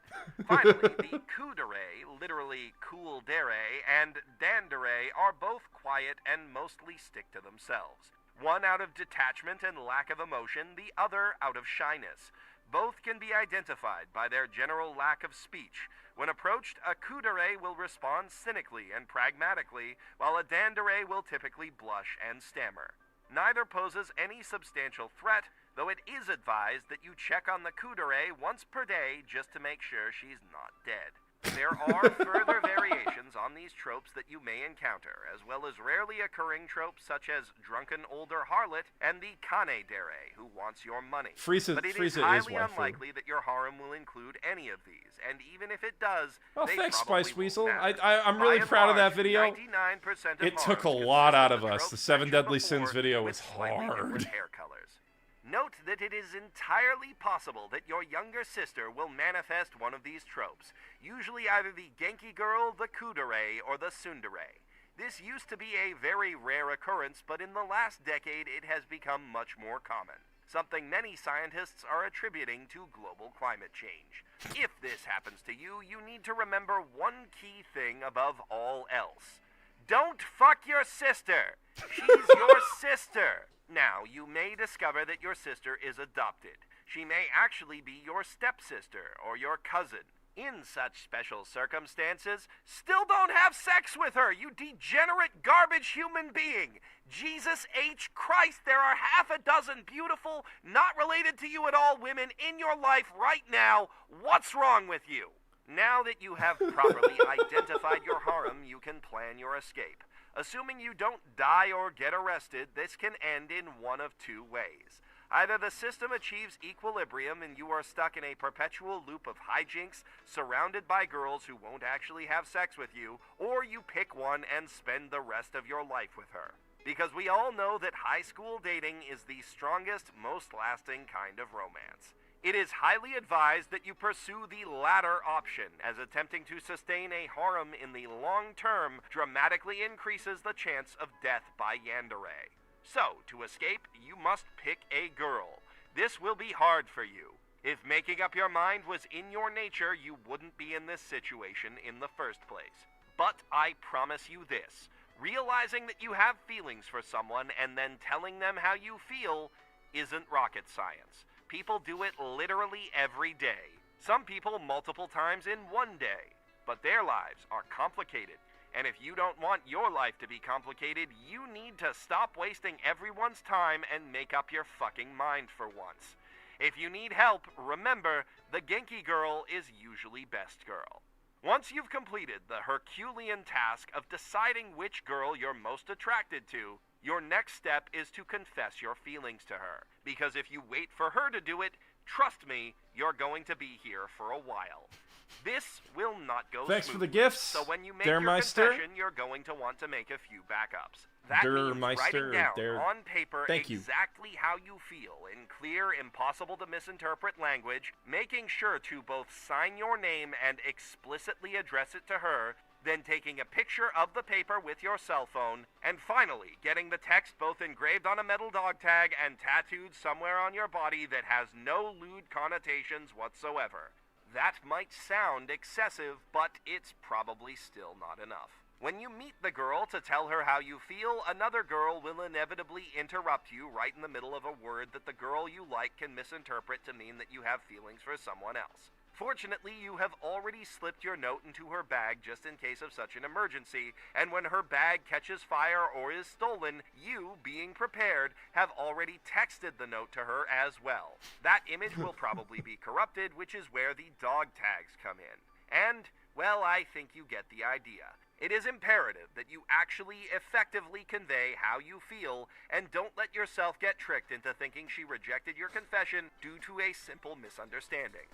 Otherwise, you could be in for a series of increasingly ridiculous events as the harem system builds to a climax around you. And even if you weather the storm, there is a better than average chance that you will be in for another harem season if you don't manage to definitively lock that down.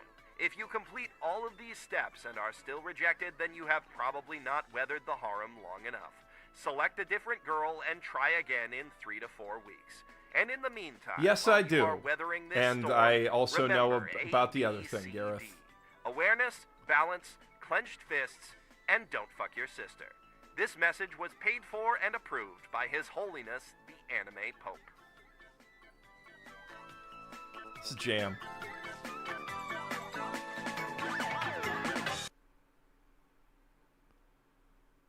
I wonder why these stopped doing well. That's kind of my thing, right? Because, like, this did really well, then the Isekai one did really well, and then, you know, the rest of them really underperformed.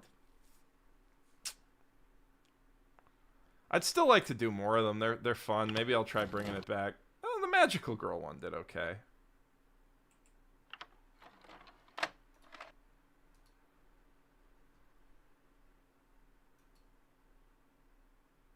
Maybe the future, the rest of them just weren't as funny. I don't know. Oh. How do I not get burned out on anime? That's a good question. Part of the trick is I get paid to watch it. That helps. But no, it's I try to watch a wide variety of anime instead of just, you know, the stuff that I, you know, the shonen stuff that I really like. I try to get on, you know, some good comedies, some good dramas, some good romance. Try to bounce around a lot. Yeah, the Amestris tourism video was great, I felt, but it got 245,000 views, which is, you know, good views, but bad views for my channel. Like, really bad. Disastrously bad. Especially at that time that I posted it. It was, like, my worst performer by far. And that was kind of where I was like, I don't know if I can keep doing public service anime. This is just not hitting. I don't know. People just weren't into it. I don't know. I really like those videos. But bottom text.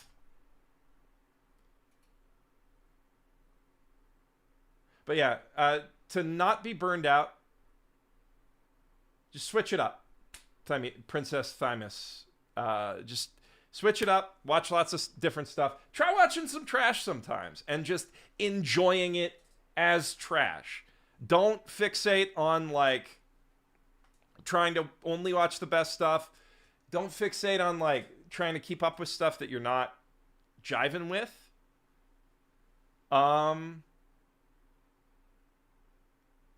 But yeah, just mix it up. Oh man, I'm getting really tired. I want to at least do the Yu-Gi-Oh world building though. And Assassin's Pride. We got to do Assassin's Pride. Okay.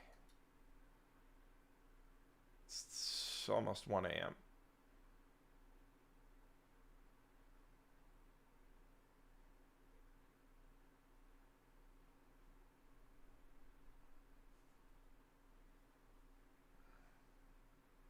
Put them on Takamine-san. Great example of like, yeah, some lighthearted trash can really help refresh you.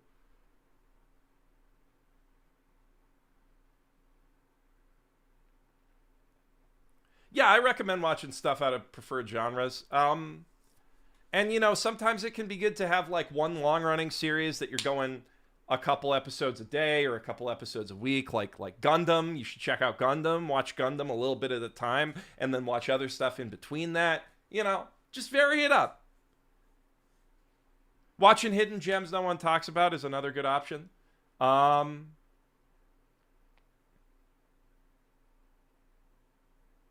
Hahari's dead husband is an honorary harem member. True. All right, we're going to keep going a little longer. Because this is one of... I mean, this video actually, like... This was the one that I like... I feel like I figured it out. I was like, this is how I want to approach hater content. Because the essence of being a good hater is being a lover. Fundamentally, I think. ソックスを取って履かせてください。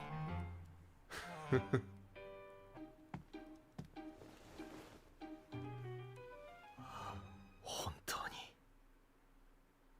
笑えない冗談だ。 If you've spent any amount of time perusing Crunchyroll's catalog of currently airing anime this season, chances are good that you're at least aware of Assassin's Pride. It's usually somewhere near the top of their popularity rankings, and it's the 7th most watched new show of the season, according to MAL. And even if you're not watching it, if you've been watching anime for more than a season or two, you can probably make an educated guess as Odd to Taxi, what kind yeah. of show Everybody it is. should watch Odd That Taxi. name, That'll cure the your poster, those character designs, they all scream that this is a self-indulgent, juvenile, light novel power fantasy about a cool dude with cool magic powers at some sort of school for doing cool things with magic, and all the cool magic-wielding girls at that school who just happen to fall into his orbit because he's just that awesome. You know, the Asterisk War, 100, Akashic Records, Irregular at Magic High School, that kind of thing. You probably already know if that kind of thing is your kind of thing, and if it's not, you're probably not watching Assassin's Pride. But today, I'm here to tell you why you should be, and it's not because you're wrong about the show. Far from it. It's because you don't know how right you are.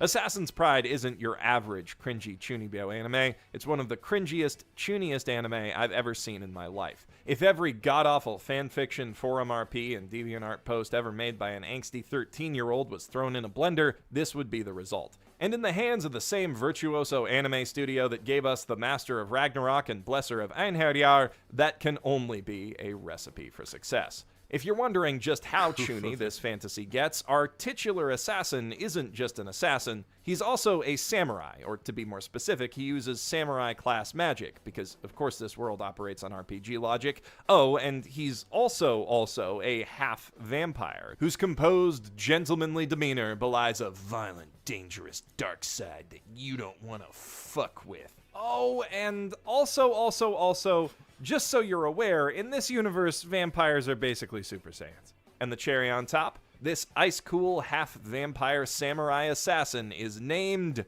Kufa Vampire. Yes. Really. And yes, somehow it does always take his foes by surprise when he unleashes his vampire powers on them.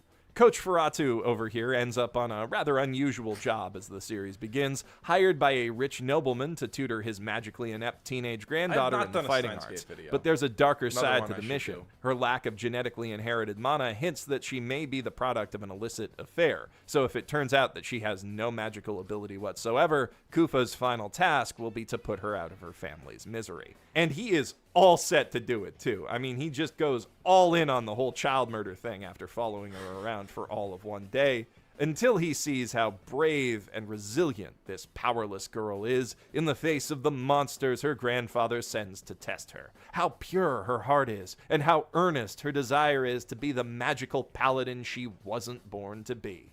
So instead of killing her, Kufa performs a dangerous operation to transplant some of his mana into her body, which just happens to involve making out with a teenage girl for no reason in particular, I'm sure, and that allows her to fight on even terms with her classmates and claim her noble birthright, though not as a paladin. No, she must fight the way her sensei does, as a samurai. And now Kufa Vampire must keep the true nature of her powers hidden from both her family and his Assassin's Guild, for if it ever gets out, they shall both be killed. But he's willing to take that chance because he believes one day she'll be, like, super good at beating dudes up, probably. And also, she's a Moe Imoto, and even a smooth criminal half-vampire Sassampire knows you gotta protect that.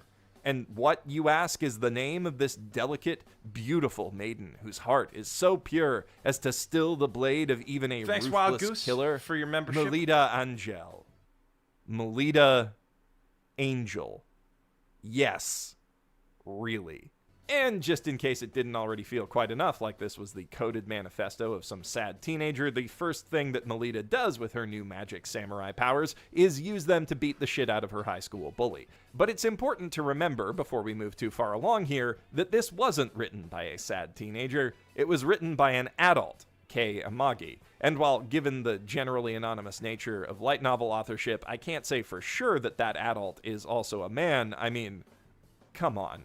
Kufa Vampire is among the most blatant male audience insert Mary Sue type characters ever put to screen. It really could not be more obvious that he's written so that someone can live vicariously through his actions, and when you consider that in addition to being a badass half-assassin vampire samurai, he is also a private tutor at a finishing school full of 13-year-old girls in skimpy uniforms, and that one of those girls makes him pledge to wait until she's old enough to marry him by, like, episode 2, while he constantly calls her お嬢様、お嬢様、お嬢様。My little lady.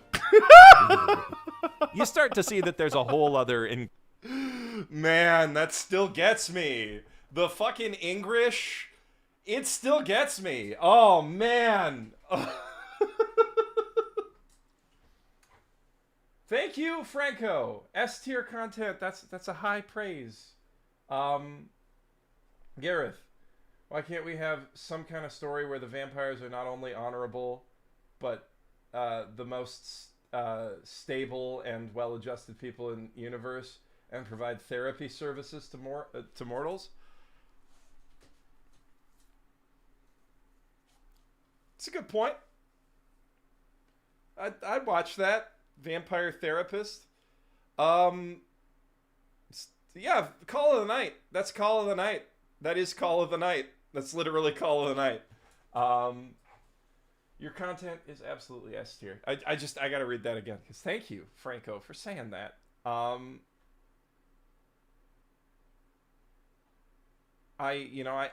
like to think that my content is, with the speed that I put it out, the level of quality is like as high as it can possibly be, and substantially higher than anybody posting at my level of frequency. But like, it's nice to hear that from somebody else, I mean, not anybody posting at my level of frequency. I think Josh Strife Hayes hits that. Highly recommend his stuff. If you like video games. But there's not a lot of people who can like put out a really good video essay every 2 weeks, or yeah, bottom text. Let's keep going. Incredibly disturbing dimension to that vicarious escapist First fantasy. monitor content. Like, this Thank series has a lot of subtext, and most of it is profoundly worrying. But in a really funny way, though. Partly because it's so on the nose about it, but also because for every time a 13-year-old girl makes a pass at our hero, and you had better believe that happens more than once, we get to see the angel samurai paladin fend off a bunch of evil monster scarecrows by dropping a whole T-Rex fossil on them, because they're in a museum for some reason. Or we get a scene of a bully returning a book that she took from Melita, which is supposed to redeem her as a character, even though that scene was immediately preceded by like 10 straight minutes of the bully trying to beat our heroine to death with a giant morning star. This series' greatest strength, by my estimation at least, lies in how utterly, absurdly divorced it is from reality. Nobody in it acts like anything even remotely resembling a real human being, not even for a moment, and there's basically no causal logic driving its plot. But at the same time, it has absolutely zero reservations about taking zany anime concepts and just fucking running with them. The main villain of the first arc is a prime example. Black Madia is, I shit you not here, a tsundere clown assassin who only Actually, you know, I will give another good YouTuber, Modular. Modular makes excellent content on like an insanely regular basis. Yeah. I'm just trying to like I'm pretty tired and hungry, so I can't think of like all the good YouTubers I like. Wolf Glick over here. Also, if you like specifically competitive Pokemon, I think he's got a big team, and he may not write all. I don't know if he writes all his stuff himself, but yeah. But yeah, Modular for sure. Very impressive output. Try to think of other people I click on whenever I see their stuff. Hard to, you know, it's hard to remember off the top of my head, right? But Any Austin's really good. There's a lot of good frequent posting YouTubers. Not a lot, but like you know, I like being appreciated, but I feel like other people who like have regular uploads and write good scripts should also be appreciated. Loved your top 10 isekai video. Will you consider doing that for other genres like Battle Shonen, Shoujo Romance, Dark Seinen? Yeah, I could do it for harems right now. You know, obviously 100 Girlfriends number 1. Number 2, Girls Bravo. I'll save it. Videos every Saturday-ish. It's still accurate. Maybe I should change it to every-ish Saturday-ish. Then it would be accurate.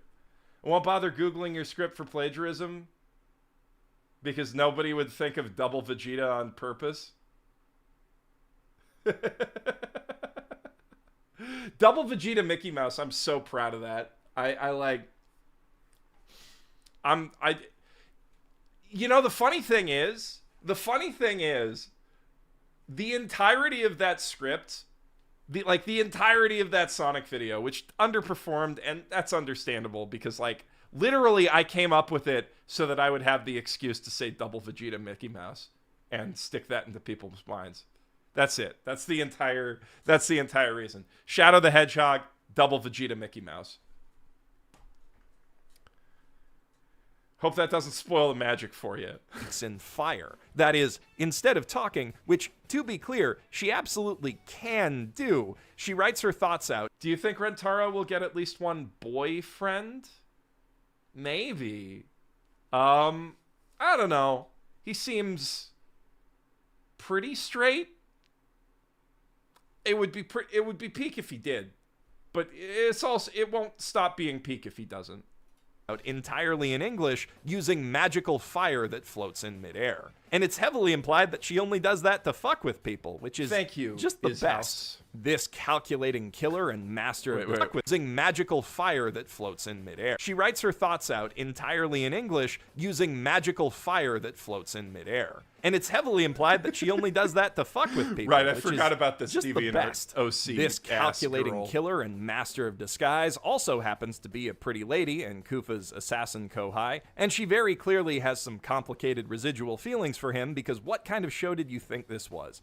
Anyway, this infamously deadly assassin shows up at the school at the same time that Melita is caught up in a shitty knockoff Triwizard tournament where she has to fight her Kudere cousin, Elise Angel, to prove that she's the bestest paladin from their family or something like that. And not only does the school's headmistress not stop the battle royale thing when two teachers tell her there's an assassin hiding in the school trying to fucking murder one of her students, when it's all said and done, they hire Moe Agent 47 as a teacher. And I think she might be there in disguise, even though it's not a very good one, but I can't say for sure because this show has the pacing of a hummingbird heart on meth, and that whole plot point is covered in the space of like 30 seconds.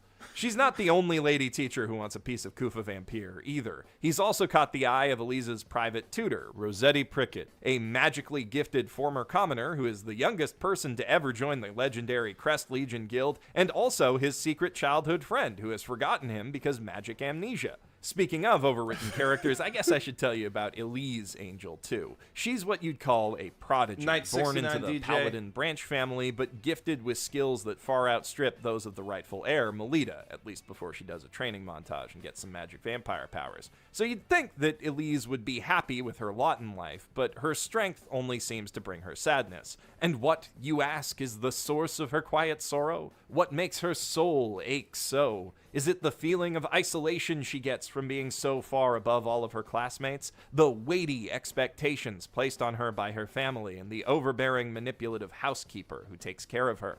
No, what makes Elise Angel sad is that Melita Angel isn't as good at beating dudes up as her. And because this series measures its characters' value entirely based on their capacity for physical violence, that means she can't look up to her. In other words, Elise can never be the only thing she's ever wanted to be. Melita's one and only Emoto. Yes! Really? 昔も今もずっと私はリタの妹でいたいのに望むところよ If you're familiar with EMT Squared's previous masterpiece, The Master of Ragnarok and Blesser of Einherjar, which I once lauded in a glowing review as the worst isekai anime, then some of this might be sounding a little familiar to you. And I'm pleased to report that, yes, Assassin's Pride does mark the much-anticipated return and refinement of that instant classic's signature innovation, the all-Emoto harem, albeit in what appears to be an ostensibly less polygamous form.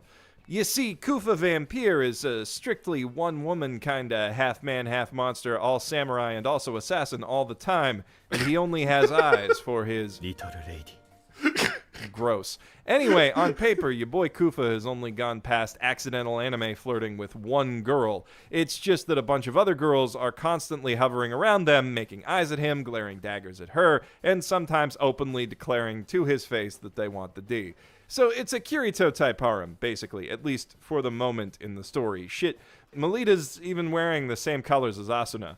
As for the all-Emoto part of this equation, it's pretty obvious how Melita and her school friends are geared toward that particular niche.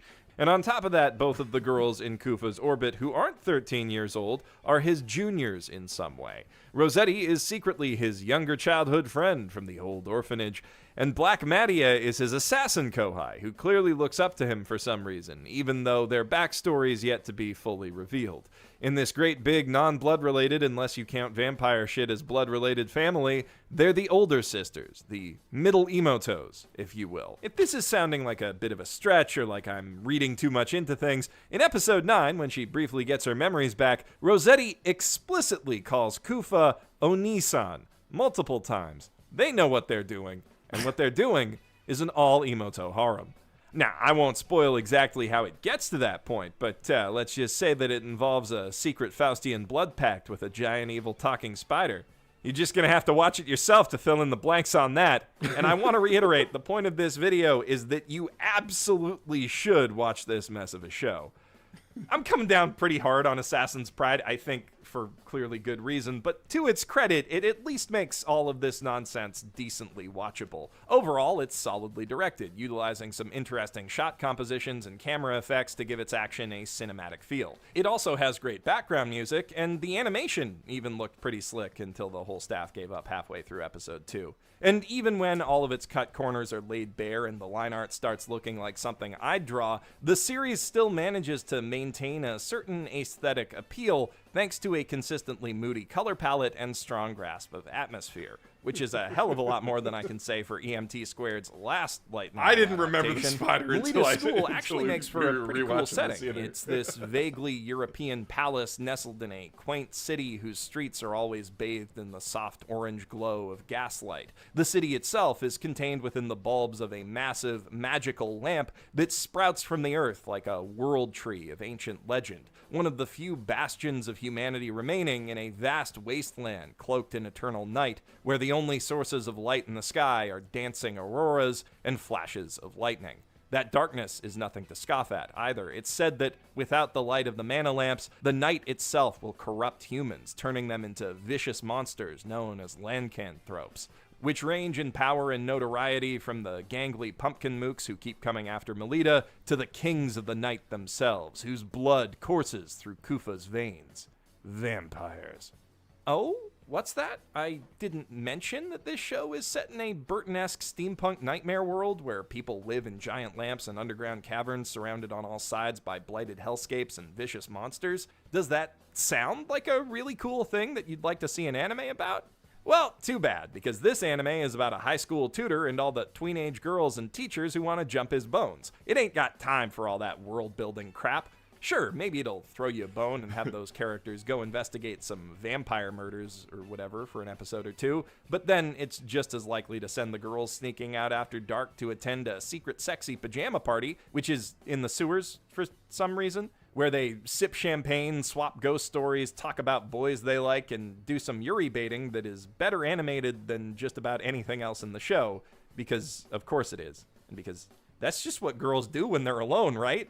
Oh, and later, when they're fleeing through the sewers after a monster breaks up the pajama party, they make sure to stop and stand around as slime and sewer water soaks through their thin nighties so that they can pick on one of their friends for having bigger boobs than the rest of them. All while, keep in mind, they think that they're being pursued by an undead witch who wants to rip their hearts out. Theme song. And suddenly I'm left wondering what I was even complaining about to begin with. Because while that episode, like a lot of episodes of this show, is definitely a silly waste of its setting, it is also hilarious.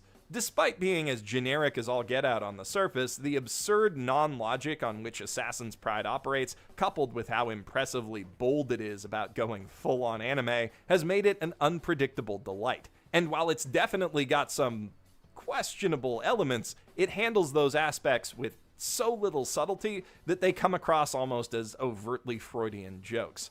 I haven't had this much fun watching an anime, ironically, since King's Game. And if that's the kind of thing that you enjoy too, especially if you've got some like-minded friends and intoxicants handy, I really can't recommend Assassin's Pride enough.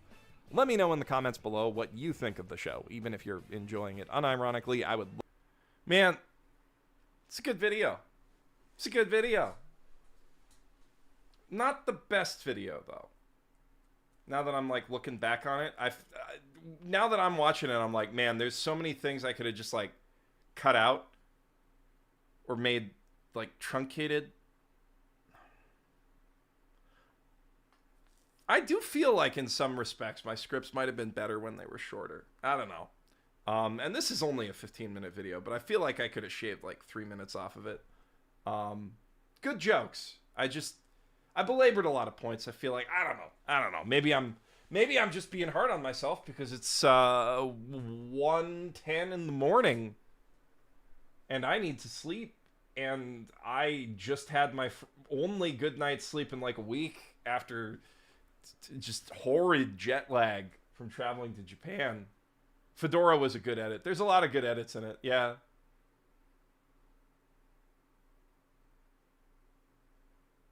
Jokes, yeah, you know what? Maybe I'm just, I think I'm probably being a little too harsh on myself. But I feel like I have had tighter videos. Like, for example, this one. Which I think is the one I want to end on, but also I kind of want to end it now because it's, I mean, that sounded wrong. I kind of want to go to sleep now, is what I mean. But let's do one more.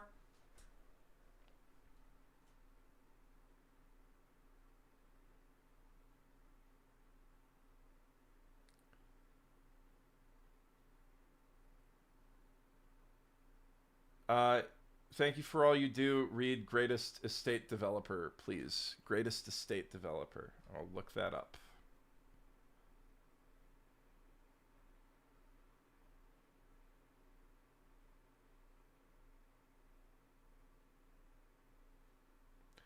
Okay, it's a webtoon.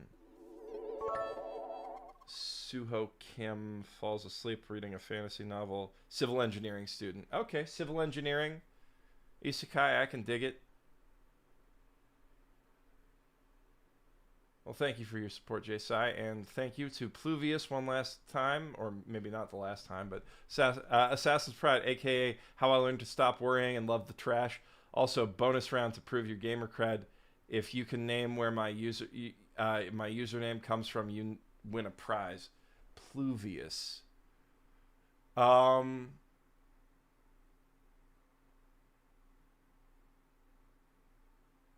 Yeah, I'm sorry, I don't know that one.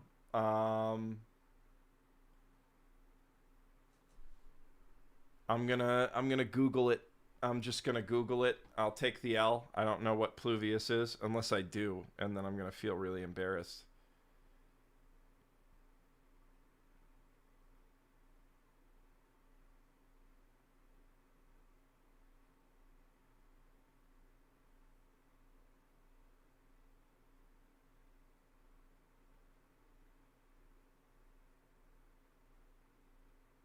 Isekai Slow Life is what it's given me.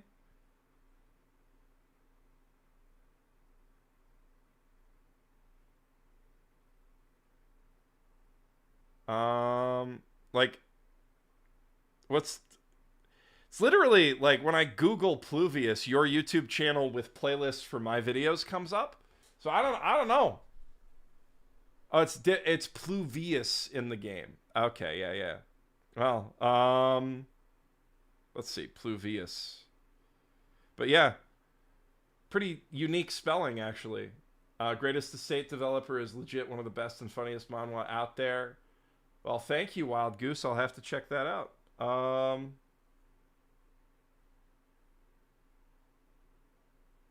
Pluvius, game. Gemfire, Pluvius is overpowered.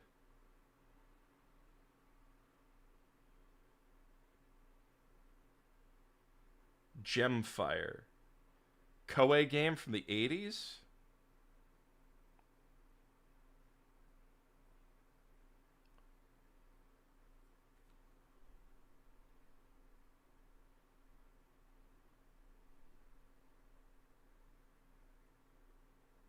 Oh, this actually looks kind of sick. So it's like Nobunaga's Ambition, but in a fantasy world?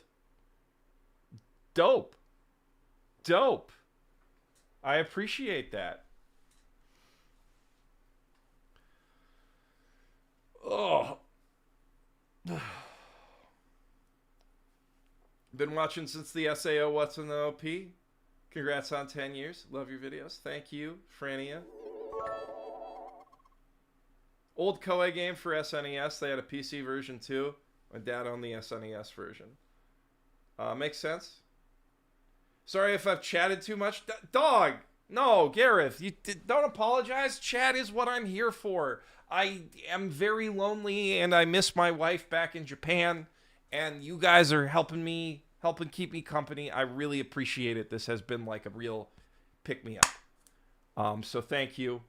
And also thank you for the money. But mostly just thank you for chatting.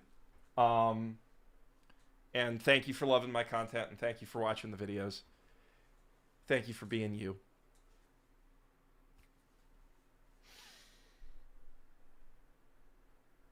Yeah. All right. Wacky world building of early Yu-Gi-Oh! Yeah, that is actually true. I probably will stream more often over the next month or two, just because I miss Yazzie and I need some. Oh yeah. Dark Side of Dimensions is canon to the manga, not the anime. Very interesting point. Although this video kind of mixes up the canons, and that's fine because it makes a more entertaining video. It can be easy to forget after watching the series spend decades basking in the global spotlight, but unlike most of its toy anime contemporaries, Yu-Gi-Oh! Was not originally conceived as a means of shoveling merch down the throats of gullible millennials. Before it inadvertently spawned one of the most powerful media empires of the 21st century, Kazuki Takahashi's only goal with Yu-Gi-Oh! Was to tell a story. A really weird story that somehow only got weirder as it mutated into the marketing monster we know today. Yu-Gi-Oh! In its original form was a crudely rendered Shonen Jump horror manga about a meek Japanese teenager who solved an ancient Egyptian puzzle and was subsequently possessed by the angry spirit of a long-dead pharaoh. That dark ghost exacts vengeance on those who hurt his host by being really good at analog games. And when I say analog games, what I really mean is murder. 420 bits.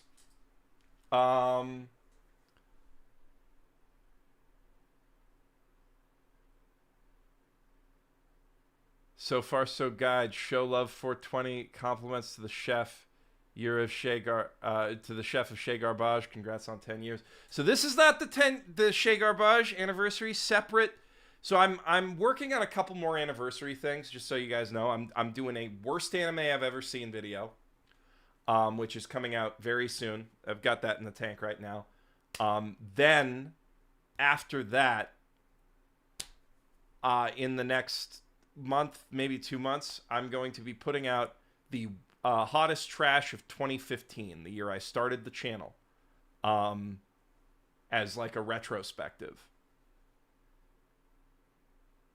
And we're going to see if that works, and if it does, we'll do more hot trash for other years. But 2015 was a real good year for trash, let me tell you. Anyway, let's keep going. With extra steps. Okay, to be fair, sometimes the Egyptian revenge ghost only punishes bullies by driving them to permanent insanity with dark sorcery, but he just straight up kills a heck of a lot of them. Like that one, admittedly kind of justified time he tricked an escaped convict with a gun into soaking himself in vodka and lighting himself on fire to save Teia's life, or that other, slightly less justified time he challenged a classmate to a game of air hockey but on a hot okonomiyaki griddle with a puck made of ice and explosives to settle an argument over which class would get the best culture festival booth. Killed that Also, guy. this one guy dies because a perverted talking baby shits in his lap while he's hooked up to a real-ass electric chair on a haunted house ride, which is part of the extended version of the first episode of the Yu-Gi-Oh! Anime, where instead of just kidnapping his grandpa for cardboard, Kaiba builds an entire indoor theme park solely to murder Yugi as revenge for beating him at a card game once. This, I'm happy you will whenever I soon can see, make was someone's not a comfort waste video. of 10 billion yen, or approximately $100 million, but rather a phenomenally forward-thinking business move. After that arc, it said, kids started writing into Shonen Jump asking where they could learn more about Duel Monsters or even play it. And in that avalanche of letters, Jump and Takahashi saw an opportunity to potentially make the next Pokemon. After Gareth, why Egyptian? Because Egyptophilia was like at its peak in the 90s when Yu-Gi-Oh got made. You know, it was Mummies Alive, The Mummy. I mean, mostly The Mummy. And just like, you know, there was a big museum tour of King Tut's tomb artifacts and stuff like that. It was just, Egyptophilia was huge. Also riffing off of, like, Yu-Gi-Oh! Was heavily inspired by JoJo's Bizarre Adventure. And yeah. It was just kind of all of that's coming together.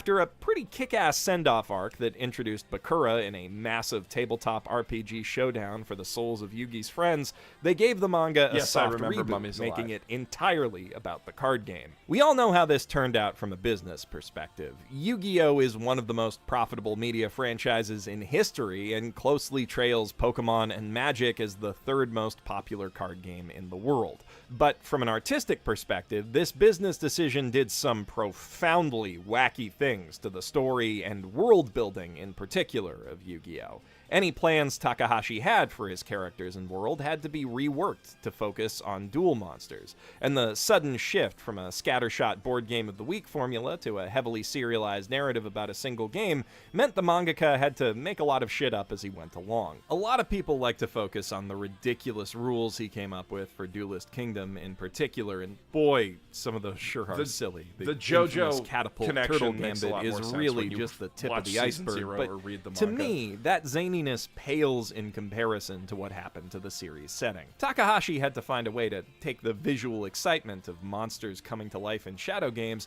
and make it a universal aspect of the series, or else it would just be a lot of dudes dramatically placing paper on tables. He couldn't exactly give every character a Millennium item without completely changing what he had planned for the manga's ending, so instead, Kaiba Corp's solid vision hologram system had to become a ubiquitous part of the setting. And it had to happen frighteningly fast. The original version of Yu-Gi-Oh! Was set in real-world Japan, or at least a lawless facsimile thereof, where our teenage heroes could be physically attacked on a near-daily basis by bullies who want them to listen to bad karaoke, fake fortune-telling rapists, random street thugs, violent sneaker bandits, an escaped convict, a solid terrorist, a TV news producer doing a special on bullying who apparently couldn't wait the half hour it'd take for one of those other guys to show up, corporate goons, and random street thugs again, but this time with yo-yos. It was, in case I didn't make this clear enough already, a gloriously weird manga, and it continued to be gloriously weird long after its Pokemon-inspired pivot.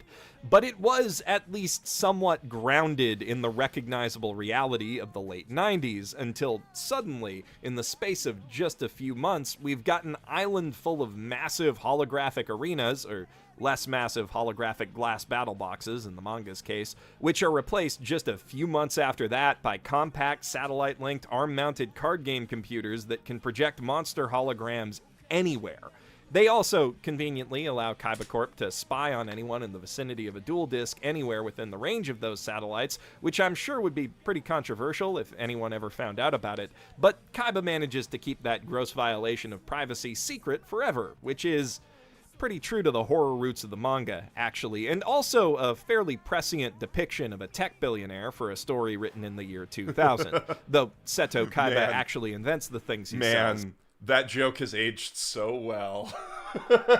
Oh, man. I didn't even know he was going to buy Twitter. Holy shit. Sorry. So obviously it's not one-to-one. Kaiba, mostly driven by a desire to win a card game against one guy, accelerates the technological development of the entire world to the point that the series goes from being a work of dark Egyptomania-fueled contemporary fantasy, Stardust Crusaders with slightly less punching, basically, in spring, to a full-blown proto-cyberpunk dystopian nightmare by fall. As an aside, that cyberpunk story still leans heavily on horror-tinged Egyptian mysticism, which makes for a metal-as-fuck genre mashup. Goofy hair metal, to be sure, but metal nonetheless.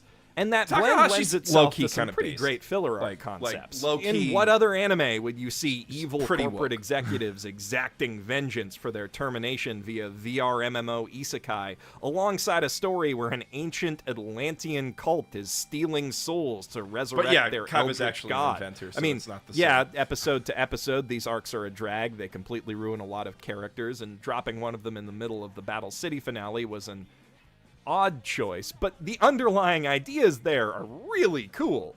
I digress, though. Kaiba and Kaiba Corp are absolutely terrifying by the series end. I should stop saying I digress in videos, because all of my videos are digressions. That is like the whole point of my channel. Let's be real. Yeah,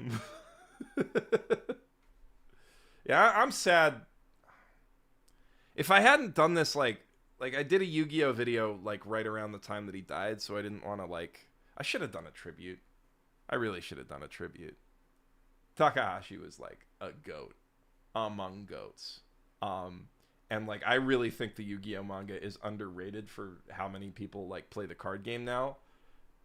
I'm digressing right now, you're right. I've never seen Yu-Gi-Oh or read it, thought it was just a tie-in for a card game. No, so the crazy thing about Yu-Gi-Oh is it just started as like a guy who really liked JoJo's Bizarre Adventure and board games, trying to make a fun anime about board games. And not just JoJo's. He liked lots of different manga. You know, you can feel like the influences of Junji Ito, classic horror manga of all stripes. But yeah, it was just like a dude making a shonen battle manga about people playing board games. And then one of the board games that he invented just got so insanely popular with the audience that he had to bring it back. And they were like, can we please play this card game in real life? And Pokemon was popping off at the time. So Shonen Jump was like, can they please play this card game in real life? And can that please be the only thing the manga's about? And he's like, yeah, sure, I want millions of dollars.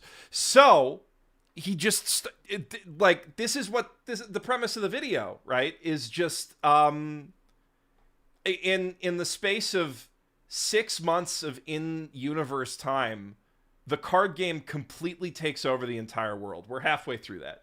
Let's keep going. But to fully understand how they got there, we must... Yeah, Gareth, he drowned saving or trying to save a guy who was drowning at the beach, which was kind of stupid. Honestly, he should have just, don't do that. Like, it's heroic, but don't do that. Wait for a lifeguard. The person he went to save, I think, was fine, and he was not. Don't do that. But still, very admirable, but don't do that.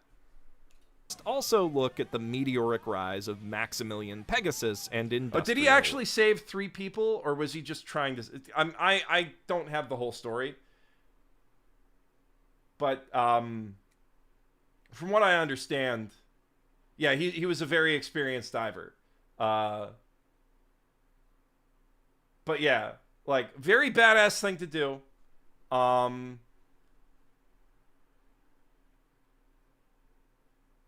But yeah, just also very unfortunate, and don't emulate that decision. So him doing it did enable them to save 3 people. Okay, very admirable, based, and cool. Oh, so he calmed them down and helped them, but never came back. Yeah, okay. All right, I forgot the whole story. Damn. Yeah, he was a hero. Maybe the greatest, like definitely one of the greatest to ever do it in Jump, and also possibly the greatest person to ever do it in Jump. But don't jump in the water to save people from drowning. Just generally. Don't, you know? I still stand by that. Don't be, you know? He's a hero, though. Let's keep watching the video. Illusions. See, another interesting and short-lived aspect of the Yugiverse in 1996 is the fact that people in it do things other than play the only game, like read comics or watch pornography. On VHS, by the way. They were still using VHS tapes when Kaiba invented holograms. Duel Monsters is already a big hit in America by the time Kaiba and Yugi first square off in the manga. Like, about 10% of the entire US population circa 1996 plays it, which perhaps explains how Pegasus was able to buy a whole island and build a castle on it. But in Japan, at least, it's still just taking off, and people still play other games, like Pop-Up Pirate, Rock'em Sock'em Robots, but with monsters, chess, but with monsters, not Virtua Fighter, and not Digimon. By the start of Yu-Gi-Oh! Duelist in early 1997, though, every other game has all but vanished entirely. Duel Monsters is all anyone does or talks about ever, and the lone attempt we see to launch a competing game, Dungeon Dice Monsters, goes up in smoke almost instantaneously. In the anime, not even the direct backing of Industrial Illusions can help Duke Devlin's odd fusion of D&D and Chinchiro take off. Nobody wants to play anything but Duel Monsters. The game becomes so ingrained in pop culture practically overnight that by fall that year, nobody bats an eye when the entirety of Domino City is taken over by a battle royale tournament. And by 2004, professional Duel Monsters is apparently a viable enough career path to support a cutting-edge private dueling academy with hundreds of students that also gets its own island. For perspective, we only started seeing esports school in like the last few years, and all of those cover multiple different games. The implications of this are clear and frankly terrifying. After achieving a near-total multinational tabletop gaming monopoly in, at most, the 6 years between Pegasus taking the Millennium Eye and Duelist Kingdom, Duel Monsters just kept expanding, picking up more and more players and fans, spawning more and more jobs for pro players, game designers, and accessory manufacturers alike, until it became the dominant force of the entire global economy, not to mention global culture. Now, it's reasonable to say that this is... So this is an important question. There's a Rent-A-Girlfriend visual novel. What do I have to donate to get you to torture yourself? Is it in English? Because, enough to buy the Steam game, and we'll just go through that together. Why not? That sounds fun. I was thinking of doing Dragon Ball Kakarot, but if you want me to suffer, right. Isn't entirely down to the game's success as a game. Duel Monsters is, after all, a modern revival of real ancient Egyptian magic, itself derived from an even older tradition lost beneath the waves of time that allowed its practitioners to summon spirits, gods, monsters, and demons born from human souls to do their bidding, and which could, in its most potent form, pierce the very veil between this world and the next, plus some other worlds besides. Those reality warping properties eventually turn the cards into a key component of the Enter-D system, a synchro summoning driven perpetual motion generator that can power an entire city the size of Tokyo with plenty of energy left over to fuel card games on motorcycles. So, to be fair, there are more practical applications for Duel Monsters that go some way toward explaining its increasingly undue influence on the world around it. But to be balanced, all of that was discovered a long-ass time after Industrial Illusions achieved its simultaneous economic and cultural victory and fundamentally rewrote the rules of human society. The fulcrum of all of that economic leverage was just one card game. Perhaps a supernaturally addictive game on account of the ancient soul magic. I would love to see the televangelists of Yu-Gi-Oh's America freaking out about that, but still, a card game. Even back in 1997, the Big Five, seasoned executives who built their fortunes through more traditional, non-card-based industrial wage and rent theft could already see the writing on the Wall Street. They conditioned their sales and rent theft could already see the through more traditional, non-card but still a card game. Even back in 1997, the Big Five, seasoned executives who built their fortunes through more traditional, non-card-based industrial wage and rent theft could already see the writing on the Wall Street. They conditioned their sale of Kaiba Corp to Pegasus entirely on the already unfathomably successful CEO's ability to win one duel against one child. And then when he didn't, the whole bajillion-dollar deal fell through. Which turned out pretty well for Kaiba Corp in the long run, if not for those five guys specifically. Under Seto Kaiba's renewed stewardship, the company saw continued growth and success, which only makes sense given that Seto was the one with the foresight to pivot their whole business toward game and card game accessory development, a choice that made the company exponentially more profitable than it ever was with its old business model, which was, arms manufacturing. This act signaled the beginning of a swift end to the old military-industrial complex that had defined the 20th century. In its place arose the new trading card industrial complex that would similarly shape the 21st while causing similar amounts of human suffering until Yusei Fudo solved wealth inequality forever by getting one bridge built. I love perhaps making a mistake by so closely scrutinizing the economic logic of this series? No, definitely not. Thanks to their head start in the gaming industry and a close connection with Industrial Illusions forged through Kaiba's early Duel Monsters tournament success, Kaiba Corp was able to ride the peak of that wave of change all the way to the bank, and then buy that bank and the bank next to it. Like, holy shit, they have so much money, it should be illegal. Also, it should be illegal to have far smaller amounts of too much money, like all billionaires are parasites, but it is fun to talk about this harmless fake one. The next time you catch yourself wondering about the great marvels of the universe, and who's responsible, you'll have an answer. Man, I got really political in this video. And that name is Seto Kaiba! You know how, at the end of Battle City, Kaiba built a big, stupid, expensive-looking tower on his dad's old military base solely for the purpose of playing card games on it, and then blew the whole thing up after playing 3 card games there just to make a statement? Yeah, that's barely even a flex for him. You probably expect me to point to the company's ownership of Duel Academy Island by the early 2000s as a sign of their immense success, but you need to understand that by that point in this story, private island money was chump change to Kaiba. The Dark Side of Dimensions movie is set in 1999, 2 years after the end of the original manga, and by that time, with 90s technology, Kaiba's able to completely finance the research, development, and construction of a space elevator and attached orbital platform that's shaped like his company's logo because fuck you, who's gonna stop him? This is in addition to the R&D money they were simultaneously spending to create a dimension warping full dive virtual reality system and developing fully sentient AI. Again, in a world that still uses VHS.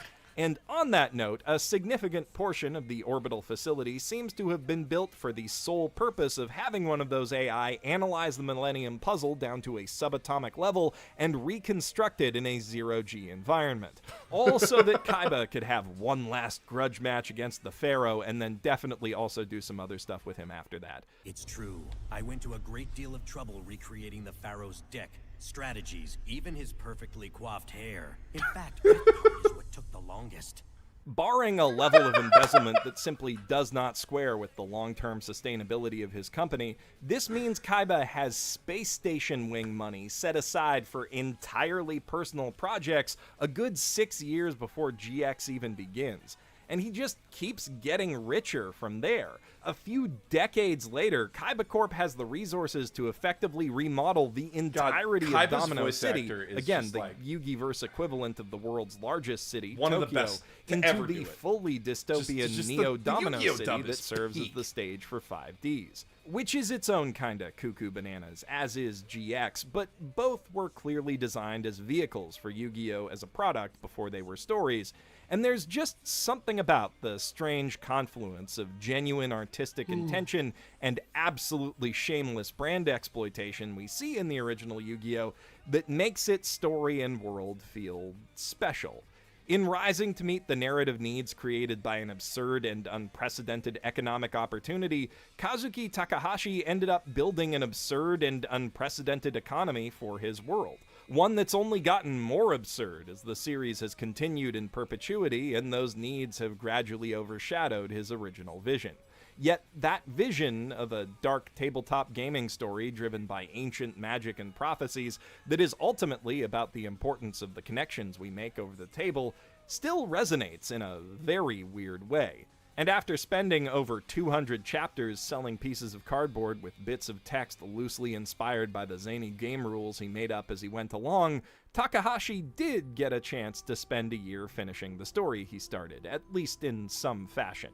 The final Millennium World arc of the manga is kind of a triumph. It returns the series' focus to magic and PG-13 horror and breaks away almost entirely from the hard rules of the card game, instead focusing on the more chaotic, unstructured ancient Egyptian monster battles that inspired it, which feel like a weirdly perfect intersection of Pokemon and stand Millennium battles. World is It so also good. revisits the hands-down coolest non-TCG God, that concept art. from the original Season 0 manga, realizing it on a grand new scale in a compelling and immersive manner only made possible by the years Takahashi spent honing his art skills on the weekly shonen grind. And when it does finally return to the card game for one last hurrah, it is a real hurrah. A tense, for once truly uncertain feeling back and forth duel with interesting, well-thought-out strategies and counter-strategies that speak to the distinctive playstyles and personalities of both players. A final reckoning between the timid boy who learned to be strong from the ancient hero who shared his heart,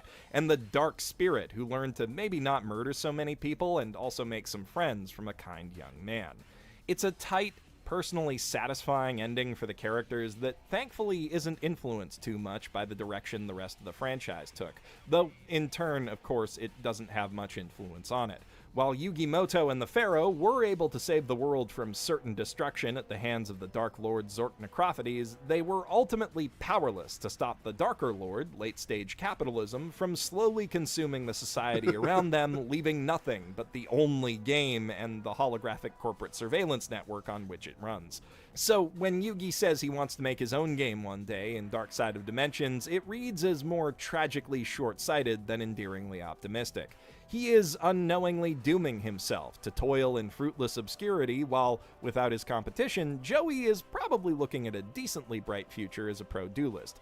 One of the only viable career paths that will be left in the coming years, but hey, let's cut him some slack. Like everyone who graduated in 1999, they really had no way of knowing. And I don't really know how to end this video beyond that depressing note. So, I fuck, made that marry, too dark. kill Kaiba, Yami Yugi, and Duke Devlin. Leave your answers and detailed explanations in the comments below, and if you'd like to watch a less existentially horrifying video about either card games or world building, check out the videos on the left side of your screen now. I'm Geoff Thew, professional shitbag, signing out from my mother's basement.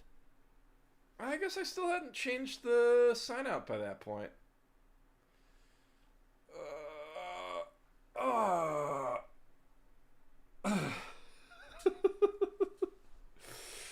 Man, I forgot how political I got in that video. That was really proud of that one though. That's a fun one.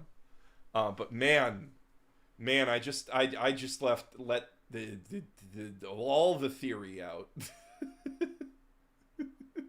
It might be the most unhinged. No, I feel like there's some more unhinged ones. If we go back to latest, like the Haramist anime is a pretty unhinged video. Let's be real.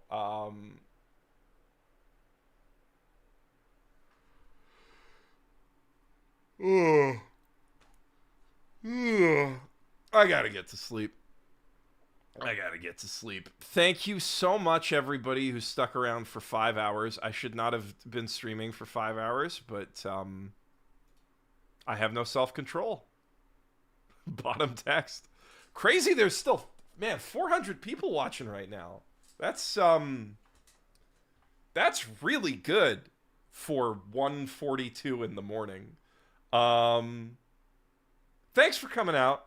This was so much fun. I needed this a lot.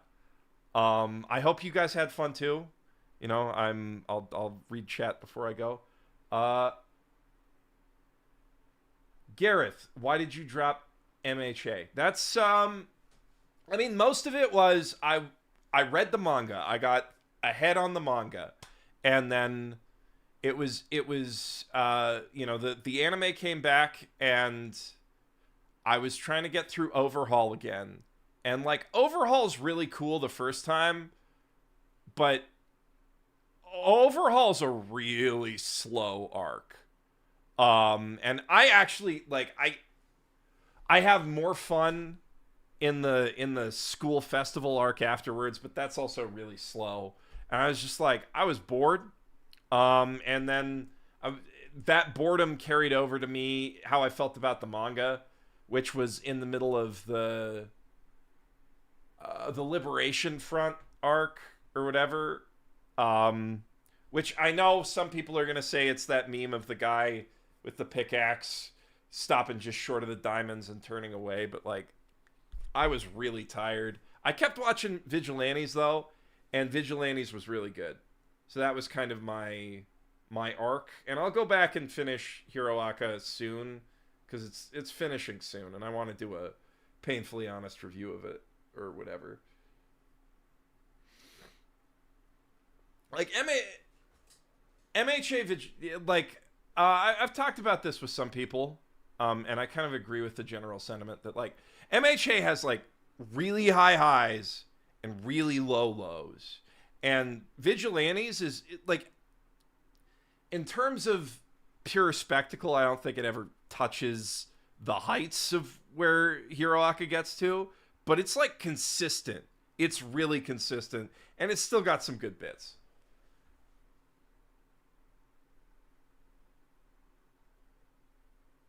Yeah, I gotta finish Ari Ferretta. That's more important. God, Ari Ferretta is so good. Ari Ferretta is so goddamn funny. Which I did not expect after that. I mean, I kind of did, because that was a fun roast to do, but man, no anime has turned it around quite as well as Ari Ferretta. It was great. MHA is huge. MHA is hugely popular. It's just, it doesn't get talked about as much. Cause like it's older, right?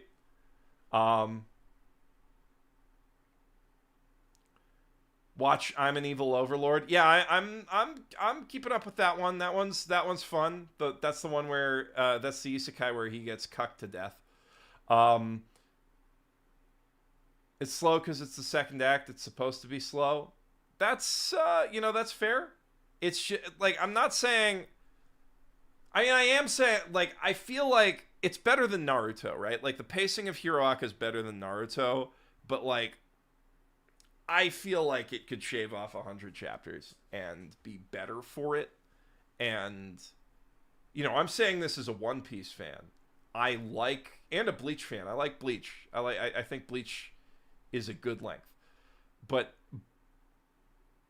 I don't know, something about Hiroaka, it's just like, maybe it's bias, honestly. Maybe it's like, I see it as a superhero thing, and I get tired when superhero things are too long.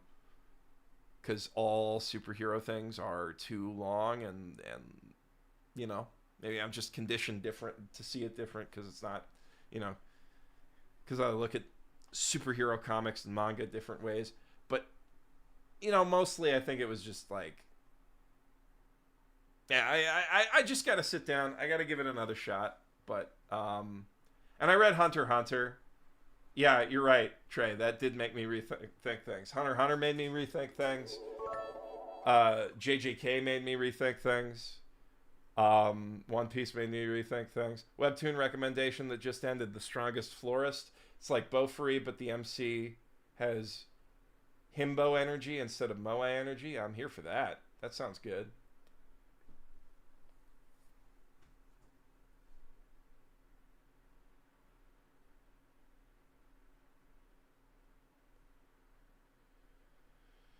Oh, man. Oh, I'm so tired.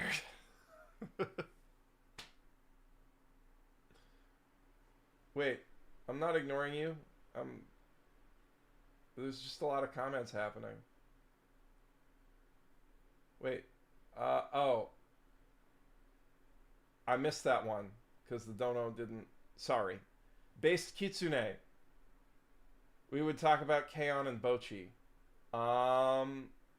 Yeah. Okay, I'll talk about K-On! And Bochi. I like them both. They're both great. They're both great anime. I like Bochi more, I think. Yeah, I like Bochi more because Bochi, I mean, they push it so hard with the adaptation. It's the same director as Frieren. It's one of the best comedy anime. Like, definitely top 10 comedy anime.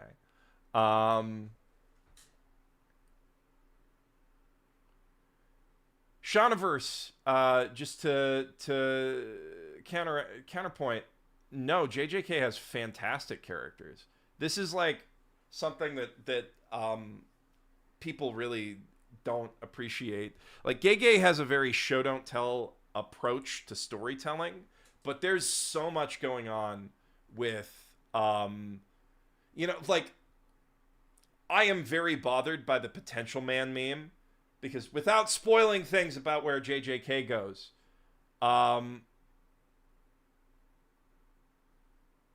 had a whole bit about a motorcycle date where you're on the back and we get ramen. I'm sorry I missed that. I gotta. Should I scroll back? Where was that? Where was that? I got.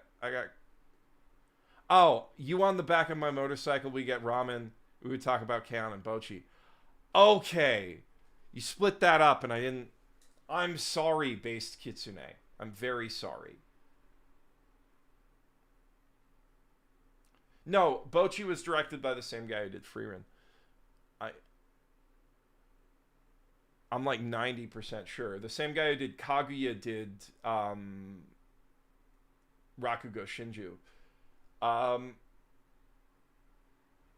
But yeah, just like I'm very tired and I'm not mentally equipped to fully defend JJK right now, and like I feel like it deserves its own like video, like, because you know there's parts I don't like about like the ending the epilogue specifically is a little weak. I think the final fight's amazing, and I think like you know I agree with Gege's assessment of his own writing that the Culling game would have been better if it was just a straight tournament arc instead of a battle royale. But it's like the characters they introduce are really good. Higuruma's amazing.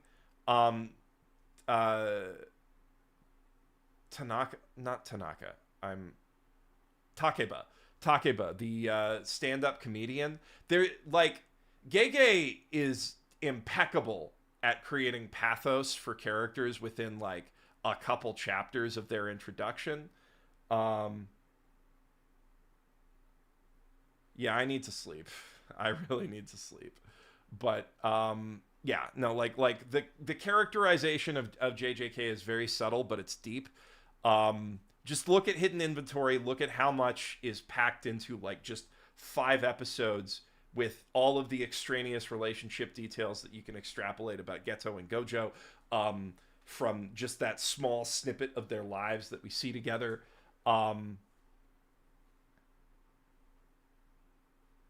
Anyway, I'm going to get to sleep. What's in an OP for Mob 3 sometime soon? Perhaps I would like to, but I mean, my mob video essay didn't perform super well, so it would probably have to be second channel, and it would probably have to be lower effort than the last couple mob OPs. Video about Bonnie and Kuma would be good. That would actually be good. Just an egghead video. Just an egghead video, maybe. All right. This was so much fun. Thank you for coming out. Good night, everybody. Good night. Have a good sleep. I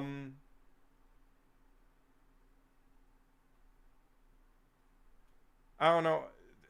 I don't have the screen off thing, so I'm just gonna stop streaming. Nighty night.